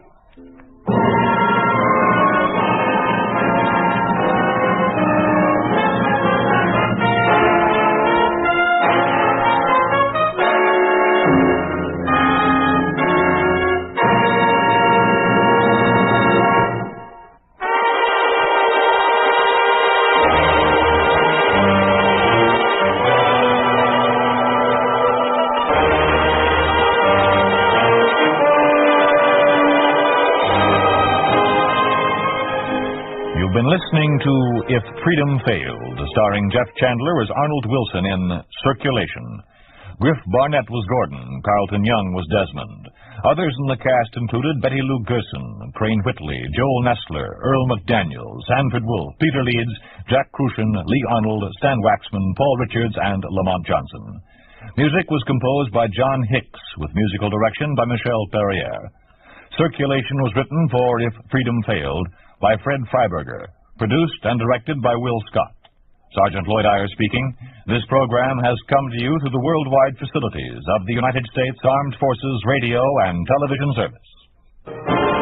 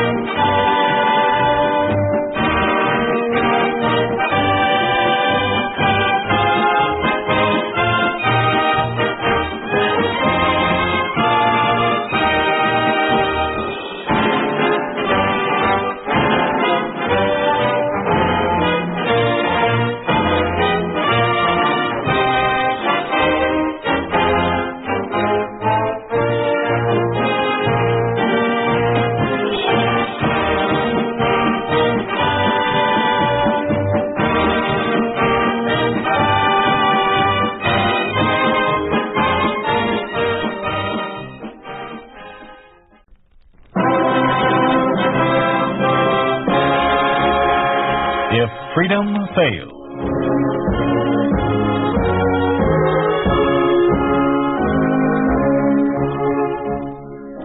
We'd like to take you on a visit to a town that doesn't exist. A town we call Springfield, USA. We'd like to show you how things would be in any American town if communism took over. This is the story of 3 ball players. The story of what can happen to any sport under a communist regime. With James Whitmore in the leading role of Rudy Gans, this is the story of the ball players.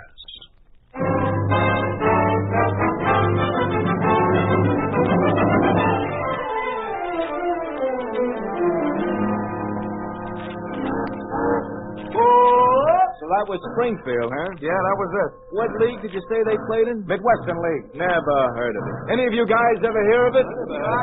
You see, nobody else never heard of it neither. What is it, some kind of a sandlot league? Sandlot? How could it be Sandlot? It's where I come from. That's just what I was getting at, Rudy. I don't see what's so funny about that. Come to think of it, Rudy, I once heard of a pitcher in that league. Name of Chillicothe Brown. That sounds like no name to me. I never heard of no one named Chillicothe. Wasn't his name, boy. It was the place he came from. It was a nickname like Casey. Now do you get it? No, and I never did get that thing about Casey either. If he comes from Kansas City, then why do they call him Casey? It seems to me they call him Kansas City. Speaking of the devil, here I am. Hi, Casey. Hi, Rudy. Well, what's wrong? Why is everybody so quiet all of a sudden? Don't get your curiosity up, Rudy. I don't think they'll tell you. But if you really want to know, they're quiet because I come in. Oh, I guess that's all right, ain't it, Casey? After all, you're the manager of the team. You should ought to have the respect of the guys. Yeah, that's right, Rudy. Only I don't think the boys like my communist affiliations too much. Oh, I don't know, Casey. I guess it's okay. Now, you take me, I'm a Baptist. And the boys don't mind me, do you, fellas? See, it's okay, Casey. Well, it'll have to be. This is no social call. I got an announcement to make about this series coming up. I guess I don't have to tell you who we're playing. The Soviet Union, having beaten the Japanese champs, is now the Eurasian champion. They're coming here to play us, which makes this a real World Series for a change. Baseball is something more now than a national sport. It's international. It's a people's sport. Some strike you funny, Talmadge. I'd like to be let in on it. What do you find so funny? Nothing. Mr. Private. Yeah, I bet it is. Well, don't think it's going to be a breeze. You're going to have to hustle all you, put a little pepper into it. Maybe those boys from the Soviet Union haven't been playing a game for years like we have in this country, but they're pretty good. They're big boys. They can hit. But that's not what my announcement's about. What I have to say is official from the Commissar of Sports, from Johnson himself. He set down some new rulings for this series. 1, no riding the visiting team. And number 2, we play the Russian rules since they're the visitors. What kind of rules is this? All right, knock it off. I haven't got a copy of their rules, but that's the way it's going to be. Their rules can't be that different, and the chances are they're no different at all. Number 3, they furnish the umpires. Anything else, Comrade Casey? Now that you mention it, yeah. In order to set an example for the young people of America, you're expected to address one another as comrade and to uphold at all times the high ideals of the People's Party. Otherwise... What, comrade? Otherwise, you lose all these fancy privileges you get for being big league ball players. You don't get a whole apartment to yourself. And that nice automobile you're driving goes back to the state and so on down the line. Just keep that in mind, comrade. Say, was he being sarcastic? It wouldn't surprise me if he was, Rudy. What do you suppose is eating him, Eddie? Casey wasn't always this way. He used to be real funny, remember? What's eating him? Maybe the same thing as eating us. Maybe he's full up to his craw with communists. I don't know. Maybe that's what it is. Well, look, if he doesn't like him, why does he have to do anything with him? Why don't he tell him to go jump? Same reason we don't, maybe. Baseball's all he knows. Maybe we've been misjudging Casey. What do you think, Mickey? I'll pay the same. Judging from some of the signs you give us pitches, I can believe that. I'll never forget that bunch you called for in the last game of the playoff. We almost didn't win. There was nothing wrong with calling for a bunt. If you didn't feel your position like a washerwoman, that man never would have got on. You pitchers are all alike. You got an excuse for everything. If it isn't a sore arm, it's because you didn't get to warm up good. The fielders didn't back you up, but the ball just happened to hit the bat and went over for a base hit. All the time excuses when the truth is... Yeah, the truth is what? Hey, call it off. Call it off. Keep out of this, Eddie. Keep out of it. beef has been brewing a long time. And it can wait until the series is over. You two are going to be working together probably for the first game, so break it up. Now, you hear? Yeah, Jim, forget it. Hey, what do you say you come and help Eddie write my letter, huh? I promised my girl I'd write her. What do you say, Jim, huh? Okay. Don't think this is over, Dinelli. We'll still settle this after the series. Hey, you know where to find me. Come on, Jim, now sit down.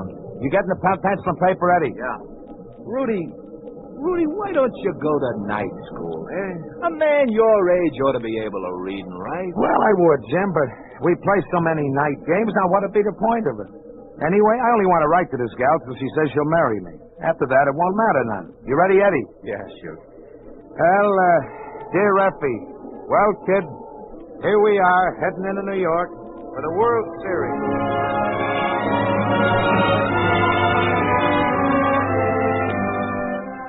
Dear Effie, I'm writing this letter from the hotel, the one I told you we'd be staying at during the series. I'm sorry it took me so long to answer your letter, kid, but you know how it is, getting ready for a series and then all the excitement during the first game. And what a game that was, Effie. I sure wish you could have been here, kid. Of course, I didn't get the pitch, but Jim did. And he really blanked them Russians. You should have seen their faces. I guess they didn't expect to get blanked like that. They was all kinds of arguing going on all afternoon. First they'd argue with the umps, then the umps would argue with Mickey. Oh, he's the catcher, you remember. And then Mickey would argue with Jim. I don't know what's going on between them two. Say, Eddie, hey, what was they arguing about anyhow? Well, I didn't get a chance to talk to Jim about it, but best I could tell, it was about how Jim was pitching him. I guess they didn't agree on what Mickey was calling for. Hey, you want to write any more? Oh, yeah. Well, let's see now. I think maybe I'll get to pitch the next game, Effie. Hi, Jim.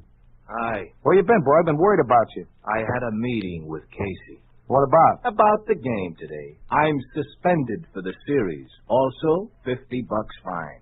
What? What for? I'm not throwing them the way the catcher signed them. Well, you blanked them, buddy. You're crazy. I don't know. Sometimes I think maybe I am. You know, I just don't get it. Casey, for instance. All the time he's bawling me out, he's the one that looks guilty, not me. It's like someone else is making him do all this. But who? Maybe Mickey. How could it be Mickey? He's just a catcher. Yeah. There's your phone, Rudy. Huh? Aren't you going to answer? Oh, yeah.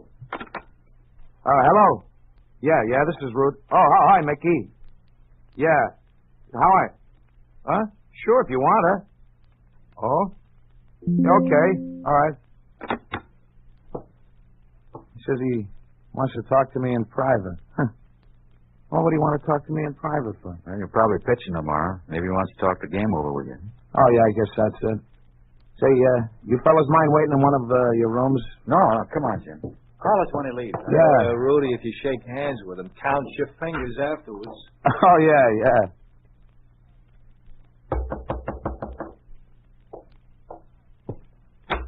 Hi, Mickey. Come on in. Thanks. You're pitching tomorrow, you know. Casey just told me that for sure. Oh, that's good. I guess if Jim can blank him, so can I, huh? Yeah, that's what I came to talk to you about, Rudy. Jim and I had some trouble today. You see, he didn't seem to get my signs at all.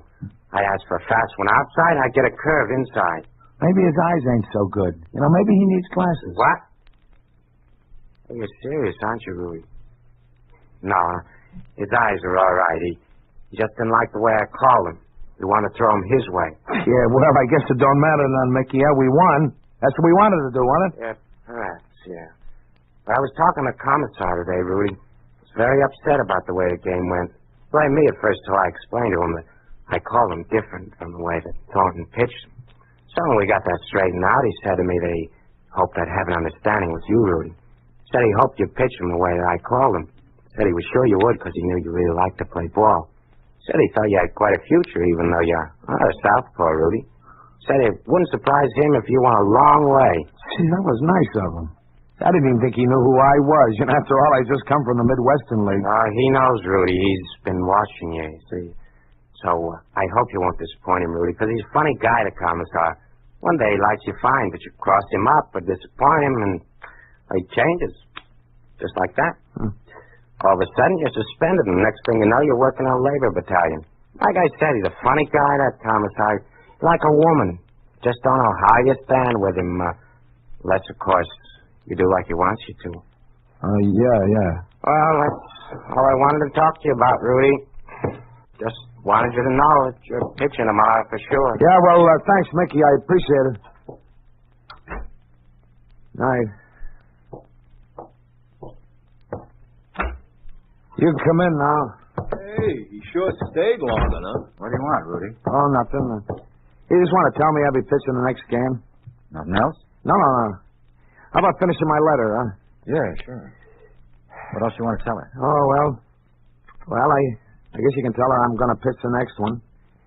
But just kind of drop it in. All right, boy. Look, you don't have to be so down in the mouth about it. I thought you were just itching to get at them Soviets. Oh, sure. Well, show a little spirit, boy. A little spirit. You're going to lick 'em, aren't you? Sure. Now, you can tell her that I'm going to do the best I can.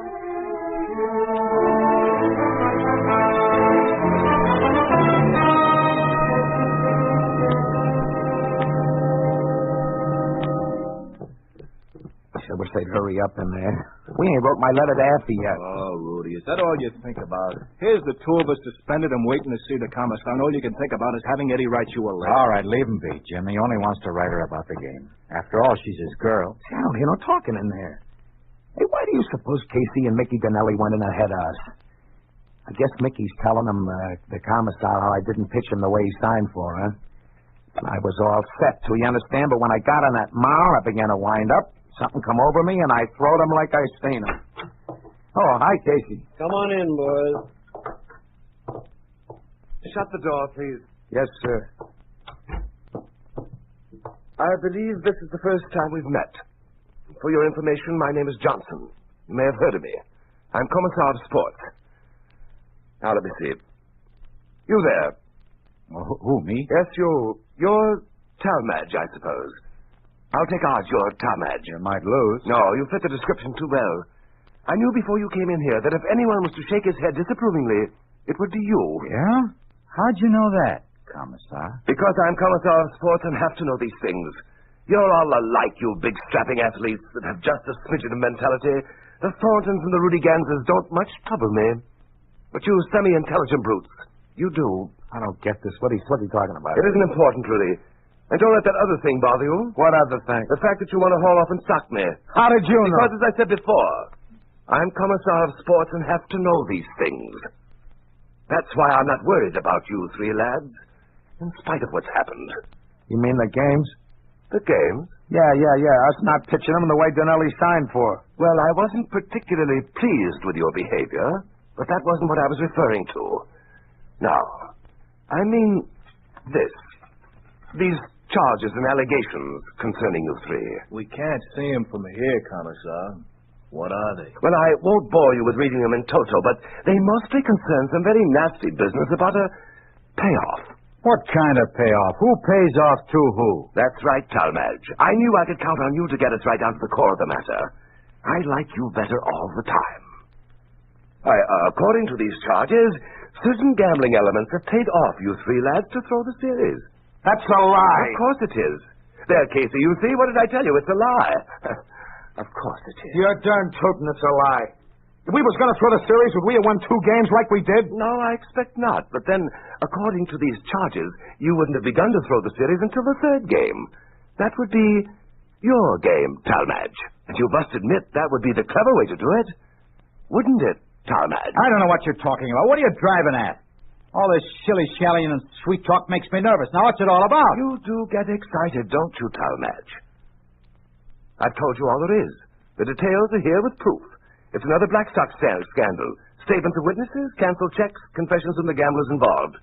Even a note written by Rudy implicating the 3 of you. It was a big mistake, Talmadge. You're not watching Rudy closer. Here, look for yourself. I am, Commissar.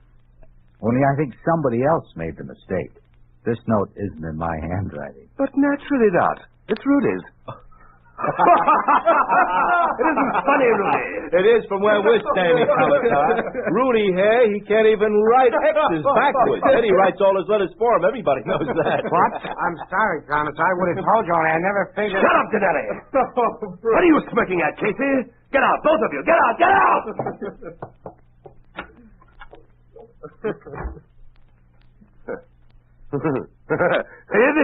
It is rather funny, isn't it? Yes, of course. Well, now, we'll just forge a note in your handwriting, Talmadge. That makes it a masterstroke, doesn't it? What? Hey, don't force me to call in the guards, Eddie. Then we'd have to go through with this. Think what a blow that would be to baseball. Oh, the game survived the Black Sox scandal. But do you really think it could survive another one? Think of all those kids playing in school diamonds all over the country. Kids that have your pictures pasted up in locker rooms.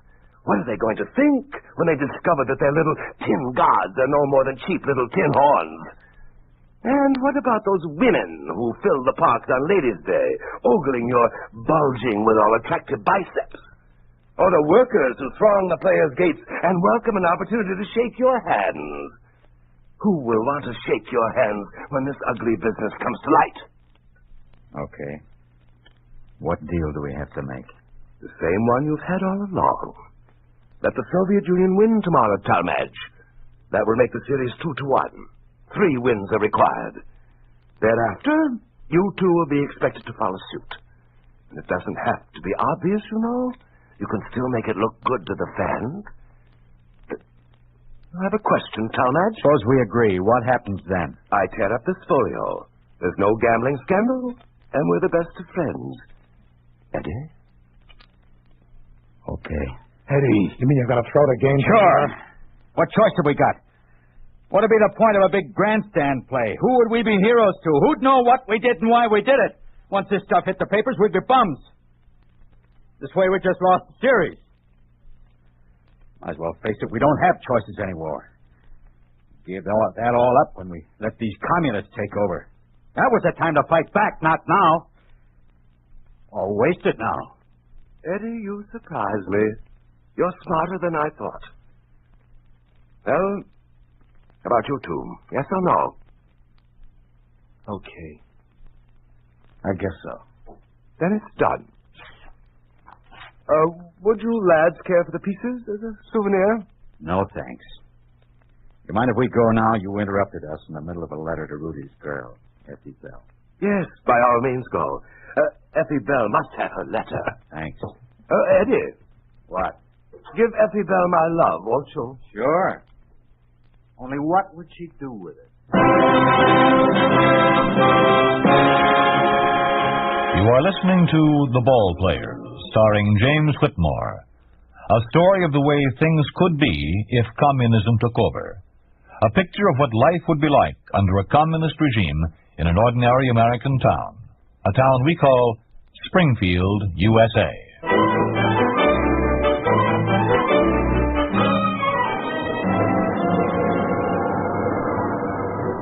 Hey, Jim. Yeah, Rudy, what do you want? I just wondering if maybe you'd write my letter to Effie. What? Oh, you don't have to. I was only thinking... jumping catfish, Rudy. Is this any kind of time to be writing letters? No, I guess not. I just thought it might do something to kind of get our minds off the game, maybe. Oh, sure. First to the 8th. The score 2-0 in their favor. And you expect a lousy letter to make us happy. Well, son, at least Rudy's trying. That's more than you say for Talmadge. Yeah, well, you shut up. You ought to say those things about Eddie. You know that fella. It ain't his fault. It's the way that Danelli's signing. Look at he's always signing for curves when Eddie's best ball is a slider. Get under it, Ralphie boy. Hey, I don't want to look. What did he do? Free bagger. Casey, do we have to have Talmadge in there? He's held him to 3 runs. He's doing all right. Play ball, you guys. Hey, Casey. Danelli and Talmadge are getting into it again. Yeah, Casey, don't you think you ought to go out and brief him on the Queensberry rules? Shut up, O'Hanlon. Benny, start warming up. I'm going up there. Hey, Casey, until I push your Talmadge in, some scouts in the Midwestern League looking him over. I don't care what the agreement was. I'm not going to make myself look that bad. 3 runs is all I'm giving him. Yeah, we'll see about that. You notice Benny's warming up, don't you? All right, what's going on here? You two want to get thrown out of the game? What's up, Danelli? Every time I give him a sign, he shakes his head no. Who's supposed to know about these batters, him or me? Look, Casey, he wants me to walk this one. There's one man in and a man on first. I get another man on, who knows what'll happen. Why should I get myself in a tight spot? What's the difference? So maybe they scored, yeah. Not so loud, you fool. There's lots of difference. They got 3 runs and just 1 more inning to go. That's enough for them. Why should we look worse than we do, huh, Casey? Answer me that. Well, all right. What do you mean, all right? Look, then, the still manager, Eddie's right. Why should we make ourselves look like punks? Go on, Eddie. Pop him out. Thanks, Casey. I didn't see him kiss and make up, Casey. For the last time, Hannon, shut up. Hey, it's a pop-up. Get under it, Mickey. You don't want any beef from Cohen. Hey, look out, you guys. I got it. That a boy, Eddie. Mickey, look out. Stand back, all of you. Stand back. Give him some air. Well, don't stand there gawking, Talmadge. Go on back in the game. You aren't going to yank me? What about Benny warming up? Oh, it's good for his arm. Go on back, like I tell you. You didn't do this on purpose. No, I didn't. Sure, Eddie. Now, don't feel bad about it. It could have happened to anyone. Guys are always running each other. It ain't your fault. He conked himself on a cement. He'll be all right. Yeah. Now go on out there and whip them Russians. Yeah.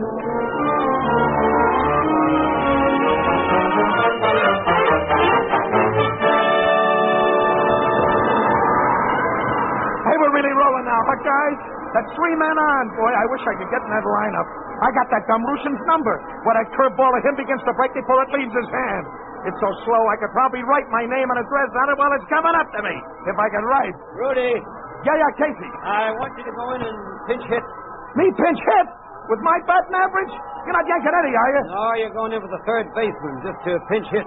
Come on, let's get out there. Well, okay, but I can't promise you I'll land bases. I don't want you to, Rudy. All I want is a bunt, a nice bunt. What? But it don't make no sense, Casey, to go in and bunt when the bases is loaded. When did they appoint you manager of this team, Rudy? You just go in and bunt, like I tell you. Okay, Casey.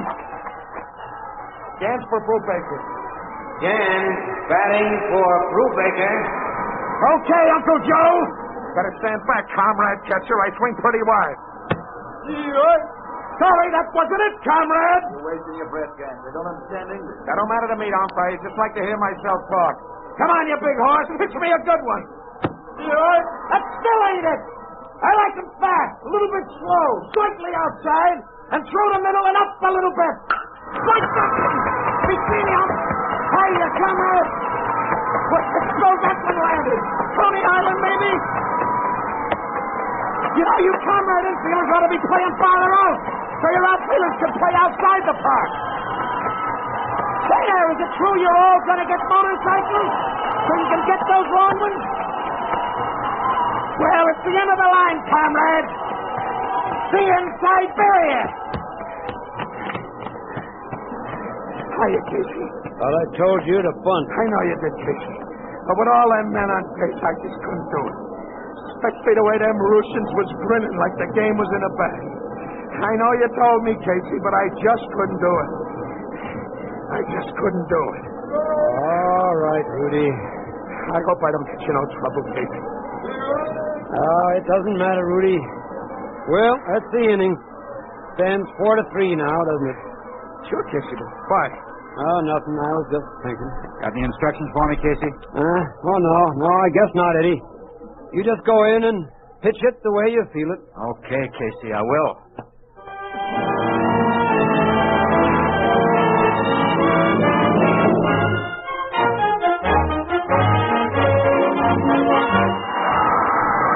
Strikeout! That a boy, Eddie! That's whipping him! Just 2 more like that and it's our game, huh, Jim? What's wrong, Jim? Look behind you. We got company. Cops? Yeah. Hiya, Commissar. You brought quite a gang with you, huh? They all selling tickets to the policeman's ball? Shut up, Thornton. Sergeant, postmen at all the entrances. Yes, sir. Commissar, I want to explain. I should hope so, Casey. Is this your doing? How are you leaving Talmadge in there? Well, who'd I put in? You said not to play Jim or Rudy here. You have others? Well, sure. Relievers, bullpen, or Sunday pitchers, but you think that crowd would stand for it with Eddie going so good? He's their favorite. If you yanked him, you'd need a lot more secret police than you got here. If I were you, Casey, I'd watch myself. Your position isn't that secure, you know. No, I suppose it isn't. What's this all about, Jim? I don't know, Rudy. But if you still want to ride to Effie, I think maybe we better do it now, if you know what I mean. Oh, yeah. Yeah, I guess maybe we better go. Another strikeout! Did you see that, Jim? Yeah, I saw it. I'm all set, Rudy. Oh, yeah, sure. Well, dear Effie, this is going to be a short one. But I wanted you to know something. I don't know how to write, Effie. Or read even. Rudy, you sure you want to tell her that? Yeah. Now just put it down, please, Jim, like I say. Okay, Rudy. Someone else been writing these letters for me. But I didn't mean nothing by it, kid, honest. I was just doing it so's I could lead up to asking you a certain question. But, well, who knows, kid, what's going to happen. Rudy, he did it! We win, boy! It's our series! Yeah, it's our series. It's our series, all right, Effie. But I guess you'll read all about it in the papers. So long, kid. Is that all, Rudy? Yeah, I guess so. Well, Commissar, it's over, ain't it? I'm afraid it is, Gans. Casey, clear the rest of the team out of here. I want to have some words with your pitching staff. Sure. Sorry, Rudy, Jim. Sorrier than you know. That's okay, Casey. Forget it. A very touching scene, gentlemen. Oh, here comes the conquering hero. Eddie, boy, you did it, didn't you? Yep, I did it. Hello, Commissar. Glad you could make the game. Hope you weren't disappointed. Frankly, Talmadge, I was. I had great many plans for you. I was beginning to like you, Eddie. I don't understand. What did you hope to gain by this? Not a thing. Then why did you do it? I just wanted to see what it was like to make a choice again. Well, I hope it was worth it, because you leave me no choice at all. The three of you are far too unreliable politically. I expect you've all heard of Leavenworth, the penitentiary? No, Commissar. They got a ball team there? Always the joker, eh, Thornton? No, I don't believe they do. But very shortly, I think they will have quite a pitching staff. All right, take them away. Yes, Commissar. Come on. Oh, Commissar. Yes? Would you mind mailing my letter to Effie? Why, no, Rudy. Not at all. Not at all.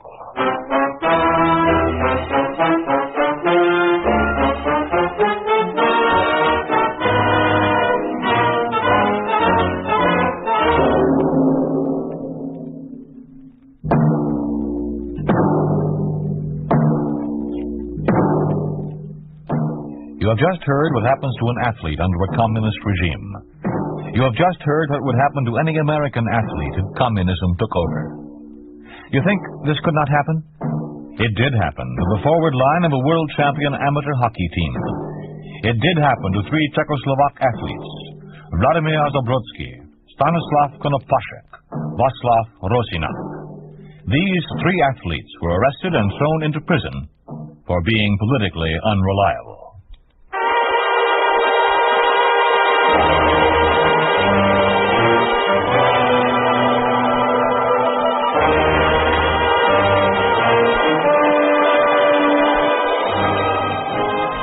You have been listening to If Freedom Failed, starring James Whitmore as Rudy Gans in The Ball Players. The Ball Players was written for If Freedom Failed by John Blehost, produced and directed by Robert M. Young. Sergeant Lloyd Iyer speaking. This program has come to you through the worldwide facilities of the United States Armed Forces Radio and Television Service.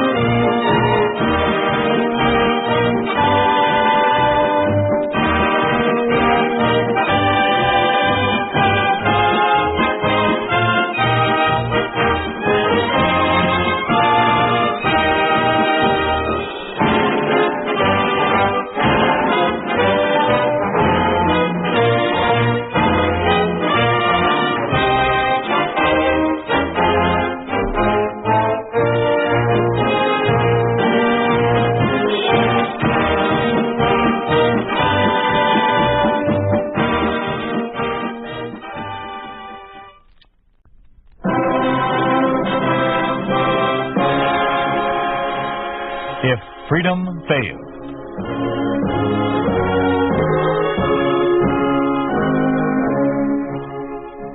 We'd like to take you on a visit to a town that doesn't exist. A town we call Springfield, USA. We'd like to show you how things would be in any American town if communism took over. This is the story of what would happen to the little fellow, the average citizen like you and the man next door. Sapphire Anniversary.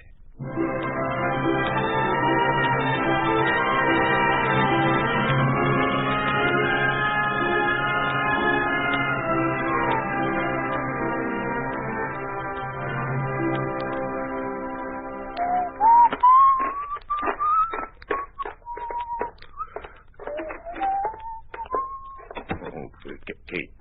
Kate, don't move. Don't move a muscle. Morning, Dan. Nice day, isn't it? Kate, I said don't move. I've got to, unless you want burned toast for breakfast.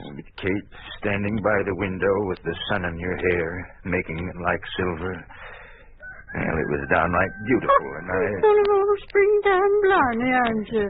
Ought to be ashamed a man is almost 70 acting like a kid. Well, maybe I feel like a kid.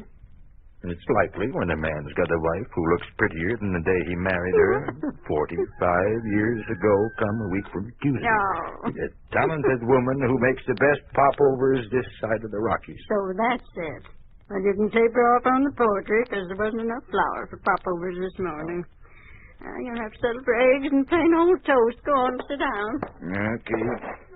But I meant what I said. I can prove it. I remembered her anniversary. Oh, say, how's the coffee supply holding out? I guess we can manage a second cup for you this morning. No, thanks. Better save it for George Morrow. He'll be along soon. Hey, that venison George gave us, how much have we got left? Enough for a couple of weeks. Good. You think we could feed 3 or 4 extra for one meal on a certain day come a week from Tuesday? We'll manage it. I'll be very careful. Even if we have to eat a little less afterwards. It'll be worth it. Yes. We'll write John. See if we can bring Viola and little Johnny for the day. You think we can feed George, too? I think so. Oh. Is that you, George? Nobody else. Well, come on in. Come in. Yeah. Looks like I might be in time for a cup of coffee, There huh? you are. What you got in that sack? Flour. It's for you. Don't ask me where I got it. Oh, George, that's wonderful. I always thought Santa Claus was an old fellow with white whiskers, but you shaved this morning. George Murray, you can use that flour as much as we can. Yeah, but you can't make popovers with it. Turnabout fair play. Give me half a dozen eggs every couple of weeks. Besides, we all got sick together these days. If we don't, we're just as good as dead. George, what a way to talk. What other way is there? Say, did you hear about Joe Hawkins? Well, I know he went to Springfield 3 weeks ago. Is he back? No, never will be. He died in Springfield. Auto accident, they say. But, I figured that he was murdered. Why, who murdered Joe? Everybody liked him. Oh, does a man walk off and leave the best 1,000 acres of farm in the state, stocked and equipped and unattended, all ready for the commies to move in and turn it into one of those what do you call them now? Oh, yes, state farm? Maybe it was an accident, George. Not when Conway takes it over the day before. I don't want to talk about it. I won't believe it's as bad as George keeps saying. Oh, now, there's no need to get worked up, Kate. I was just passing on the news. With your own pessimistic slant. Everybody knows it's too bad the commies got control of the country. So far, they haven't touched anyone but the big people like senators and governors and judges. Oh, they'll get around everybody in due time. Well, you make it sound horrible, like they were out to kill everyone. Well, it is horrible, I know. Well, maybe. But what about John? He works for them in Springfield and manages to stay happy and raise his family. Family? Well, maybe that's the reason. Where's Blackie? He's waiting for his morning handout, Dan. There's no sugar there. You can get him a carrot, or you'll find turnips in the bin. There you are, Blackie, old boy. Chomp it down. Okay, now go on back to the field. I'll be out soon. So I get it. You think it's time we got to work, huh? Now, don't overdo, will you, Dan? Blackie won't let me. I don't run this place. He does. Tells me when to go to work and when to kid. Well, be sure and turn on the radio, Kate. Catch the news for me. George Morrow, I could break your neck. I could almost tell you to get out and take your flower with you. What'd I do? What'd you do? Oh, nothing. Nothing at all. You just changed Dan from a happy, young-hearted man into a heavy-footed old man. Aged him 20 years in just about 2 minutes. But I don't get it. Dan's old enough to know the score. All his life he's kept up on things. Why, you ought to hear what I heard on the radio this morning. Maybe you can if we missed part of the 9 o'clock news, but turn it on anyhow. Dan asked me to listen to it. Well, there ought to be enough news left to give you one yet, Flora. Immediate effect, and all farmers are cautioned to familiarize themselves with the new regulations. Comrade Kalinsky said that the unfilled quotas for grain, dairy products, and meats were due to a holdover of wasteful and inefficient capitalistic methods of agriculture. Collectivism and state-operated farms will be increased rapidly, with the prime objective, the elimination of the shameful Kulak class. Arthur Nesbitt speaking. This is the People's News Service. You see, that's only a sample. First part of it was all about another purge of reactionaries for the greater glory of the state. George, I don't care. Dan isn't going to be touched by it, and neither am I. Well, now, you can't isolate a man like Dan. It'd be like trying to keep Blackie in a 3-by-5 corral. Dan likes to know what's going on. There must be some way. There has to be. Kate, what are you trying to do there? Trying to wreck it? There. Looks fine, don't it? Looks the same as before. Except when you turn it on, nothing happens. Nothing.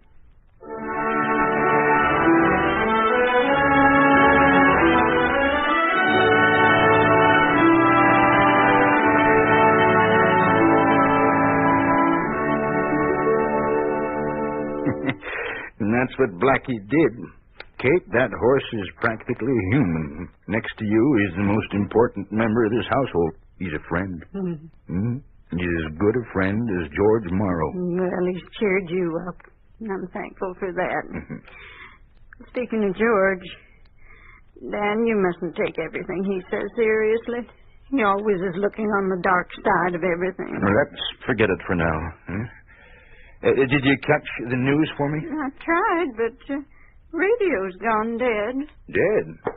Well, let me have a look at it. Well, it looks all right. Wires are okay. Oh, here's the trouble, I think. Yup, the power tube is missing. Now, who do you suppose took that tube? Well, it was burned out. I hope you remember the size, because I guess I got disgusted and just threw it away. And here we are, miles and miles from town, no way of knowing what goes on. And Blackie and I better get up early tomorrow and ride into Springfield. 50 miles for that? Oh, well, why don't you wait till somebody with a car goes in? No, I've got it. I have to write to John and get the letter down to the crossroads before night. He can bring a tube along when he comes.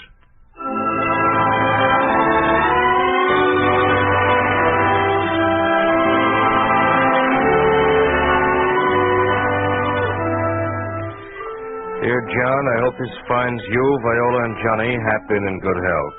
You'll have to excuse me for not writing sooner, but since the state suspended our insurance payments, the past few months have been very rough.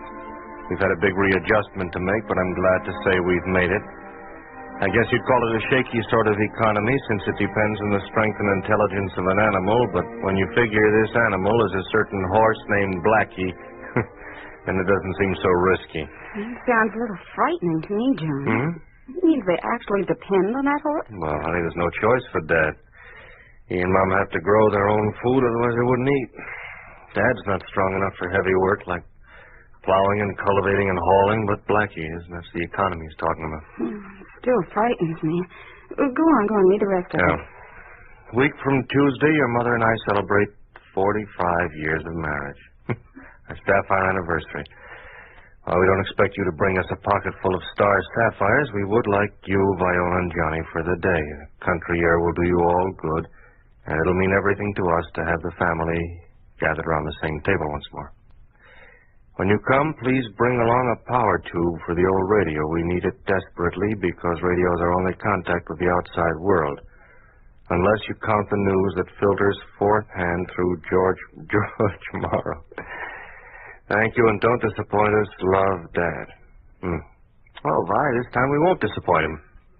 I worked right through the last 2 weekends, finishing those new traffic schedules, and the boss is pleased enough to let me have a free day. Well, it's sweet of Dan to ask, but Johnny and I can't go. Can't go? Why not? Because next Tuesday, Johnny's been invited to join the youth group. That great new organization that replaced that capitalistic Boy Scouts, with all the softness and decadence of scouting eliminated, of course. And Johnny had better be there on time, together with one of his parents. On time, so they can start taking all the humanity out of him. Yeah. You know, he's going to wonder about parents who are two-faced enough to give lip service to one thing and preach another. Oh, now, honey, look, there's nothing disgraceful or two-faced in teaching him enough deception to stay alive. We can give him ideals to keep silently in front of himself. So if the chance ever comes, he'll want to free himself. Well, I guess so. I hope so. But in the meantime, instead of being out in the country with his grandfather, he'll be here with... Look, Vi, honey, if it'll help any, I'll write Dad and arrange a later date for us all. And I'll go with you to this youth group business. We'll get it over. No. I can manage it. I'm sorry I spilled over. Oh. Why shouldn't you? Have to once in a while. John, I want you to go to Kate and Dan. It's their anniversary, and one of us really ought to be there. Yeah, but my place is here with you. Yes, but they're getting older, and who knows, this may be your last chance to see them. Later, if we're lucky, all three of us can go and have a holiday in the country. Yeah, if we're lucky. You write Dan tonight. Tell him you'll be there. Yeah, I guess you're right. Well, that radio tube he wants, I'm a little worried about that. Remember the time we had getting a couple of tubes for our radio? You'd think they were solid gold. Well, at least give it a try. That is, if you won't get in trouble.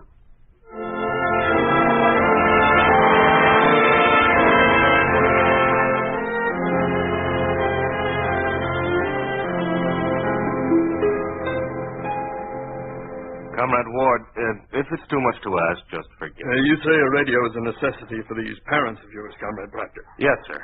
Yes, sir. You see, they live 50 miles from town up near the foothills. They're old, but no car, of course. And the radio is their only means of knowing what goes on. And this particular radio uses a number 6X 5G power tube. Mm-hmm. What is your father's occupation, Comrade? Oh, I guess you'd say he was retired. He used to be a logger. Retired? I'm afraid that'll go against him on the application.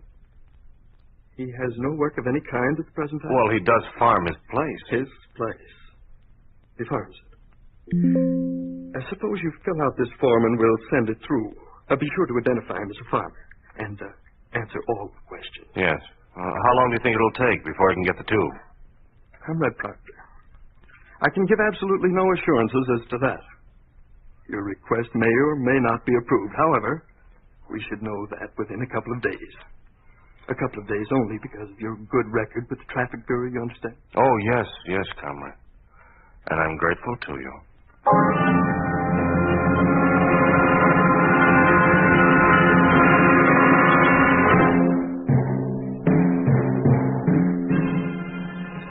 I've checked these applications, Harry, and they seem regular enough. We can send them on. How many times do I have to tell you not to call me Harry around the office? It's Comrade Hollenbeck. And don't forget it. All right, Harry. All right. Not so fast. Where do you think you're going with those? Just send them on, like I said. No, you don't. You let one by last week that never should have passed. And I had the boss on my neck yesterday. You just stand there while I take a look. Stand?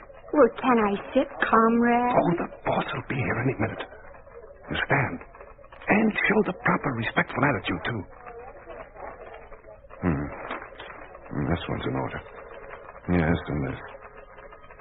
Say, what's this? What? Which one? This one, knothead. A farmer landowner? Oh, that. Well, what's wrong with it? The guy only wants a radio tube. Only a radio tube. You missed the point completely. He's a kulak.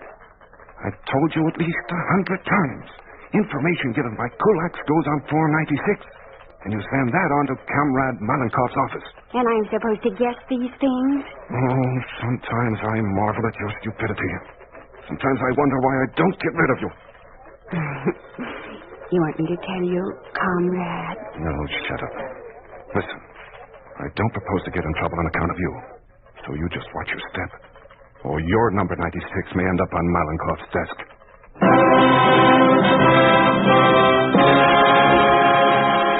You are listening to Sapphire Anniversary, a story of the way things could be if communism took over.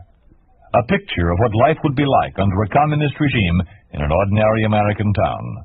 A town we call Springfield, USA.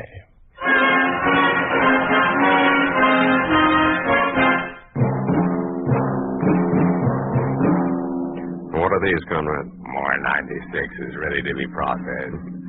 Dirty Kulak property owners, huh? They'll be processed, all right.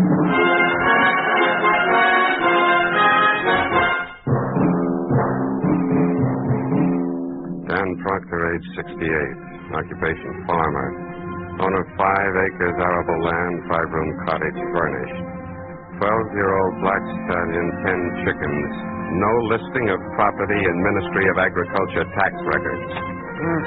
Impose non-production and Kulak penalties. Quadruple tax. Call to the immediate attention of the Office of District Commissar Conway.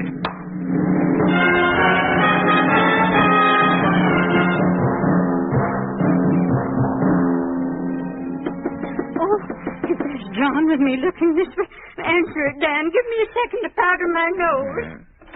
Well, hello, folks. Oh, George. Hey, something smells pretty fine here. Put your powder puff away, Kate. It's only George. Oh, pardon me. Oh, it's George in a bottle of something. Yeah. Happy anniversary, Kate. Oh, you see, I was poking around the cupboard, you see, at my place, and I found this. You know, kind of thought it might, I thought it might make me a hug, eh, Kate? Not only a hug, but a kiss. Now, break it up. Now, break it up. Now. Say, will you look at this wine? It's from France, yeah, right here. Vintage 1935. George, you're a man of iron nerves. How did you manage to keep from touching it all these years? Why, I'm as a weak will as next fellow, you know. Just didn't know it was there, that fellow. Well, George, what's new? You've been to town lately? Oh, haven't been to the city. The farther I keep away and stay, the better I like it. You know, I was down to the Crossroads post office just yesterday. And the news is all very bad. Conway's turned into a two-bit dictator in the best Joe If Stalin the tradition. news is bad, we don't want to hear it. Not today. Oh, yes, that's right. Say, is there anything I can do to help, Kate? Not a thing. The two of you go on into the living room. You keep an eye out for John. Let me know when you see him coming. All right, Kate. If you need anything, call me. Seems like old times, all the buzzing around here in the kitchen. Yeah. Hey, speaking of old times, do you remember how to carve a roast? Why, sure I do. Let me see now. You cut with a grain of the meat. Yeah. No, that doesn't sound right now, does it? Let me see now. You cut across. Why, Dan, I don't rightly know. I guess it doesn't matter. Probably John won't know the difference anyhow. Yeah. Oh, hey, somebody's coming. Looks like a state car. Oh. It's John. Kate, he's here. Reach for that powder puff. Hello, Dad. Oh, boy, are you welcome inside. Welcome home, Johnny. Welcome home. Dad, and George. It's great to see you looking so well. Yeah, that goes double for me, too. Johnny! Oh, Mom. Come here this minute and give me a kiss. Oh, Mom. Sugar and spice and everything. I hope so. This came from the kitchen. Well, Johnny, where's Viola? Where's little Johnny? Well, they couldn't make it this time, Mom. Oh, that's too bad. I've been looking forward to having them. Oh, but thank heaven you're here. You know, Johnny, for once I've timed a dinner right. I can sit down with the rest of you for a minute. And in the living room, no less. Come on. Tell me, how's family, John? All in good health, George. I'm sorry they couldn't be here, but Johnny was scheduled to join a boys' club. Maybe you can bring him for a couple of days when school's out. Boys' club? They didn't get little Johnny in that commie youth group. I'm afraid so.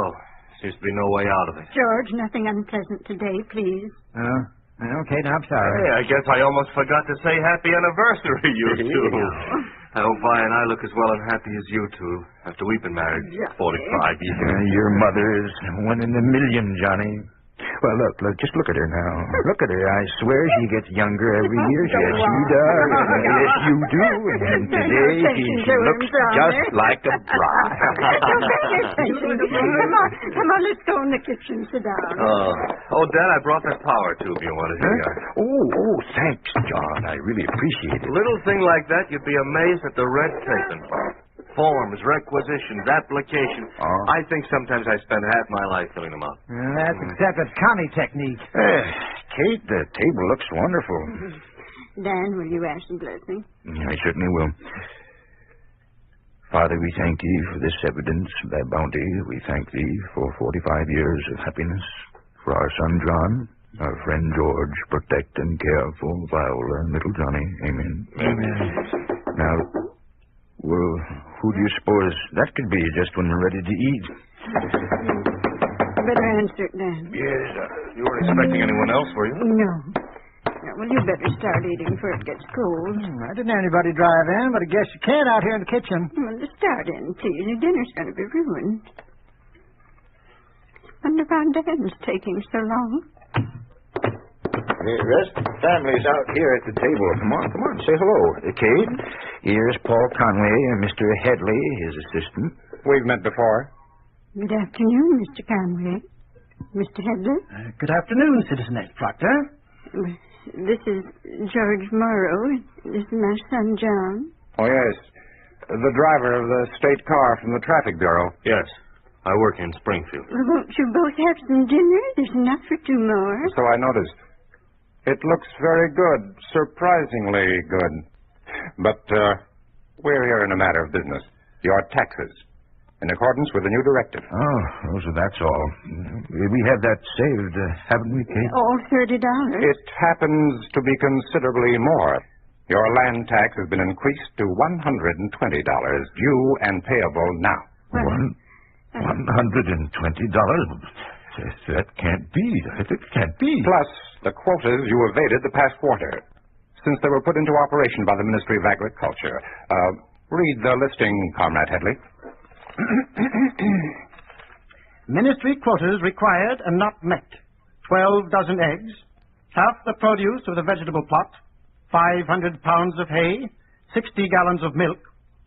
Penalties for non-production, $400. Rental of state land, $200. Current taxes, $120. Total, $720. $720? Conway, it's impossible. You must know that I have no... Comrade, as a worker in the traffic office, I understand these matters. Seems to me you've confused my parents with someone else. They have very little, barely enough to keep themselves alive. These are the facts, as listed by the office in Springfield. Give me that paper, Headley, Form 96. Yes. Here you are, Comrade. Yes. Name, Dan Proctor. Occupation, farmer. Owner of 5 acres arable land, 5-room cottage furnished, 12-year-old black stallion, 10 chickens. No listing of property in Ministry of Agriculture tax records. Wait, those facts. The exact wording I used. Look, Comrade Headley, how did this investigation start? This crime of tax evasion was discovered with his application for a radio tube. Crime? To want to repair a radio? Is that another new directive, Comrade? Yes, sir, the radio tube that started it. Comrade Proctor, the $720 is due now. Either you pay or face the consequences of default. Which is it, Comrade? I told you. I've got $30. Very well, you won't pay. In that case, we'll be forced to confiscate item 3 on your property listing, the 12-year-old black stallion. But, Comrade, it's not worth $700. We'll take the horse. No, not Blackie. You don't touch him. You hear? Without the horse, we're through. We can't till our land. There'll be nothing to eat, surely. You can see that. And besides, Blackie's like one of the family. I have no choice in the matter. I am a servant of the state. As such, I'm here to discharge a duty delegated to me by the state. But you don't have to condemn them to death. They can't get along without the horse. These people may be your parents, but from the viewpoint of the state, They are capitalist landowners of the kulak class. They have no legal standing. Conway, as a worker for the state, We're all workers for the state. Or should be. Headley, go get that horse. Yes, comrade. No, you don't. You'll have to kill me first. Stand aside, Citizen Proctor. Get your paws off that. I warn you, Proctor, interfering with an official is a crime against the state. All right, I'm a criminal. Go ahead, Comrade Headley. Get the horse. The rest of you will all be held as witnesses. Proctor assaulted an agent of the state. Comrade John Proctor, you will testify that the seizure of the horse is legal. Otherwise, your official career may be interrupted. Johnny, get some water. Cold water. Yes. Dan, your head's cut. Here, I'll hold him. Little cold water, all right. Key, where is he? Blackie, help me up. The other one, Headley. He's after Blackie. Johnny, you've got to stop No him. one leaves. You'll all stay in this room. Johnny? There's nothing I can do, Dad. Well, then I can. Dan, wait! Proctor, stop! Stop where you are. I'll shoot the first one who steps off this porch. Conway, please, I want you to listen to me. Hold it! Hold! Conway, put yourself in my place. Maybe then you'll see. Have you a pet, Mr. Conway, a dog or a cat you're fond of? Yes, a pet. You see, we love Blackie that way, only more so. He's part of us. He's part of the family. Dan, just take him back here. Oh, please, Mr. Conway, please. Conway, you can't. Stay where you are, Proctor. No. Look at it this way, Conway. I'm not strong. I can't make a living without that horse. Conway, even you communists use the term comrade. As a comrade, you can't deprive me of my life. Conway, we're two human beings. We can live together as brothers. We each have our rights. There is only one human right. The privilege of serving the state. Thanks to you, comrade. We won't be serving for long.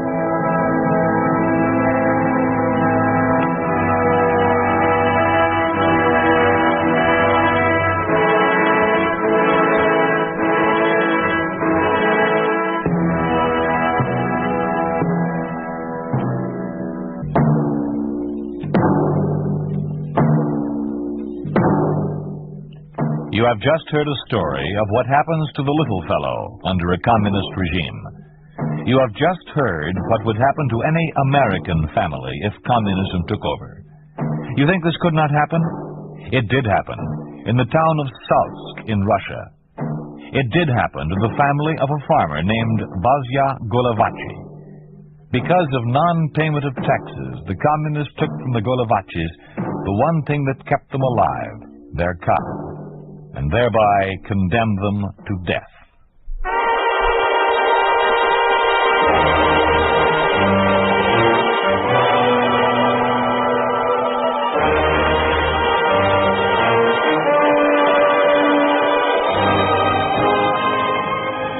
You've been listening to If Freedom Failed, starring John Daner and Peggy Weber as Dan and Kate Proctor in Sapphire Anniversary. Music was composed by Earl Lawrence, with musical direction by Michelle Perrier. Sapphire Anniversary was written for If Freedom Failed by William Tunberg, produced and directed by Robert M. Young. Sergeant Lloyd Iyer speaking. This program has come to you through the worldwide facilities of the United States Armed Forces Radio and Television Service.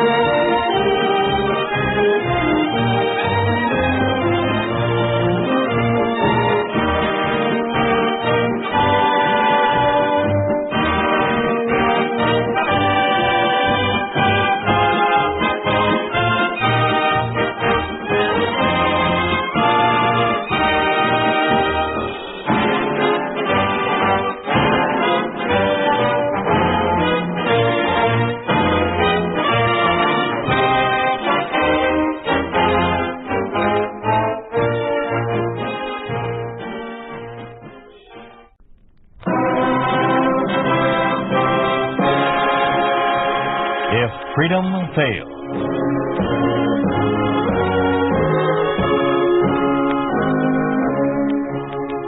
We'd like to take you on a visit to a town that doesn't exist. A town we call Springfield, USA. We'd like to show you how things would be in any American town if communism took over. Thomas Gomez plays the role of Joseph Maston in The Bishop of Springfield.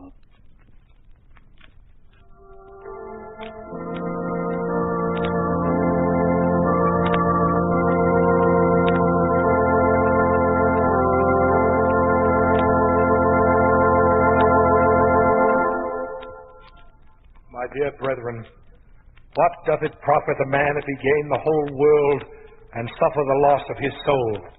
From Matthew chapter 16, verse 26. In observing the world of today, there can be little doubt of the significance of this question. When Jesus asked it of Peter, it was a direct question. But we must ask ourselves now, if even then, in his infinite wisdom, Jesus did not see a day some thousands of years hence when it could be again asked of a man whose ambitions have dwarfed the plans of Alexander and Caesar. It has been said to us by our rulers that man has no soul, or that if he has, that soul belongs to the state. Hey, somebody shut that guy up. I can't hear the picture. He's right. Let's throw the copper out. Yeah, then let's get the math and start all over again. All right. Why don't you know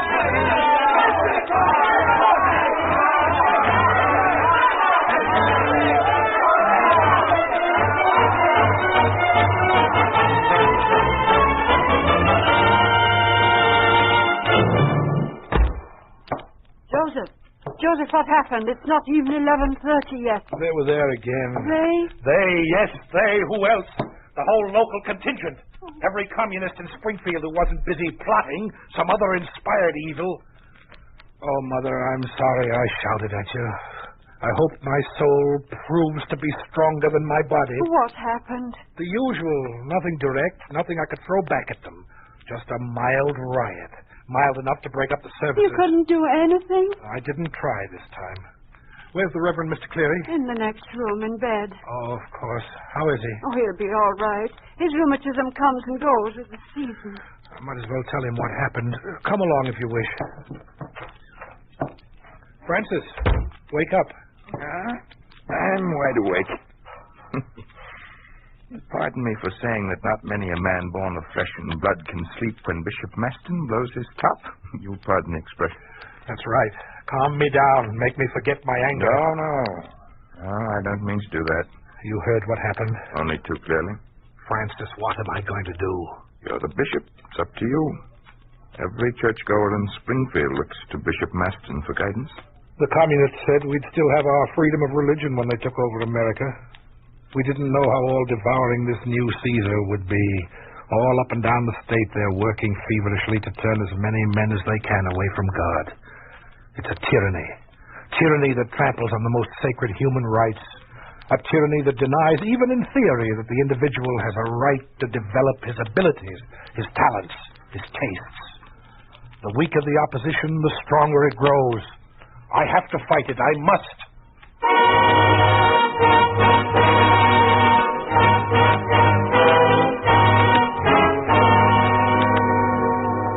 All right, Talbot, tell me about it. Now, I've been assigned to watch the rectory since Tuesday. Yes, I know. Get to the point. Wednesday morning, some people stopped by. You have all their names? Yeah, they've all been checked. There were no party members. Anyway, they were each carrying sacks full of shoes. In the afternoon, there were more, and then ever since then, 5 or 10 parties a day have been dropping into the rectory, all of them with more shoes. For what? Poor parishioners, I suppose. How touching. Poor parishioners, you say. Don't be naive. They're for... Hey, the black market. Yes, that's a good one. Maston is collecting shoes to sell on the black market so he can make money to fill his belly.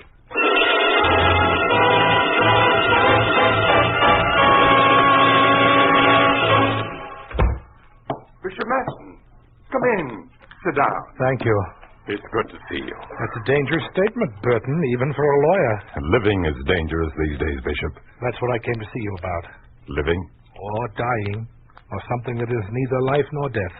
They've threatened you. Of course, but that's of little significance. They threatened our whole democratic way of life when they took America over. They've carried out the threat.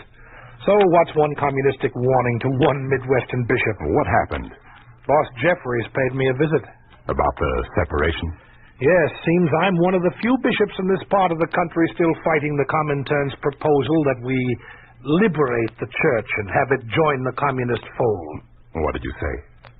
I told him I'd never change my policy or take back any of the things I said against the communist government. Well, that's as good as hanging yourself. You know that. I know. But it's something I've said to hundreds of people, my friends and my enemies. I've written it down. I want you to have it. To record it or register it or do something so that it won't die with me. Here, read it. Be it known by all men that the principles I have lived by to this day are my own and will never be rejected by me.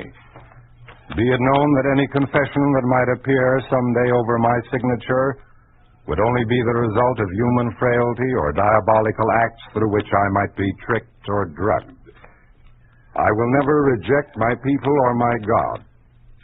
You should be able to take care of that, Burton. You're a lawyer. No. Oh, I'll do what I can with it, but I'm not a lawyer anymore. Burton. Could you go on being a bishop if you had to preach that communism was your God?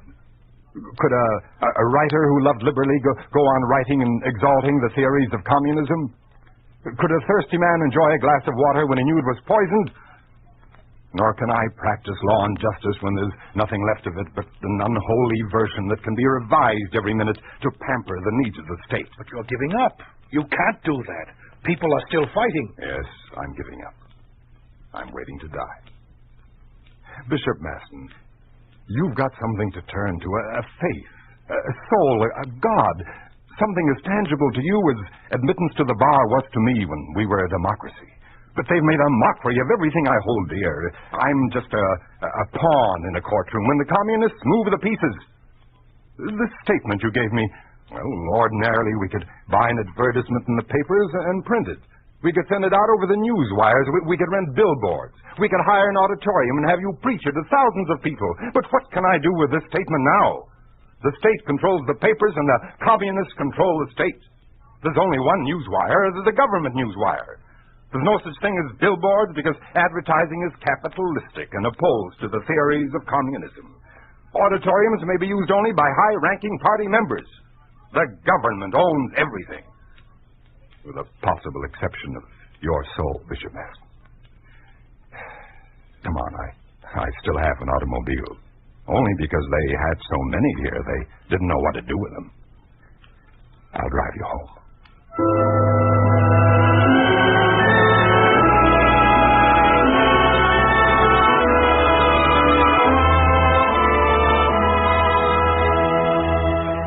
Gentlemen, I called you all here on behalf of Mr. Jeffries. The Maston case has come to a head. As you know, we've been exploiting every possibility in order that his church doesn't look up to him as a martyr. We've had little success. The man is remarkably strong and equally stubborn. More drastic steps will have to be taken. Miss Winslow, will you read the memo from Mr. Jeffries? Just the last part. Yes, sir. In view of the situation, I am recommending the formation of a Maston elimination group with you in charge. You will begin with an all-out campaign of propaganda and intimidation against the bishop. A full detail of secret police will be assigned to him 24 hours a day, thus supplementing the smaller detail now working on the case. All his mail is to be censored. His telephone's tapped. That's enough, Miss Winslow. Measures aren't very strong, Mr. Ryder. Don't you think Jeffries is being too lenient? Not lenient. Rather, let us say tactful. If we can get Maston to submit without causing a public issue, we'll save the party a great deal of time and money. Making a martyr of him would keep his sentiments alive long after his death. Jeffries is well aware of this. However, you must remember he has given me a free hand. I intend to use it. We will begin by causing a series of accidents. Fires, broken store windows, the stoning of automobiles, especially those of people who still attend his services. That failing, arrests will begin, not with Maston.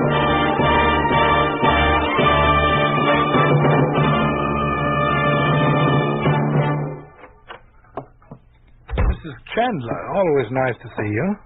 Thank you, Bishop. I don't know as how you'll think so after I've had my little say. Nothing you can say will change the Mrs. Chandler I've known for 17 years. We won't be at the services anymore, Bishop. They smashed his store this morning. They threw rocks through the window. Oh, no. Broke the showcases, stole half the merchandise, and then they beat him up. He's in the hospital now. We haven't done anything to aggravate them. Except attend church. Oh, I want to keep attending for the children's sake. To keep the idea of God alive in their mind. But what good is it? They have to attend their school, and since it's been nationalized, any good we try to do is destroyed by the classroom. Bishop, I don't know what to say. Just forgive us and pray for us. Yes, that's one thing they can't take away from us no matter what they do. Prayer. That is, as long as someone keeps the idea of prayer alive. As long as there's someone to keep it alive.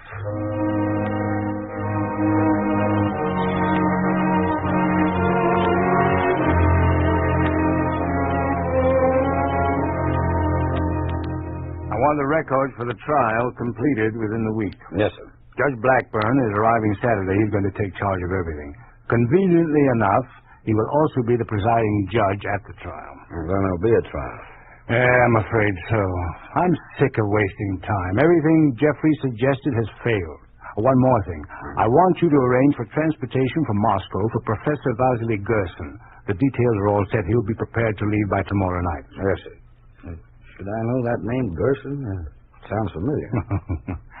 Yes, you might know it.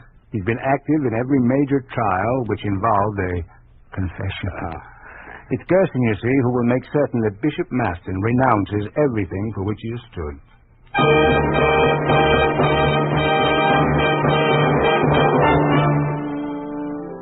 This may be the last time we shall all meet together.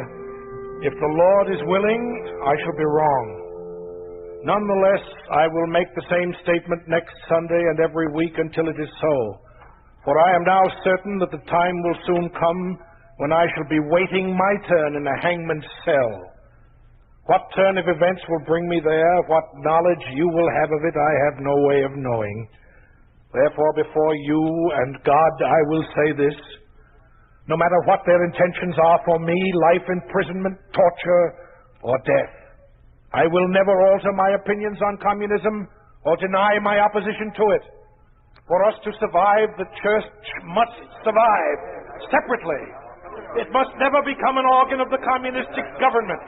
I will never condone that union. I ask Almighty God to be my witness. Don't anybody leave.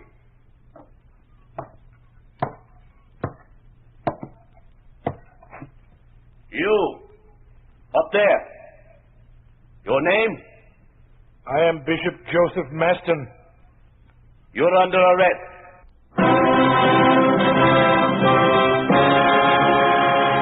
You are listening to The Bishop of Springfield, starring Thomas Gomez. A story of the way things could be if communism took over. A picture of what life would be like under a communist regime in an ordinary American town, a town we call Springfield, USA.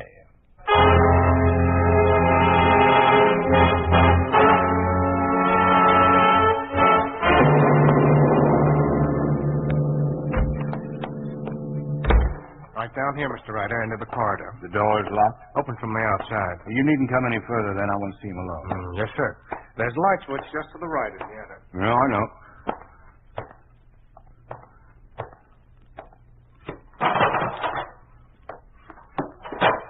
Hello, Master.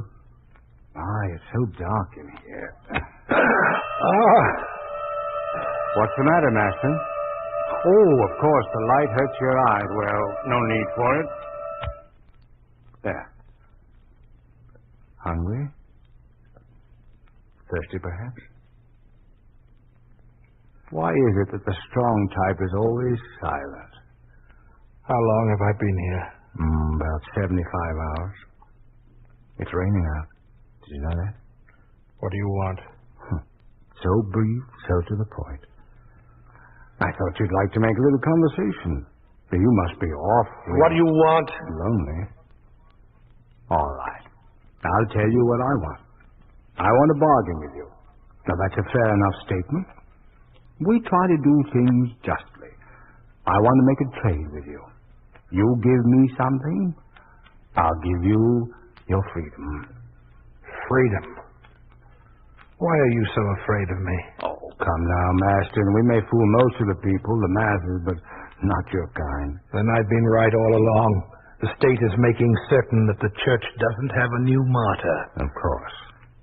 Now, about my offer. And before I make it, let me remind you of the last 75 hours, and of the hours, the days, the weeks to come. All right, then. It's this simple. You can go on holding services as long as you wish. Only there will be no more sermons or any public statements. That's the bargain. That's all there is to it. A bargain with God. That's your offer in return for my liberation from this cell. Mr. Ryder, this room is in darkness. You see nothing here. Not these walls, this floor, not me, not yourself. You may as well be blind. But with me, Mr. Ryder, it's different. I've lived in this darkness now for a long time. Ever since the communists took over this country, I've existed in an ominous black cavern far more oppressive than the darkness of this cell. Yes, Ryder, I'm used to it. I've even learned to see in it, and through it. This very instant, you don't see me, but I see you for what you are and what you're doing to the world. You wish to know what I see? I see a system that's destroying the last vestige of human dignity and integrity. A system that denies man the privilege of his own considered judgment. You're removing from humanity the right to think, to hold an opinion, to look to its own conscience. Your system stamps out the God-given power of love and substitutes the new God-given power of hate and contempt for all that is good and right in this world. You move maliciously and insidiously. You destroy freedom step by subtle step. And now you're trying to press out the one thing we have left to turn to, religion. Today you make an offer to continue services, but no sermon. Tomorrow there will be God, but no services or praise for him.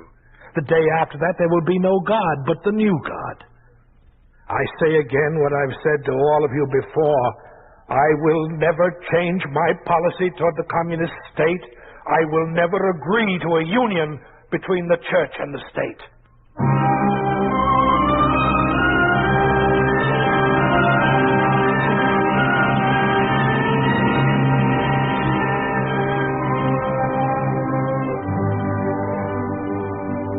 You're right through here, Professor Gerson. Good. You won't want me then, eh? It will not be necessary. All right, I'll wait upstairs. The equipment is all in place? Just as you ordered it. All right, good day.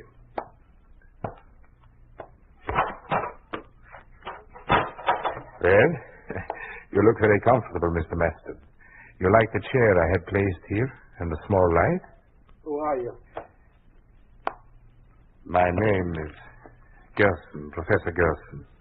You've heard of me, Mr. Franklin? Maston. Maston's the name. Huh? Oh, of course. Everybody always says the Professor Kotoff is absent-minded. I guess it's true. Thought you said Gerson. Gerson? No, who is he, a friend? No, you just call yourself Kotoff. I thought your name was Gerson. Oh, I see, Mr. Gerson. You thought my name was Maston. Is that right, Franklin?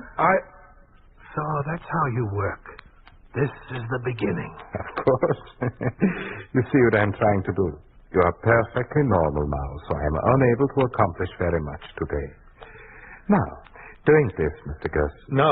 It's just lemonade, Franklin. Look, I'll drink it myself. Oh, no, I won't either. Stop it. This hypodermic needle, I'll give you a shot. It will help the pain. I have no pain. Where does it hurt most, Reverend Cleary? I was thinking of the Reverend Francis Cleary all of a sudden. He has rheumatism. You do, Reverend Cleary? Then your legs hurt. What time is it? I don't know. Drink this. It will help the time. No. What's your name? Maston. Strange. That's my name. Bishop Maston. I thought you were Gerson. You're Gerson. You, Mr. Franklin. You're confusing me. The needle, it will stop your rheumatism. Stand up. Quickly. My name is Gerson. You are Master, correct? No, Yes. You will drink this, all right? No. Why not, Franklin? Too dark, perhaps? I'll turn on the light. You're hungry, Professor. You should be. And thirsty. Drink this, Professor Gerson. No. And I will. You see, it's good. Try some, Franklin. Franklin? Oh, no. That's not your name. What is your name? Mass. Sit down. Stand. Stay standing. The needle, the hypodermic needle. Oh, stop it. Father Theory. Why should I stop? What's your name? Master. No. Yes. Sit down. Your arm, Mr. Williamson. Give me your arm. Stop. What time do you think it is? Who are you? I am Bishop Maston. Gerson. I'm Gerson. Bishop Gerson.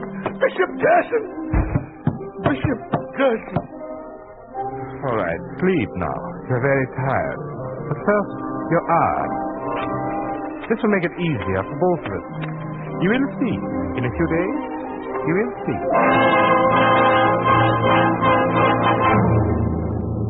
My staff is ready to continue. How's it going?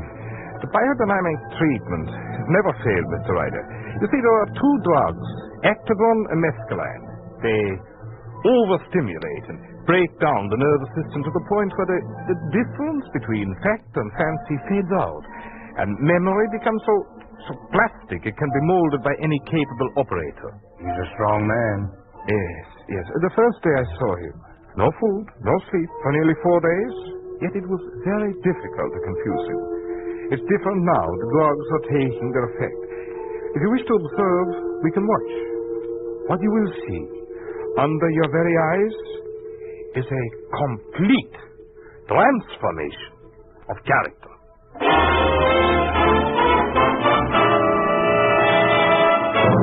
You're lying. No. You fixed that sum are not clearing. What about the 720 pair of shoes? For the poor. Lies. You were going to sell them on the black market. No, I wasn't going to sell them there. Then where were you going to sell them? I don't remember. Lies.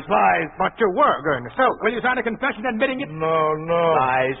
Don't turn around, face the wall. You said the Communist Party denies the right of human integrity. Will you admit that's a lie? Either lies, Maston, or lies. How much did you make on the black market? Nothing. Lies, Maston. Lies, all lies. Lies.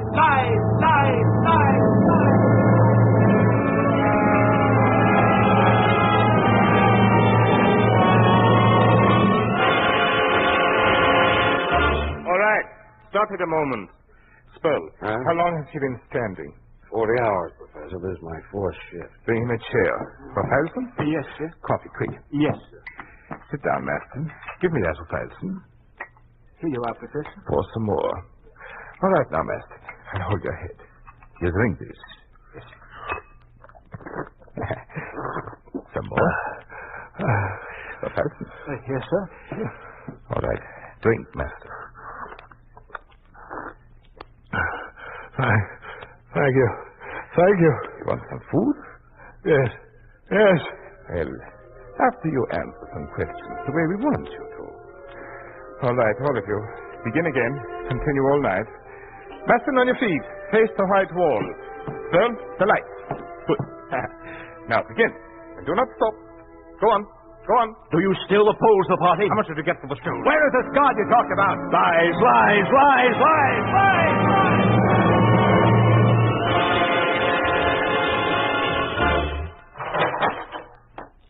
Well, what is it?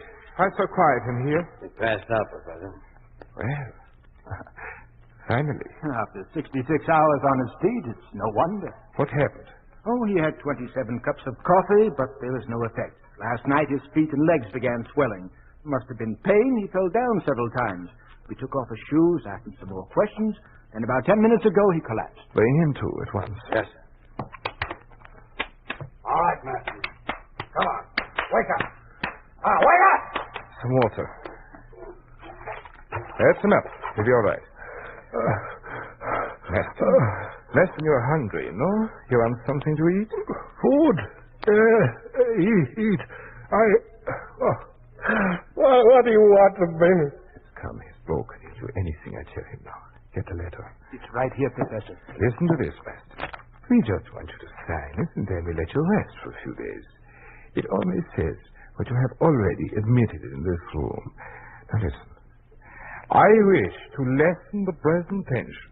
Is that true, Maston? Yes. I voluntarily admit that in principle I committed the acts in the indictment. Correct, Maston? After nearly 40 days of constant meditation, I consider that an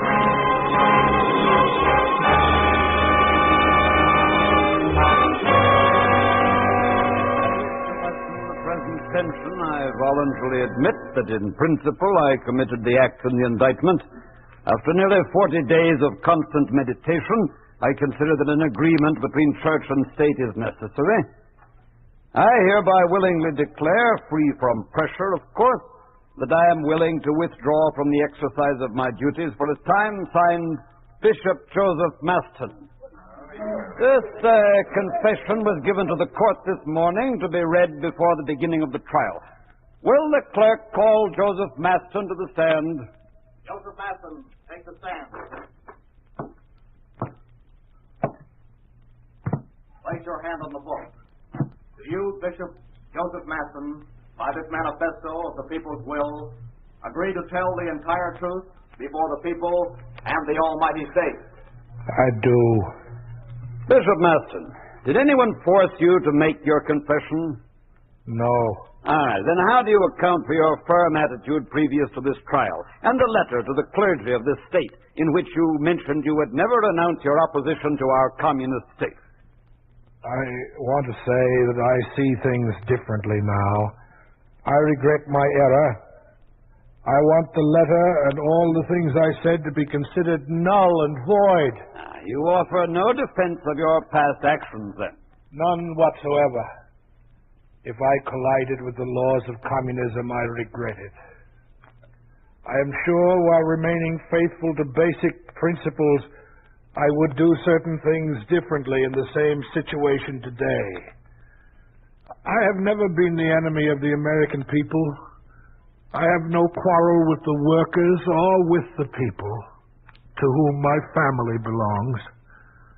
I can say no more, except to repeat that I regret my error. This court is satisfied with your confession.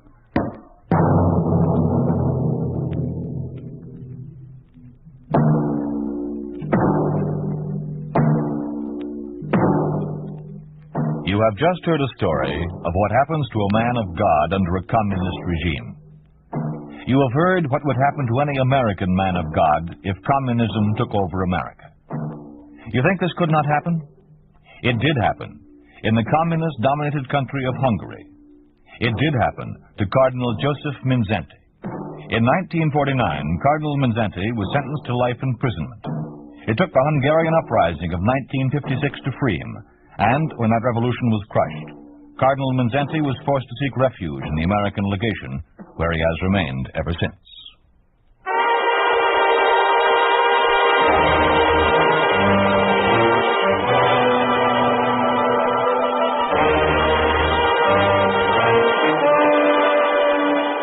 You've been listening to If Freedom Failed, starring Thomas Gomez as the Bishop in The Bishop of Springfield.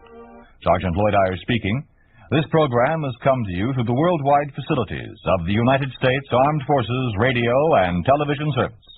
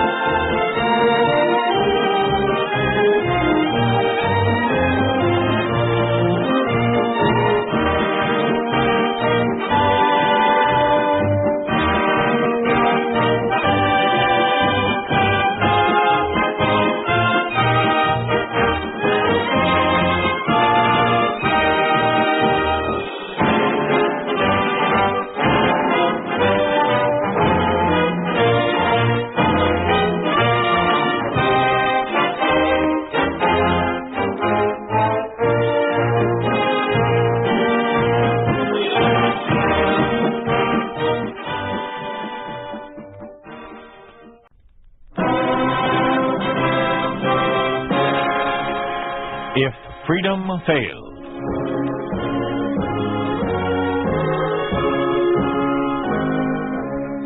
We'd like to take you on a visit to a town that doesn't exist. A town we call Springfield, USA. We'd like to show you how things would be in any American town if communism took over. This is the story of the enslavement of a group of labor unions and of the way in which this was done. The title, The Union Killer.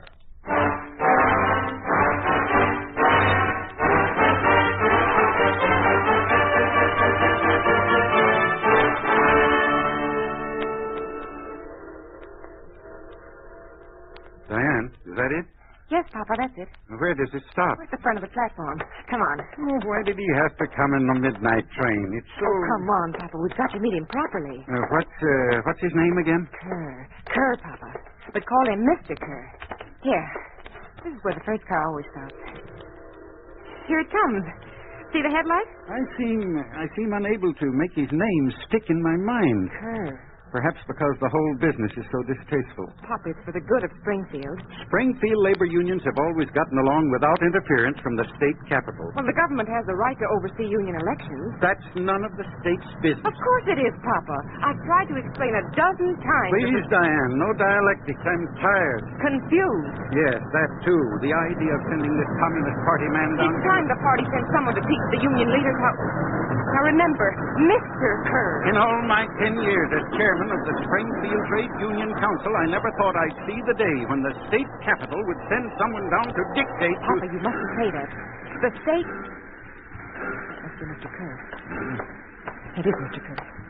Hunter? Yes. Yes, sir, Mr. Kerr. We're happy to... Oh, my daughter, Diane Hunter. She acts as my secretary, too. How do you do, sir? Do we have transport? Yes, sir. This way, Mr. Kerr.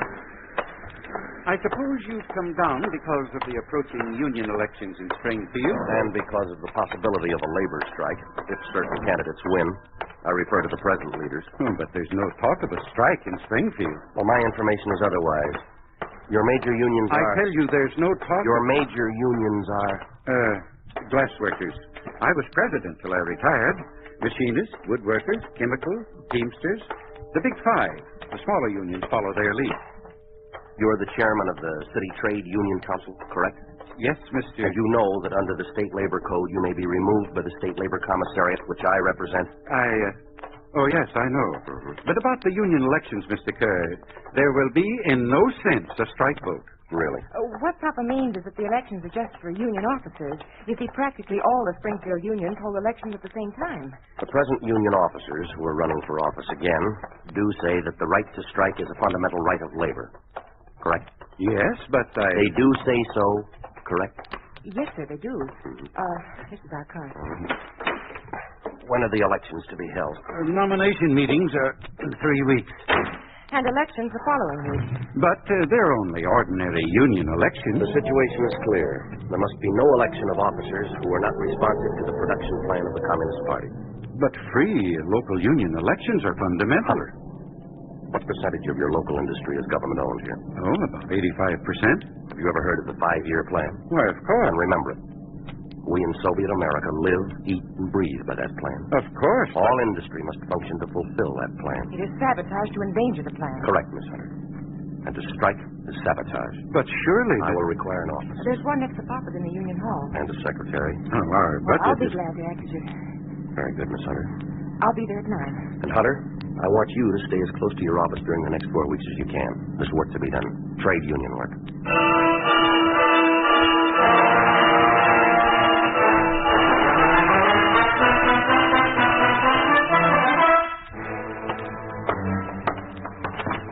You see, Mr. Kerr, your office gets the morning sun, and it faces Park Square. Mm-hmm. And your father's office? Through that door on the right. The Union Hall? Through the one on the left. Would you like to see it? Later. Let's get to work. Yes, sir. Now, here's a list of 23 offices to be called. Yes, sir. Call the number indicated. Say, today is Tuesday. But it's Wednesday. Miss Hunter, you will follow orders without deviation or question. Yes, sir. Then you will simply say, Mr. Carr is here, and hang up. Clear? Yes, sir. And the name is pronounced Carr. Is that clear? Yes, sir. Make those calls in the order indicated. secret police, Communist Party headquarters, and so on and so on. Clear? Yes, sir. You will say no more.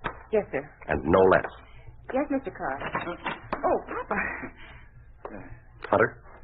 Yes, Mr. Kerr? Papa, it's Carr. Yes, Mr. Carr. Good morning, sir. Sit down. I have a few questions. First, the bylaws of the Big Five unions all provide for secret elections. Hunter, I'm asking you a question. Oh, sorry, sir. Sorry. I didn't realize you were asking. Do they? Yes, secret ballots.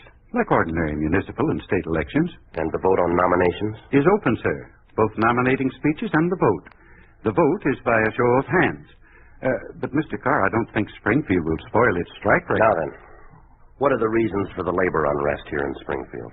I hoped we'd get down to cases, Mr. Carr. Now, understand, there's no talk of a strike, but the unions have tried to bargain in good faith with the plant managers and have gotten nowhere.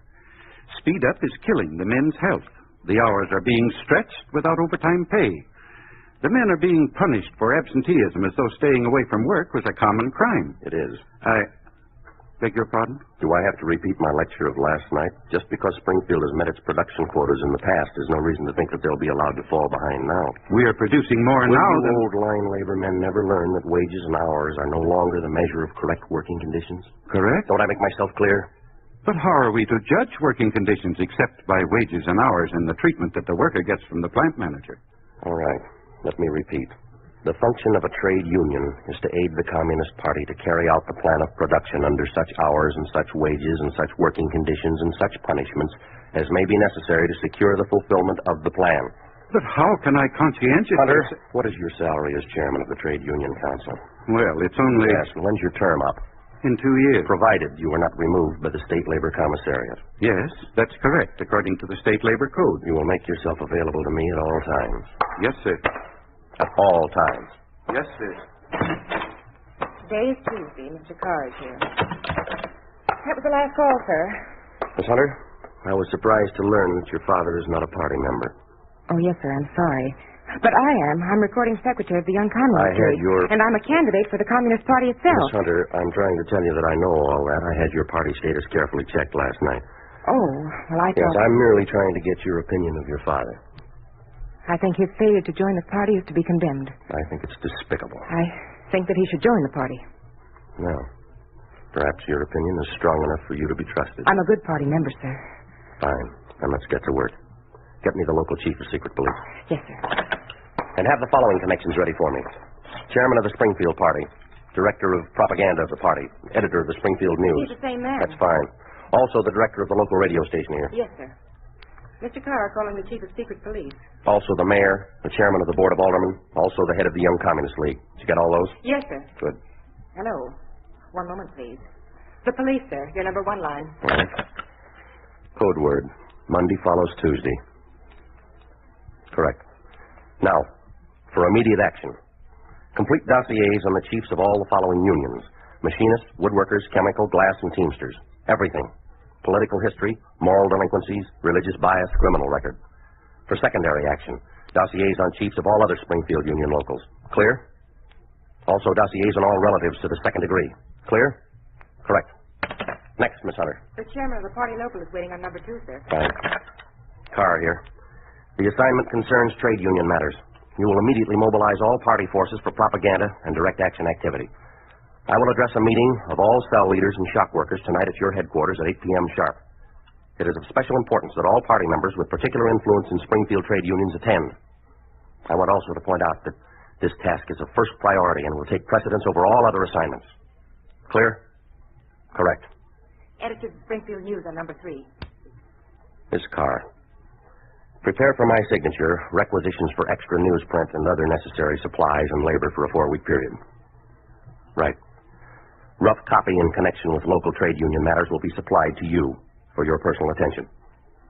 In addition, you will be at my office, Trade Union Building, tomorrow night, 8 p.m., for detailed instructions. Clear? Correct.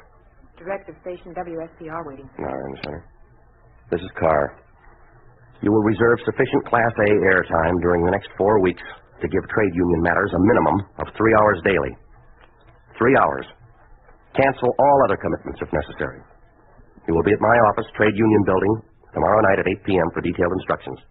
Clear? Correct. Young Communist League, this is Carr. Clear? Correct. Board of Aldermen, this is Carr. Clear? Correct. Mayor's office, this is Carr. Clear? Correct. Very efficient, Miss Hunter. There's a place for you in the Communist Party. Thank you, sir. I hope. Yes. Mr. Carr. Yes, Hunter? I didn't mean to give the impression before that I oppose. Yes. That I am at all unreliable. Go on. That I cannot be relied upon to cooperate. Good. Come on in, then. You and probably Miss Hunter can help me on our next move. Now tell me, of the big 5 unions, which is the most powerful? The Teamsters. Well, not quite the biggest, but the most aggressive. Why? Because of its leader, O'Malley. Party member? No. Why not? Unreliable. What's he like? Strong. Obstinate. But a reasonable man. Intelligent? Oh, yes. Shrewd, you mean? Experienced. Pre-revolutionary experience. All right, I understand. Miss Hunter, set up an appointment. I'll see him first.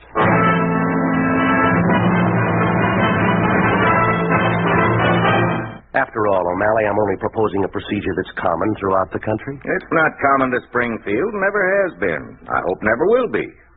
Well, what's your objection to open voting at union elections? It's not secret. Well, let's get to the point, shall we? That is the point. A man's entitled to keep his vote to himself. Pre-revolutionary theory. Well, so far as I'm concerned, the coming elections are going to be secret. That's the American tradition. All right. Let's take the American tradition. What's happened to the tradition of speaking your mind? Of letting the world know where you stand, of saying your piece out loud.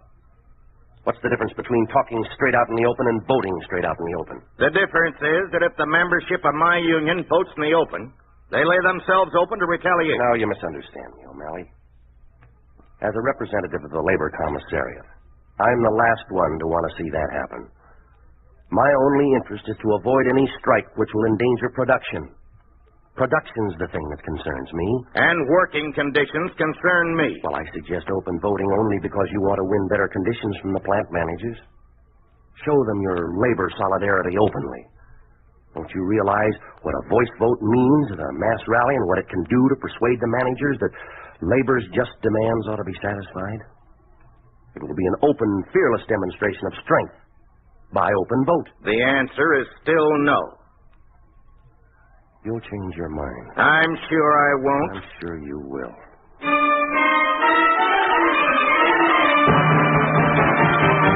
I found your appraisal of O'Malley unfortunately correct, Miss Hunter. Carl Ebert isn't as pig-headed.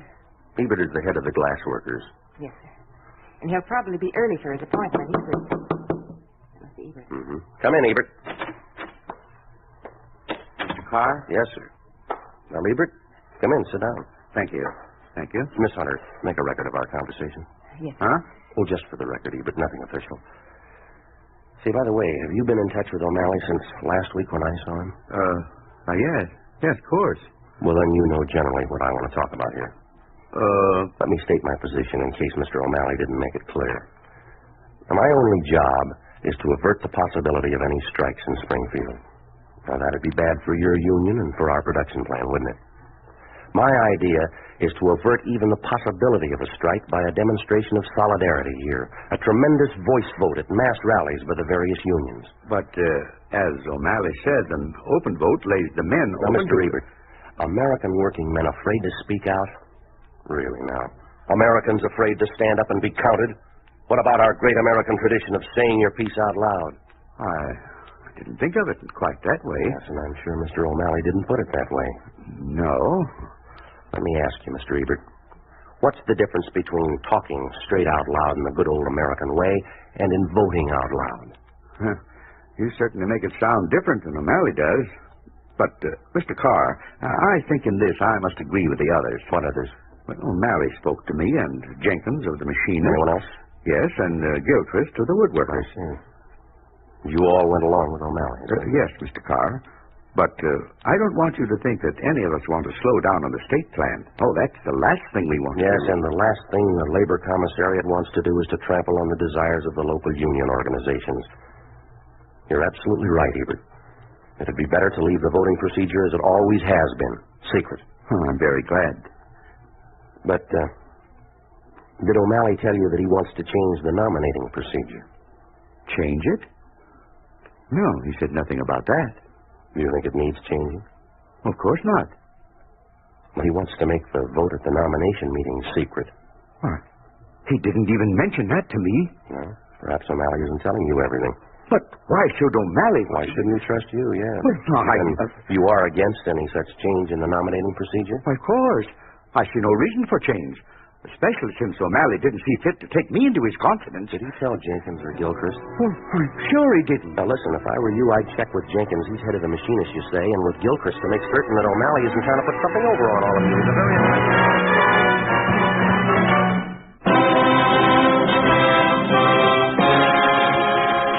You are listening to The Union Killer, a story of the way things could be if communism took over.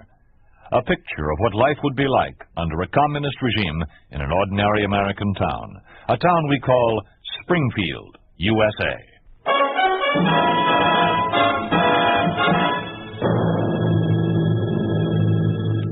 The chairman of the Young Communist League on the line, Mr. Carr. This is Carr. I've been here 2 weeks, and I've not seen any action worthy of the Young Communist League from you. You are the Young Communist League, aren't you? Then I expect the following. Identify O'Malley with strike action. O'Malley wants strike action. A vote for O'Malley is a vote for a strike. O'Malley is your primary target. Others will follow. The following organizations will participate. Parent teachers, the Springfield Agricultural Collective, student bodies of Springfield College, high schools and elementary schools. All sports organizations will cooperate. All cultural societies will volunteer. The writers, painters, musicians guilds will be pointedly invited. Everyone. The slogan will be, Forward the 5-year plan. Chairman of the party is waiting on number 2, Mr. Carr. Thank you. This is Carr here. I'm not satisfied with your campaign. The Springfield News does not carry enough anti-O'Malley copy. Now look, tear down his character. I've given you the material. Use it. Build Ebert up. Play him off against O'Malley. And use the front page, not the inside. Did you learn nothing at propaganda school? Same criticism for WSPR. Hammer the message that O'Malley and his gang are pro-strike and that they don't give a tinker's damn for the 5-year plan. O'Malley is pro-strike. You got that? Repeat it and repeat it and repeat it now. Point 2. Your union infiltration is pitifully, and I say pitifully, inadequate. Have you learned nothing or have you forgotten everything? Till now, comrade, I have thought that only the head of the Young Communist League needed replacing, but believe me, comrades, you're even more dispensable. Now, follow these orders without deviation. During the next 2 weeks, you will introduce into each of the big 5 unions enough party members to accomplish the following. First, to educate a majority of the union membership to the necessity of nominating only anti-O'Malley, anti-Ebert, anti-Jenkins, anti-Gilchrist, and anti-Meany candidates. None of these men or their supporters must be nominated. And if nominated, they must not be elected. Second, the party workers will observe and report the names of all union members who vote for the nomination of those men and their sympathizers. Clear? Correct. Stupid farmer. Miss Hunter, isn't Meany of the chemical workers supposed to be in here this morning? Yes, in 10 minutes, sir. And Gilchrist of the woodworkers this afternoon at 2. Mm-hmm. Mr. Carr. Yeah? You said, before on the telephone, that party members were to report how the membership voted. Well, isn't the vote in each union by secret ballot? Of course it is. Well, that is, the vote which will elect or defeat O'Malley, for example, as president of the Teamsters. That'll be secret. Well, then, how can you observe who... Miss Hunter, think. Well, I don't see how you... Now, look. Let's take O'Malley again. 2, 3, possibly 4 other men, besides O'Malley, want to be president of the Teamsters Union, correct? Mm-hmm. But the present bylaws provide that there shall be no more than 3 nominees for each office. And the vote to choose the 3 nominees... will be open. Exactly. Just as provided for in the present bylaws. And those who disclose by their open vote that they wish to nominate an unreliable candidate will be observed. Correct.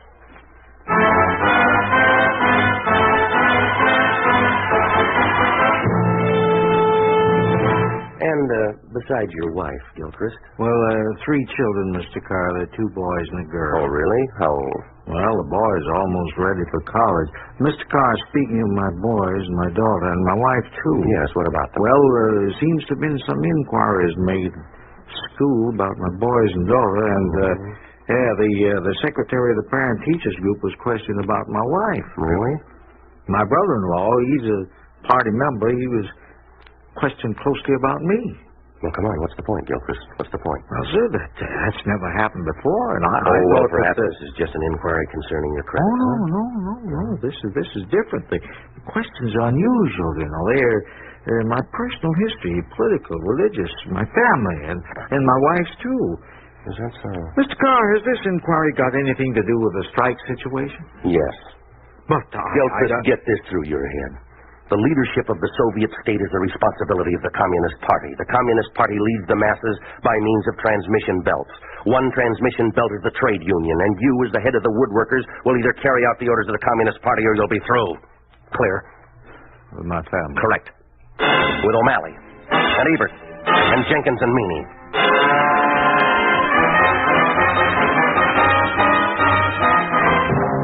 I will tolerate stupidity only so far. Tell me, what kind of men do you use for investigators? Morons, idiots, imbeciles? Or perhaps you delude yourself that you are the director of propaganda and not the chief of secret police. Is an investigation a publicity campaign? Must the whole city know who, when, where, and how you are and what you do? Must the very person under investigation be informed of your every question? All right, now. You can forget Gilchrist. I have him in hand. Clear? Correct. Complete your investigations on Jenkins, Ebert, and Meany. O'Malley? No. We'll handle him otherwise. Clear? Correct. However, your report on the O'Malley-Meany conversation may be very helpful. Mr. Carr. Yes. Mr. Meany's in the next office waiting. Have him come in. Jenkins and Ebert are with him, and O'Malley, too. I didn't ask them. Well, they're here. All right. Tell them to come in. Go ahead.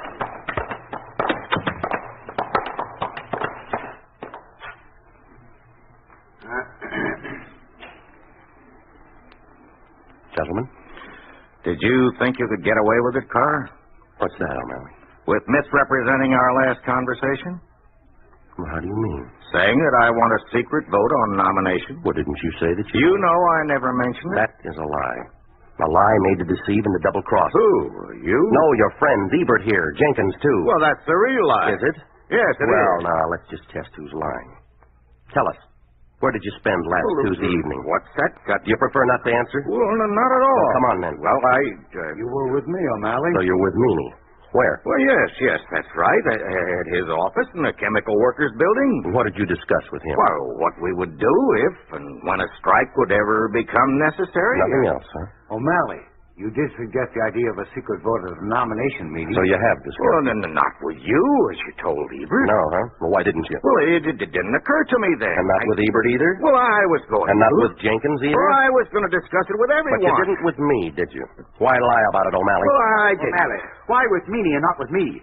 After all, I am the senior union leader in Springfield. My union was the first. I have a Well, right. now, Ebert, What's the difference? What I want to know is why there's something to do about a secret vote for nominations. We've never done it that way. I'm against it, especially on such short Well, notice. now you don't understand, Ebert. Why? Haven't I enough experience as a union Well, leader? that's not what I mean. Well, then what do you mean? Well, Ebert Jenkins, don't you see why a secret vote in the election is not enough? The nomination vote has to be secret, too, so that the men can nominate without fear of retaliation. I'm not convinced that there ought to be any change in our established procedure, O'Malley. Me neither. Then you, too, have noticed the spontaneous demonstrations all over the city, huh? Gentlemen, I think that your general population is more politically advanced than some of your labor leaders here. Mr. Carr has been a very busy man since he arrived. We cannot afford to fly against popular opinion. Well, I know one thing. That working conditions have broken down to the point where something has to be done. The managers won't bargain. We've got to keep leaders in office who are for the unions and against being controlled by the Communist Party. Furthermore, in order to protect the men, the nomination vote has to be secret. And what's more, I don't believe that the so-called spontaneous demonstrations in favor of the 5-year plan mean that the people of the city won't be sympathetic with our wage and our demands. Well, Sit down, Hunter. Gilchrist, I'm glad you came. O'Malley, I'm not too sure that changing procedures for the best at this time. Speaking as chairman of the Trade Union Council, I think that we ought to consider our actions very carefully. Hunter, you weren't talking like that a month ago. What do you mean? Nor you, Gilchrist. I've got a right to change my mind. Yes, you've also got an obligation to your union membership. And I mean all of you. You can't say that I don't always act in accordance. When do you have the right to say that You're I a troublemaker, O'Malley. You want to rule the roost. As chairman of the Trade Union Council, I call this meeting to order. I call this meeting to order. Miss Hunter, would you read that back, please? Yes, sir. For the personal attention of the State Commissar of Labor, on the basis of my observation at Springfield and other cities, I suggest that the secret union ballot be preserved for propaganda effect. Right. Now add this. Yes, sir. However, the state labor code should be amended to provide that all voting for nominees who aspire to union office shall be by open voting. By this method, we will be able to observe those who desire the nomination of undesirable candidates and to discipline union members where need be. Come in. Oh, right on time. Come in. Miss Hunter, would you step into your father's office for a few minutes? I'll call you when I need you. Yes, sir.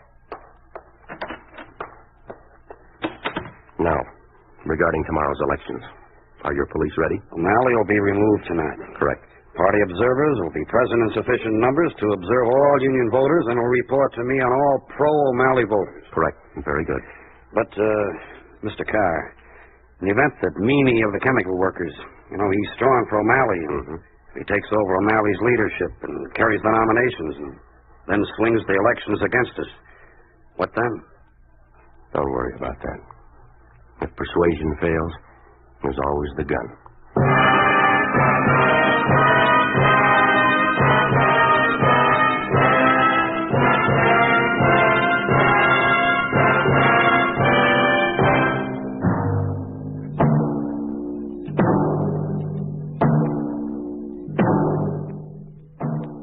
You have just heard a story of what happens to trade unions under a communist regime. You think this could not happen?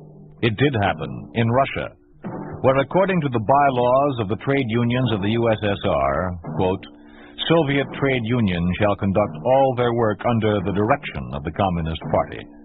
It did happen in Poland, where the Communist Party liquidated such democratic trade union leaders as Henryk Ehrlich, Viktor Alter, and Katsima Putsak. It did happen in Romania, where by virtue of law number 52, labor organizations can no longer negotiate labor contracts. This is done for them by federations and Confederation of Labor, a body controlled by the Communist Party. It did happen in Hungary, where by paragraph 45 of the penal law, a person who has not a definite occupation in his hometown must serve at forced labor at a place to be determined by the authorities.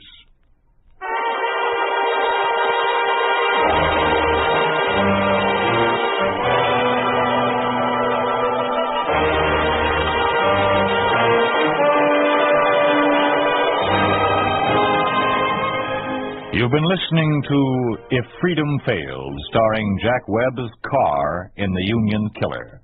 Lillian Byoff played the role of Diane, and Cliff Barnett was Tom. Music was composed by Earl Lawrence, with musical direction by Michel Perrier. The Union Killer was written for If Freedom Failed by Arthur Weiss, produced and directed by Robert M. Young. Sergeant Lloyd Iyer speaking. This program has come to you through the worldwide facilities of the United States Armed Forces Radio and Television Service.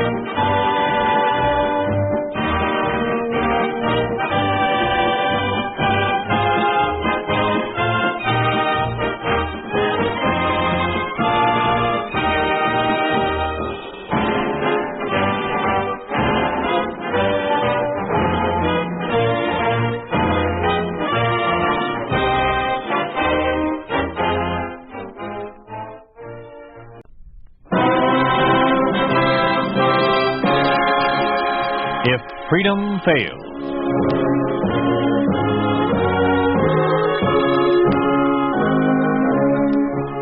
We'd like to take you on a visit to a town that doesn't exist. A town we call Springfield, USA. We'd like to show you how things would be in any American town if communism took over. This is a story of what could happen under a communist regime to any one of you who has ever nailed a hoop to a wall and shot a few baskets. With Dana Andrews as Stan, this is the story of The Toss-Up.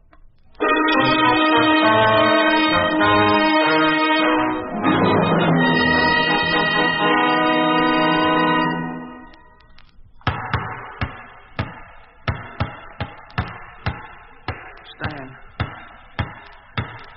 Walt. Do you hear anything? I think I hear something. It sounds just like... You fellas hear anything? No. Oh. Stan. No. What do you hear, Ben? It's gone now. But a minute ago, it was real plain in my cell. I swear it was. I believe you, boy. What did it sound like? Like a basketball. It was a slow dribble, as if it was coming off the sidelines into center court. You remember how we... It was just your imagination, Ben. I told you to stop thinking of that stuff. We all got to stop. It was just your imagination, Ben. Maybe it was at that. But I could have sworn it. Stan. Yeah, Ben. You've been keeping track of the days. What days? Who knows when it's day and when it's night in this place? No, I haven't. Oh. Walt? Yeah. It's me, Ben. Don't go on repeating my name and yours all the time. All the time repeating names. There's only 3 of us in this cell block. We've known each other a long time now. You don't have to go on repeating the names. I know it's you, so stop repeating, do you hear? Okay, well, if that's the way you want it, sure. Ben. What do you want, Stan? Huh? Don't talk so loud. Come over close to the wall and talk toward me. Only talk low, huh? Sure, Stan, sure. And look, boy, try to remember not to use the name so much. Now try it, will you? Oh, all right, Stan. I mean, all right, sure. How's that, huh? Huh, Stan? That's just fine, boy. Just fine. Walt, are you keeping track of the days? No, I started to when they first put us in jail here. Had my watch, the luminous dial. The one the People's Committee gave the team. But last week I broke it.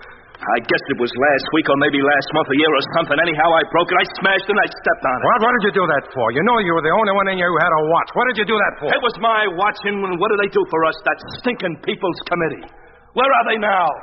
Why did they leave us in here? Why did they let them put us in here in the first place without a trial or anything? I'm no jailbird. I didn't steal anything or kill anybody. I didn't even say anything against that stinking Communist Party. So why am I here? And why shouldn't I smash their stinking luminous watch? Who cares how many days it is? I do. I've been trying to find out. I don't know how long. I tried to figure it out from the way they fed us, but I don't think they do it regular. Besides, I keep falling asleep. What else is there to do? Can't even do setups in here. It's so cramped. You know, they shouldn't have put 6-footers like us in small cells like these. What are you laughing at, Wolf? You, Ben. You.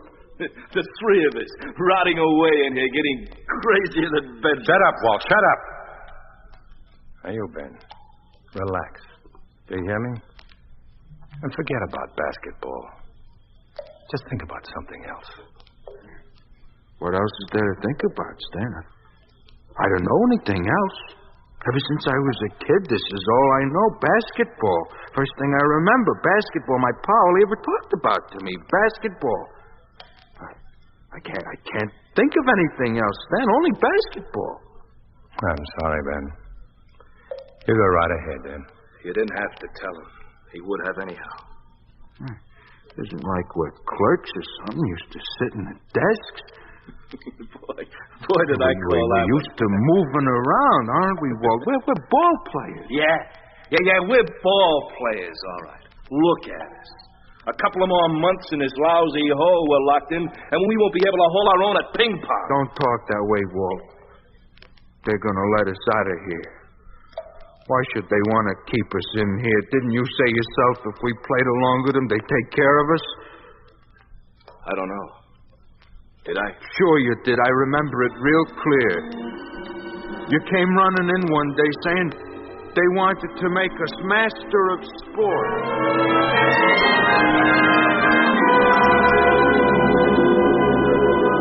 That's what I said. Master of sport. What's that mean? Well, it's going to mean everything. It's going to mean that we I never heard of it. Oh, you will, though. Look, it's hard to explain because we never had anything like it here in this country. This is something they started in Russia. I'm not so sure I want it, then. Not so loud, Stan. You could get in terrible trouble if somebody heard you. Please, Stan. All right. What about this master of sport? What do we have to do for it? Well, nothing, really. Just play ball, what we want to do. Not for them, I don't. Well, if you don't for them, you won't for anybody. Oh, you might as well face it, Stanley, my boy. The communists are running things. You play along with them or you become a laborer or something. Maybe I'd like that better. Oh, you're out of your head. It isn't like they're asking us to be secret police or something. We don't have to kill anybody or even spy. All we have to do is to play basketball. Maybe. What else goes with it? Well, that's all. The rest is gravy. If you're a master of the sport, you're like a high party member. You get an apartment, better rations, and a car. A car, do you hear? I heard you. Well, what do you say? They want me to give them an answer. How about you, Ben? Well, sounds okay. I guess, like you said, we don't have to do nothing wrong. Just play ball. Well, sure, I'll do it. That a boy. Well, Stan? Not me. I don't know much about these things. I can't even figure out yet how all this communist business happened here in the USA. It all came about so sudden. Kind of sneaked up on us. All of a sudden it's here. The guy doesn't know what to do about it. But I don't like the sound of your master of sports business. I don't like all that extra ration stuff. There's a catch somewhere. I don't know where, but there is. No, just count me out. Well, if you're out, we're all out. That's the bargain they made. You're going to let us down? It looks that way. Well, then it's probably a labor camp for us. It'd be like a slap in the face if I turn them down now. They'll punish us. We'll never play ball again. We'll be locked up somewhere. Oh, Stan, say you'll do it. I don't know about you, Stan, but I don't think I could stand it if I couldn't play basketball. You gotta do it, Stan. It won't hurt nothing to nobody if we just play basketball, will it, Walt? It won't mean a thing. Like I told you, they only want us to play ball. Well, all right, I'll play.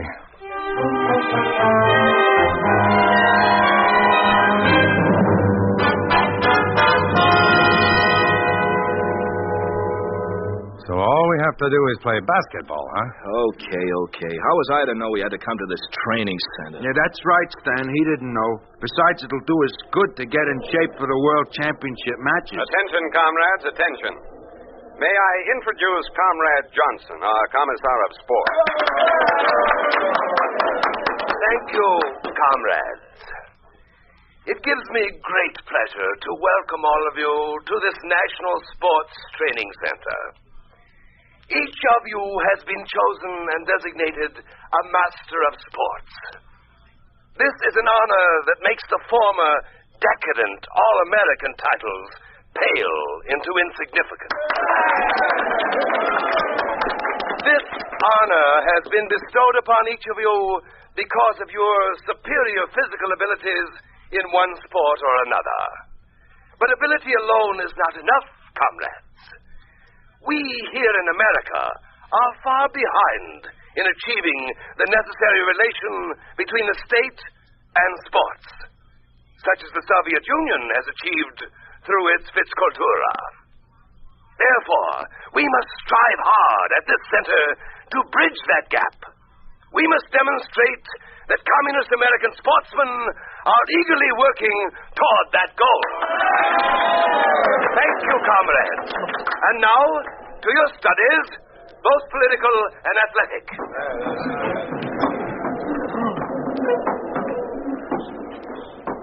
Well, what do you think, guys? I don't know. Yet. What do you mean, decadent All-American? I didn't think it was anything like that. I was proud when they picked us All-Americans. The Galloping Goons. That's what they called us. Remember what the sports writer said? The one in the Springfield Post-Dispatch. In all my life, I never read anything like that. How'd that go now? You remember how it went, Walt? Oh, no. What would I be remembering that for? I remember it, Ben. Enough to tell it, Stan? Well, maybe. I memorized it once. Oh, tell it first, Stan. If you want. Sure we want. Go on, tell it. Well, I don't know how right I got it, but it went something like this. Let's see. Yesterday, our favorite goons went galloping into the Hall of Fame. Yes, Bradley, Rosen, and O'Connor made All-American. And for our money, there never were three guys deserved it more. If you ever watched them, you would know why. They may look like goons, these three, but when they gallop across a court, you know you've seen some basketball players. You watch them. They're poetry in motion. And they're real ball handlers, which is the final measure of a player. They can hook them into the basket from either side or push up the soft, looping ones from straight away, and when they miss, which isn't often, their misses are soft ones that drop down when they hit any part of the rim instead of bouncing away. Go take a look at them when you can, because these three All-Americans, Bradley, O'Connor, and Rosen, these three six-footers are every inch of them American. Come on, we better go. There's another meeting.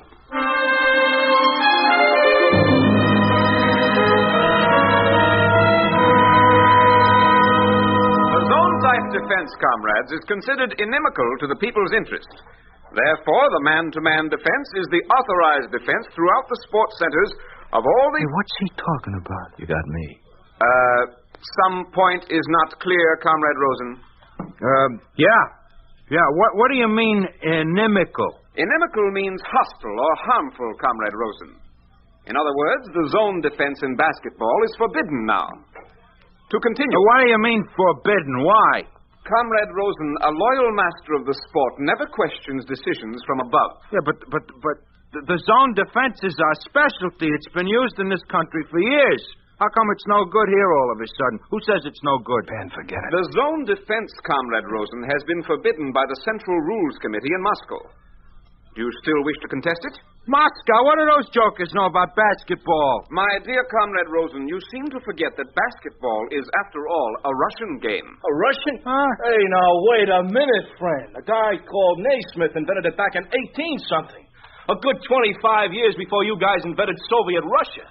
You must be thinking of something else you invented. Crossword puzzles or something. I warn you, Bradley. Well, warn me all you want, but don't go on telling me about basketball. Did you hear that, Stan? Ben, tell him. Go on, set him right. What's the difference who invented it, as long as we get to play it, huh?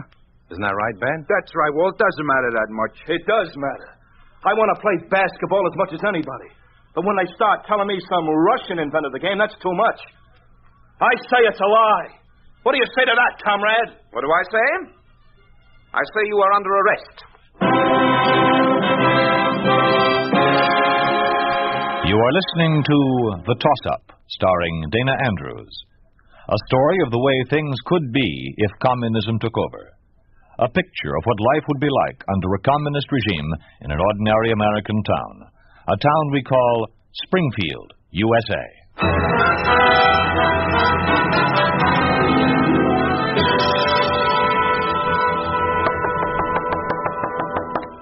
Come in. Come on, all three of you. Dear me, you are tall ones, aren't you? I expect you know who I am. Sure. You're Commissar of Sports. Very good. O'Connor, isn't it? Yes, sir. So, you're the famous galloping goons, eh? I take it the one with his mouth open is Rosen. Yes, sir, that's me. Center. Center, of course. That leaves Bradley, doesn't it? Bradley, the malcontent. Bradley, the stickler for the truth. You know, there's no need for you men to be under arrest. Absolutely no need at all. Then why are we? A good question. Because you haven't yet learned acceptance. What does that mean? Quite simply, it means this. Either you play the game our way, or you don't play it at all. That's okay by me. Maybe I just as soon work on a farm or something. Farm? Your alternative is jail. What? Why, what are you talking about? You can't dare? do that to Walt. And Comrade Rosen, never, I say never tell a commissar he cannot do something. Ordinarily, you understand, I wouldn't put up with this. Not for a moment. I'm doing it now only because of the championship matches, because we're to play Russia, and because I want us to look good. For that reason alone, I am being so charitable. Now, which is it to be, basketball or jail? I repeat, which is it to be? The apartments, the cars, the extra rations, or a cell, hard labor and slop? Well? All right, Commissar. All right, what? I guess the Russians did invent basketball at that. Well, I knew you'd see the light. Now, let's forget this whole nasty business. The important thing now is the championship matches.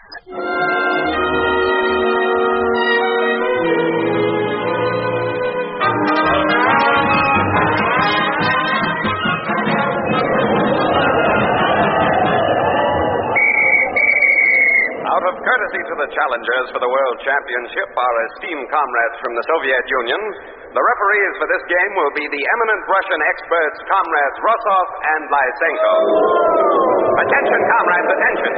Another such outburst and we shall be forced to clear the audience of all but Communist Party workers and Youth Front members. Stan, what do you make of it? I don't know. But even playing man-to-man, these cows can't touch us. What do you say, Walt? You're the boss. Tell the others we play as planned.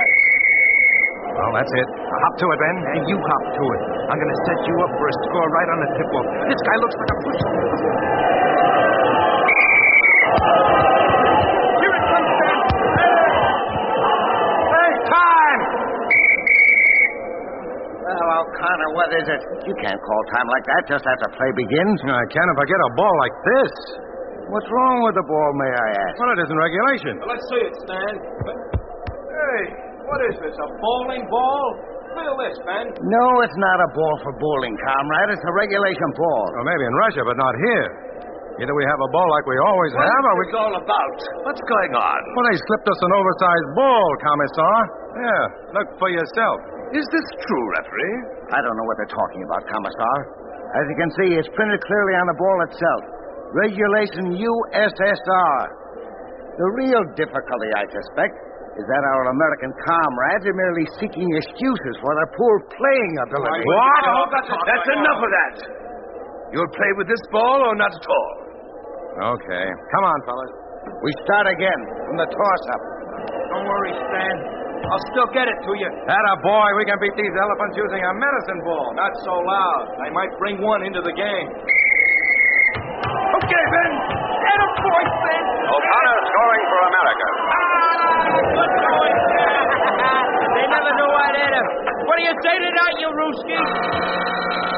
Foul? You must have made a mistake, Rep. Who fouled who? You did, Comrade Bradley. Comrade O'Connor's score will not count. Foul against America. Bradley. Hey, now, wait a minute. I never fouled anybody. You want to be thrown out of the game, Comrade Bradley? I might as well be if this goes on. Stand. Forget it. Let him have it. The game's just begun. Okay, ref. Soviet Union 1, America nothing. Well, they're ahead. Not for long. Come on, let's go. All right.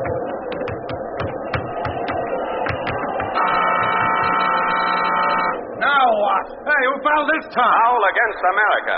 Bradley. Again? Hey, what is this, a conspiracy? I got a reputation. Listen, you... Hey, Walt, you'll get thrown off the court. We want time, referee. You can have it. Thanks. Do you think you can spare it?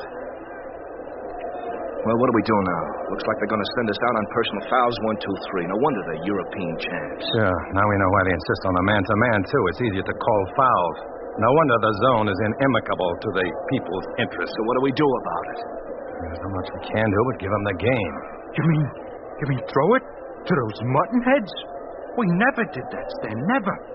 We can't do it now. Oh, we can beat them, Stan. Not with these referees. We're 3 chumps as long as they're out there, so let's forget it. No, wait. Oh, we can whip those guys even with the refs against us. You can figure out something, can't you, Stan? You're the captain.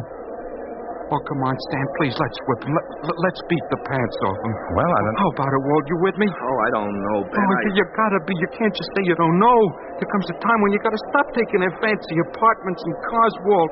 There comes a time when you stand up to them and tell them black's not white. That's right, Stan. Doc Naismith invented this game, and we're here to play it, nothing else. And I don't know about you guys, but that's what I'm gonna do. I'm gonna play basketball, play it the way I want, and the way the fans want it. I don't care about the refs or the people's interests or anything. There comes a time, and that's all. Well, all right, Ben. Sure, Ben. Now, listen. We go into a shifting zone. I'm front man. We get the ball. I'll break fast, ready to score. You'll score. And how? We'll show those dumb commies. They're going to see some bold players. Come on. Okay, ref. Let's go.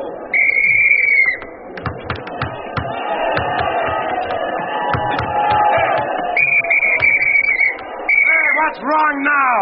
You're playing contrary to the rules, Comrade O'Connor. We're playing international rules like we always have. What's wrong with them? We don't accept them, Comrade. They're outmoded capitalist rules. What you mean is we might win with them and you don't like it. Comrade Bradley, you're disqualified. Leave the floor. You'll make me. Yeah, make it. Rosen, you two are disqualified. What about me, Flatnose? Aren't you going to disqualify me, too? No, Comrade O'Connor. I place under arrest. Start! You can't do that to Stan. He's the captain. You got no cause to arrest Stan. Shut up, Rosen. Forget it, Stan. They know the only other way to stop Stan from scoring is to break his leg. And it can't be that obvious. Not just yet. Shut up! You're all under arrest. Take him away. No, you got no cause to do this. All we want to do is play basketball. We don't know anything about the party or any of that stuff. We just want to play. Why don't they let us? Why do they always have to win?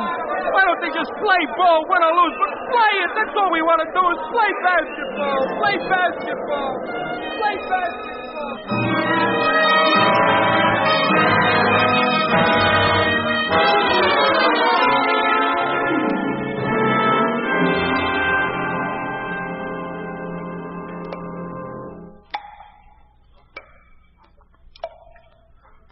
There was no cause for them to throw us in this jail. How come they did it? All we wanted to do was play basketball. How come they did it? Aren't you going to answer him, Stan? You're captain. Tell him, Stan. What am I going to tell him? It don't even make sense to me. We made mistakes, you and me, by giving in and selling out to the commies. But I don't know what to tell Ben. Like he said, he only wanted to play basketball. But he still got caught in this thing. Well, you better do something before he gets nutty in the fruitcake. And while you're at it, see if you can think of something for me. What are we going to do, Stan? I don't know. I guess we'll just sit here and wait. Dan. Yeah, boy. I keep trying that exercise you told me, but it doesn't help. Charlie horse keeps coming back. It does, huh? Yes, Dan. You know any others? No. You know any, Walt? No. No, I don't. And stop calling me by my name. Tell me, What's going to happen to us? Stan. Yeah, boy. What? What'll I do now? I don't know. Maybe lie down. It's not easy. I'm 6'7", you know. Oh, this cell's just too small. I can't stretch out. I get my Charlie horse worse. And just sit there. Oh. They shouldn't have put us in here, Stan. Not 6-footers like us. We're gonna get out of shape. Gonna get flabby. How are we gonna play basketball again if we're out of shape and flabby, huh, Stan? Stan. Oh, Stan, speak to me, Stan. You all right, Stan? Yeah, I'm all right. Now listen to me, boy. Listen to me good. We're not going to play ball again. Not ever. We're going to get out of shape and flabby, and we're going to have Charlie horses. You got that? Yes, Stan, sure. Anything you say. You were always captain. You're calling the plays. Okay, I'm calling it. Now repeat it after me. We're not ever going to play basketball again. We're not ever going to play basketball again. I got it, Stan. I got it. We're not ever going to play basketball again. This is really rich. Could go on saying it now till we rotten it.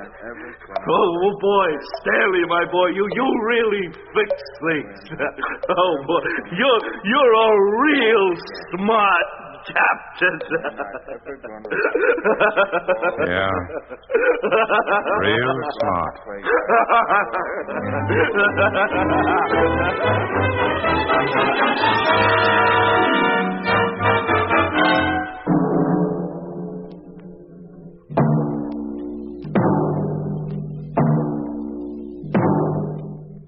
You have just heard a story of what can happen to sports when communism takes over.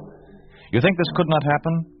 It did happen in Prague, Czechoslovakia, where sports audiences have been purged for objecting to fixed decisions. It did happen in Red China, when a visiting Soviet basketball team played 15 friendly matches in Beiping, Tianjin, and Shanghai, defeating crack Chinese teams by such obvious scores as 95-38. 102-21 and 83-35, using, of course, their own referees, a heavier ball, a new backboard, and their own international rules, as opposed to the American rules by which the Chinese had always played. The Chinese, it seems, have learned that the first rule of Soviet sport is to let the USSR win.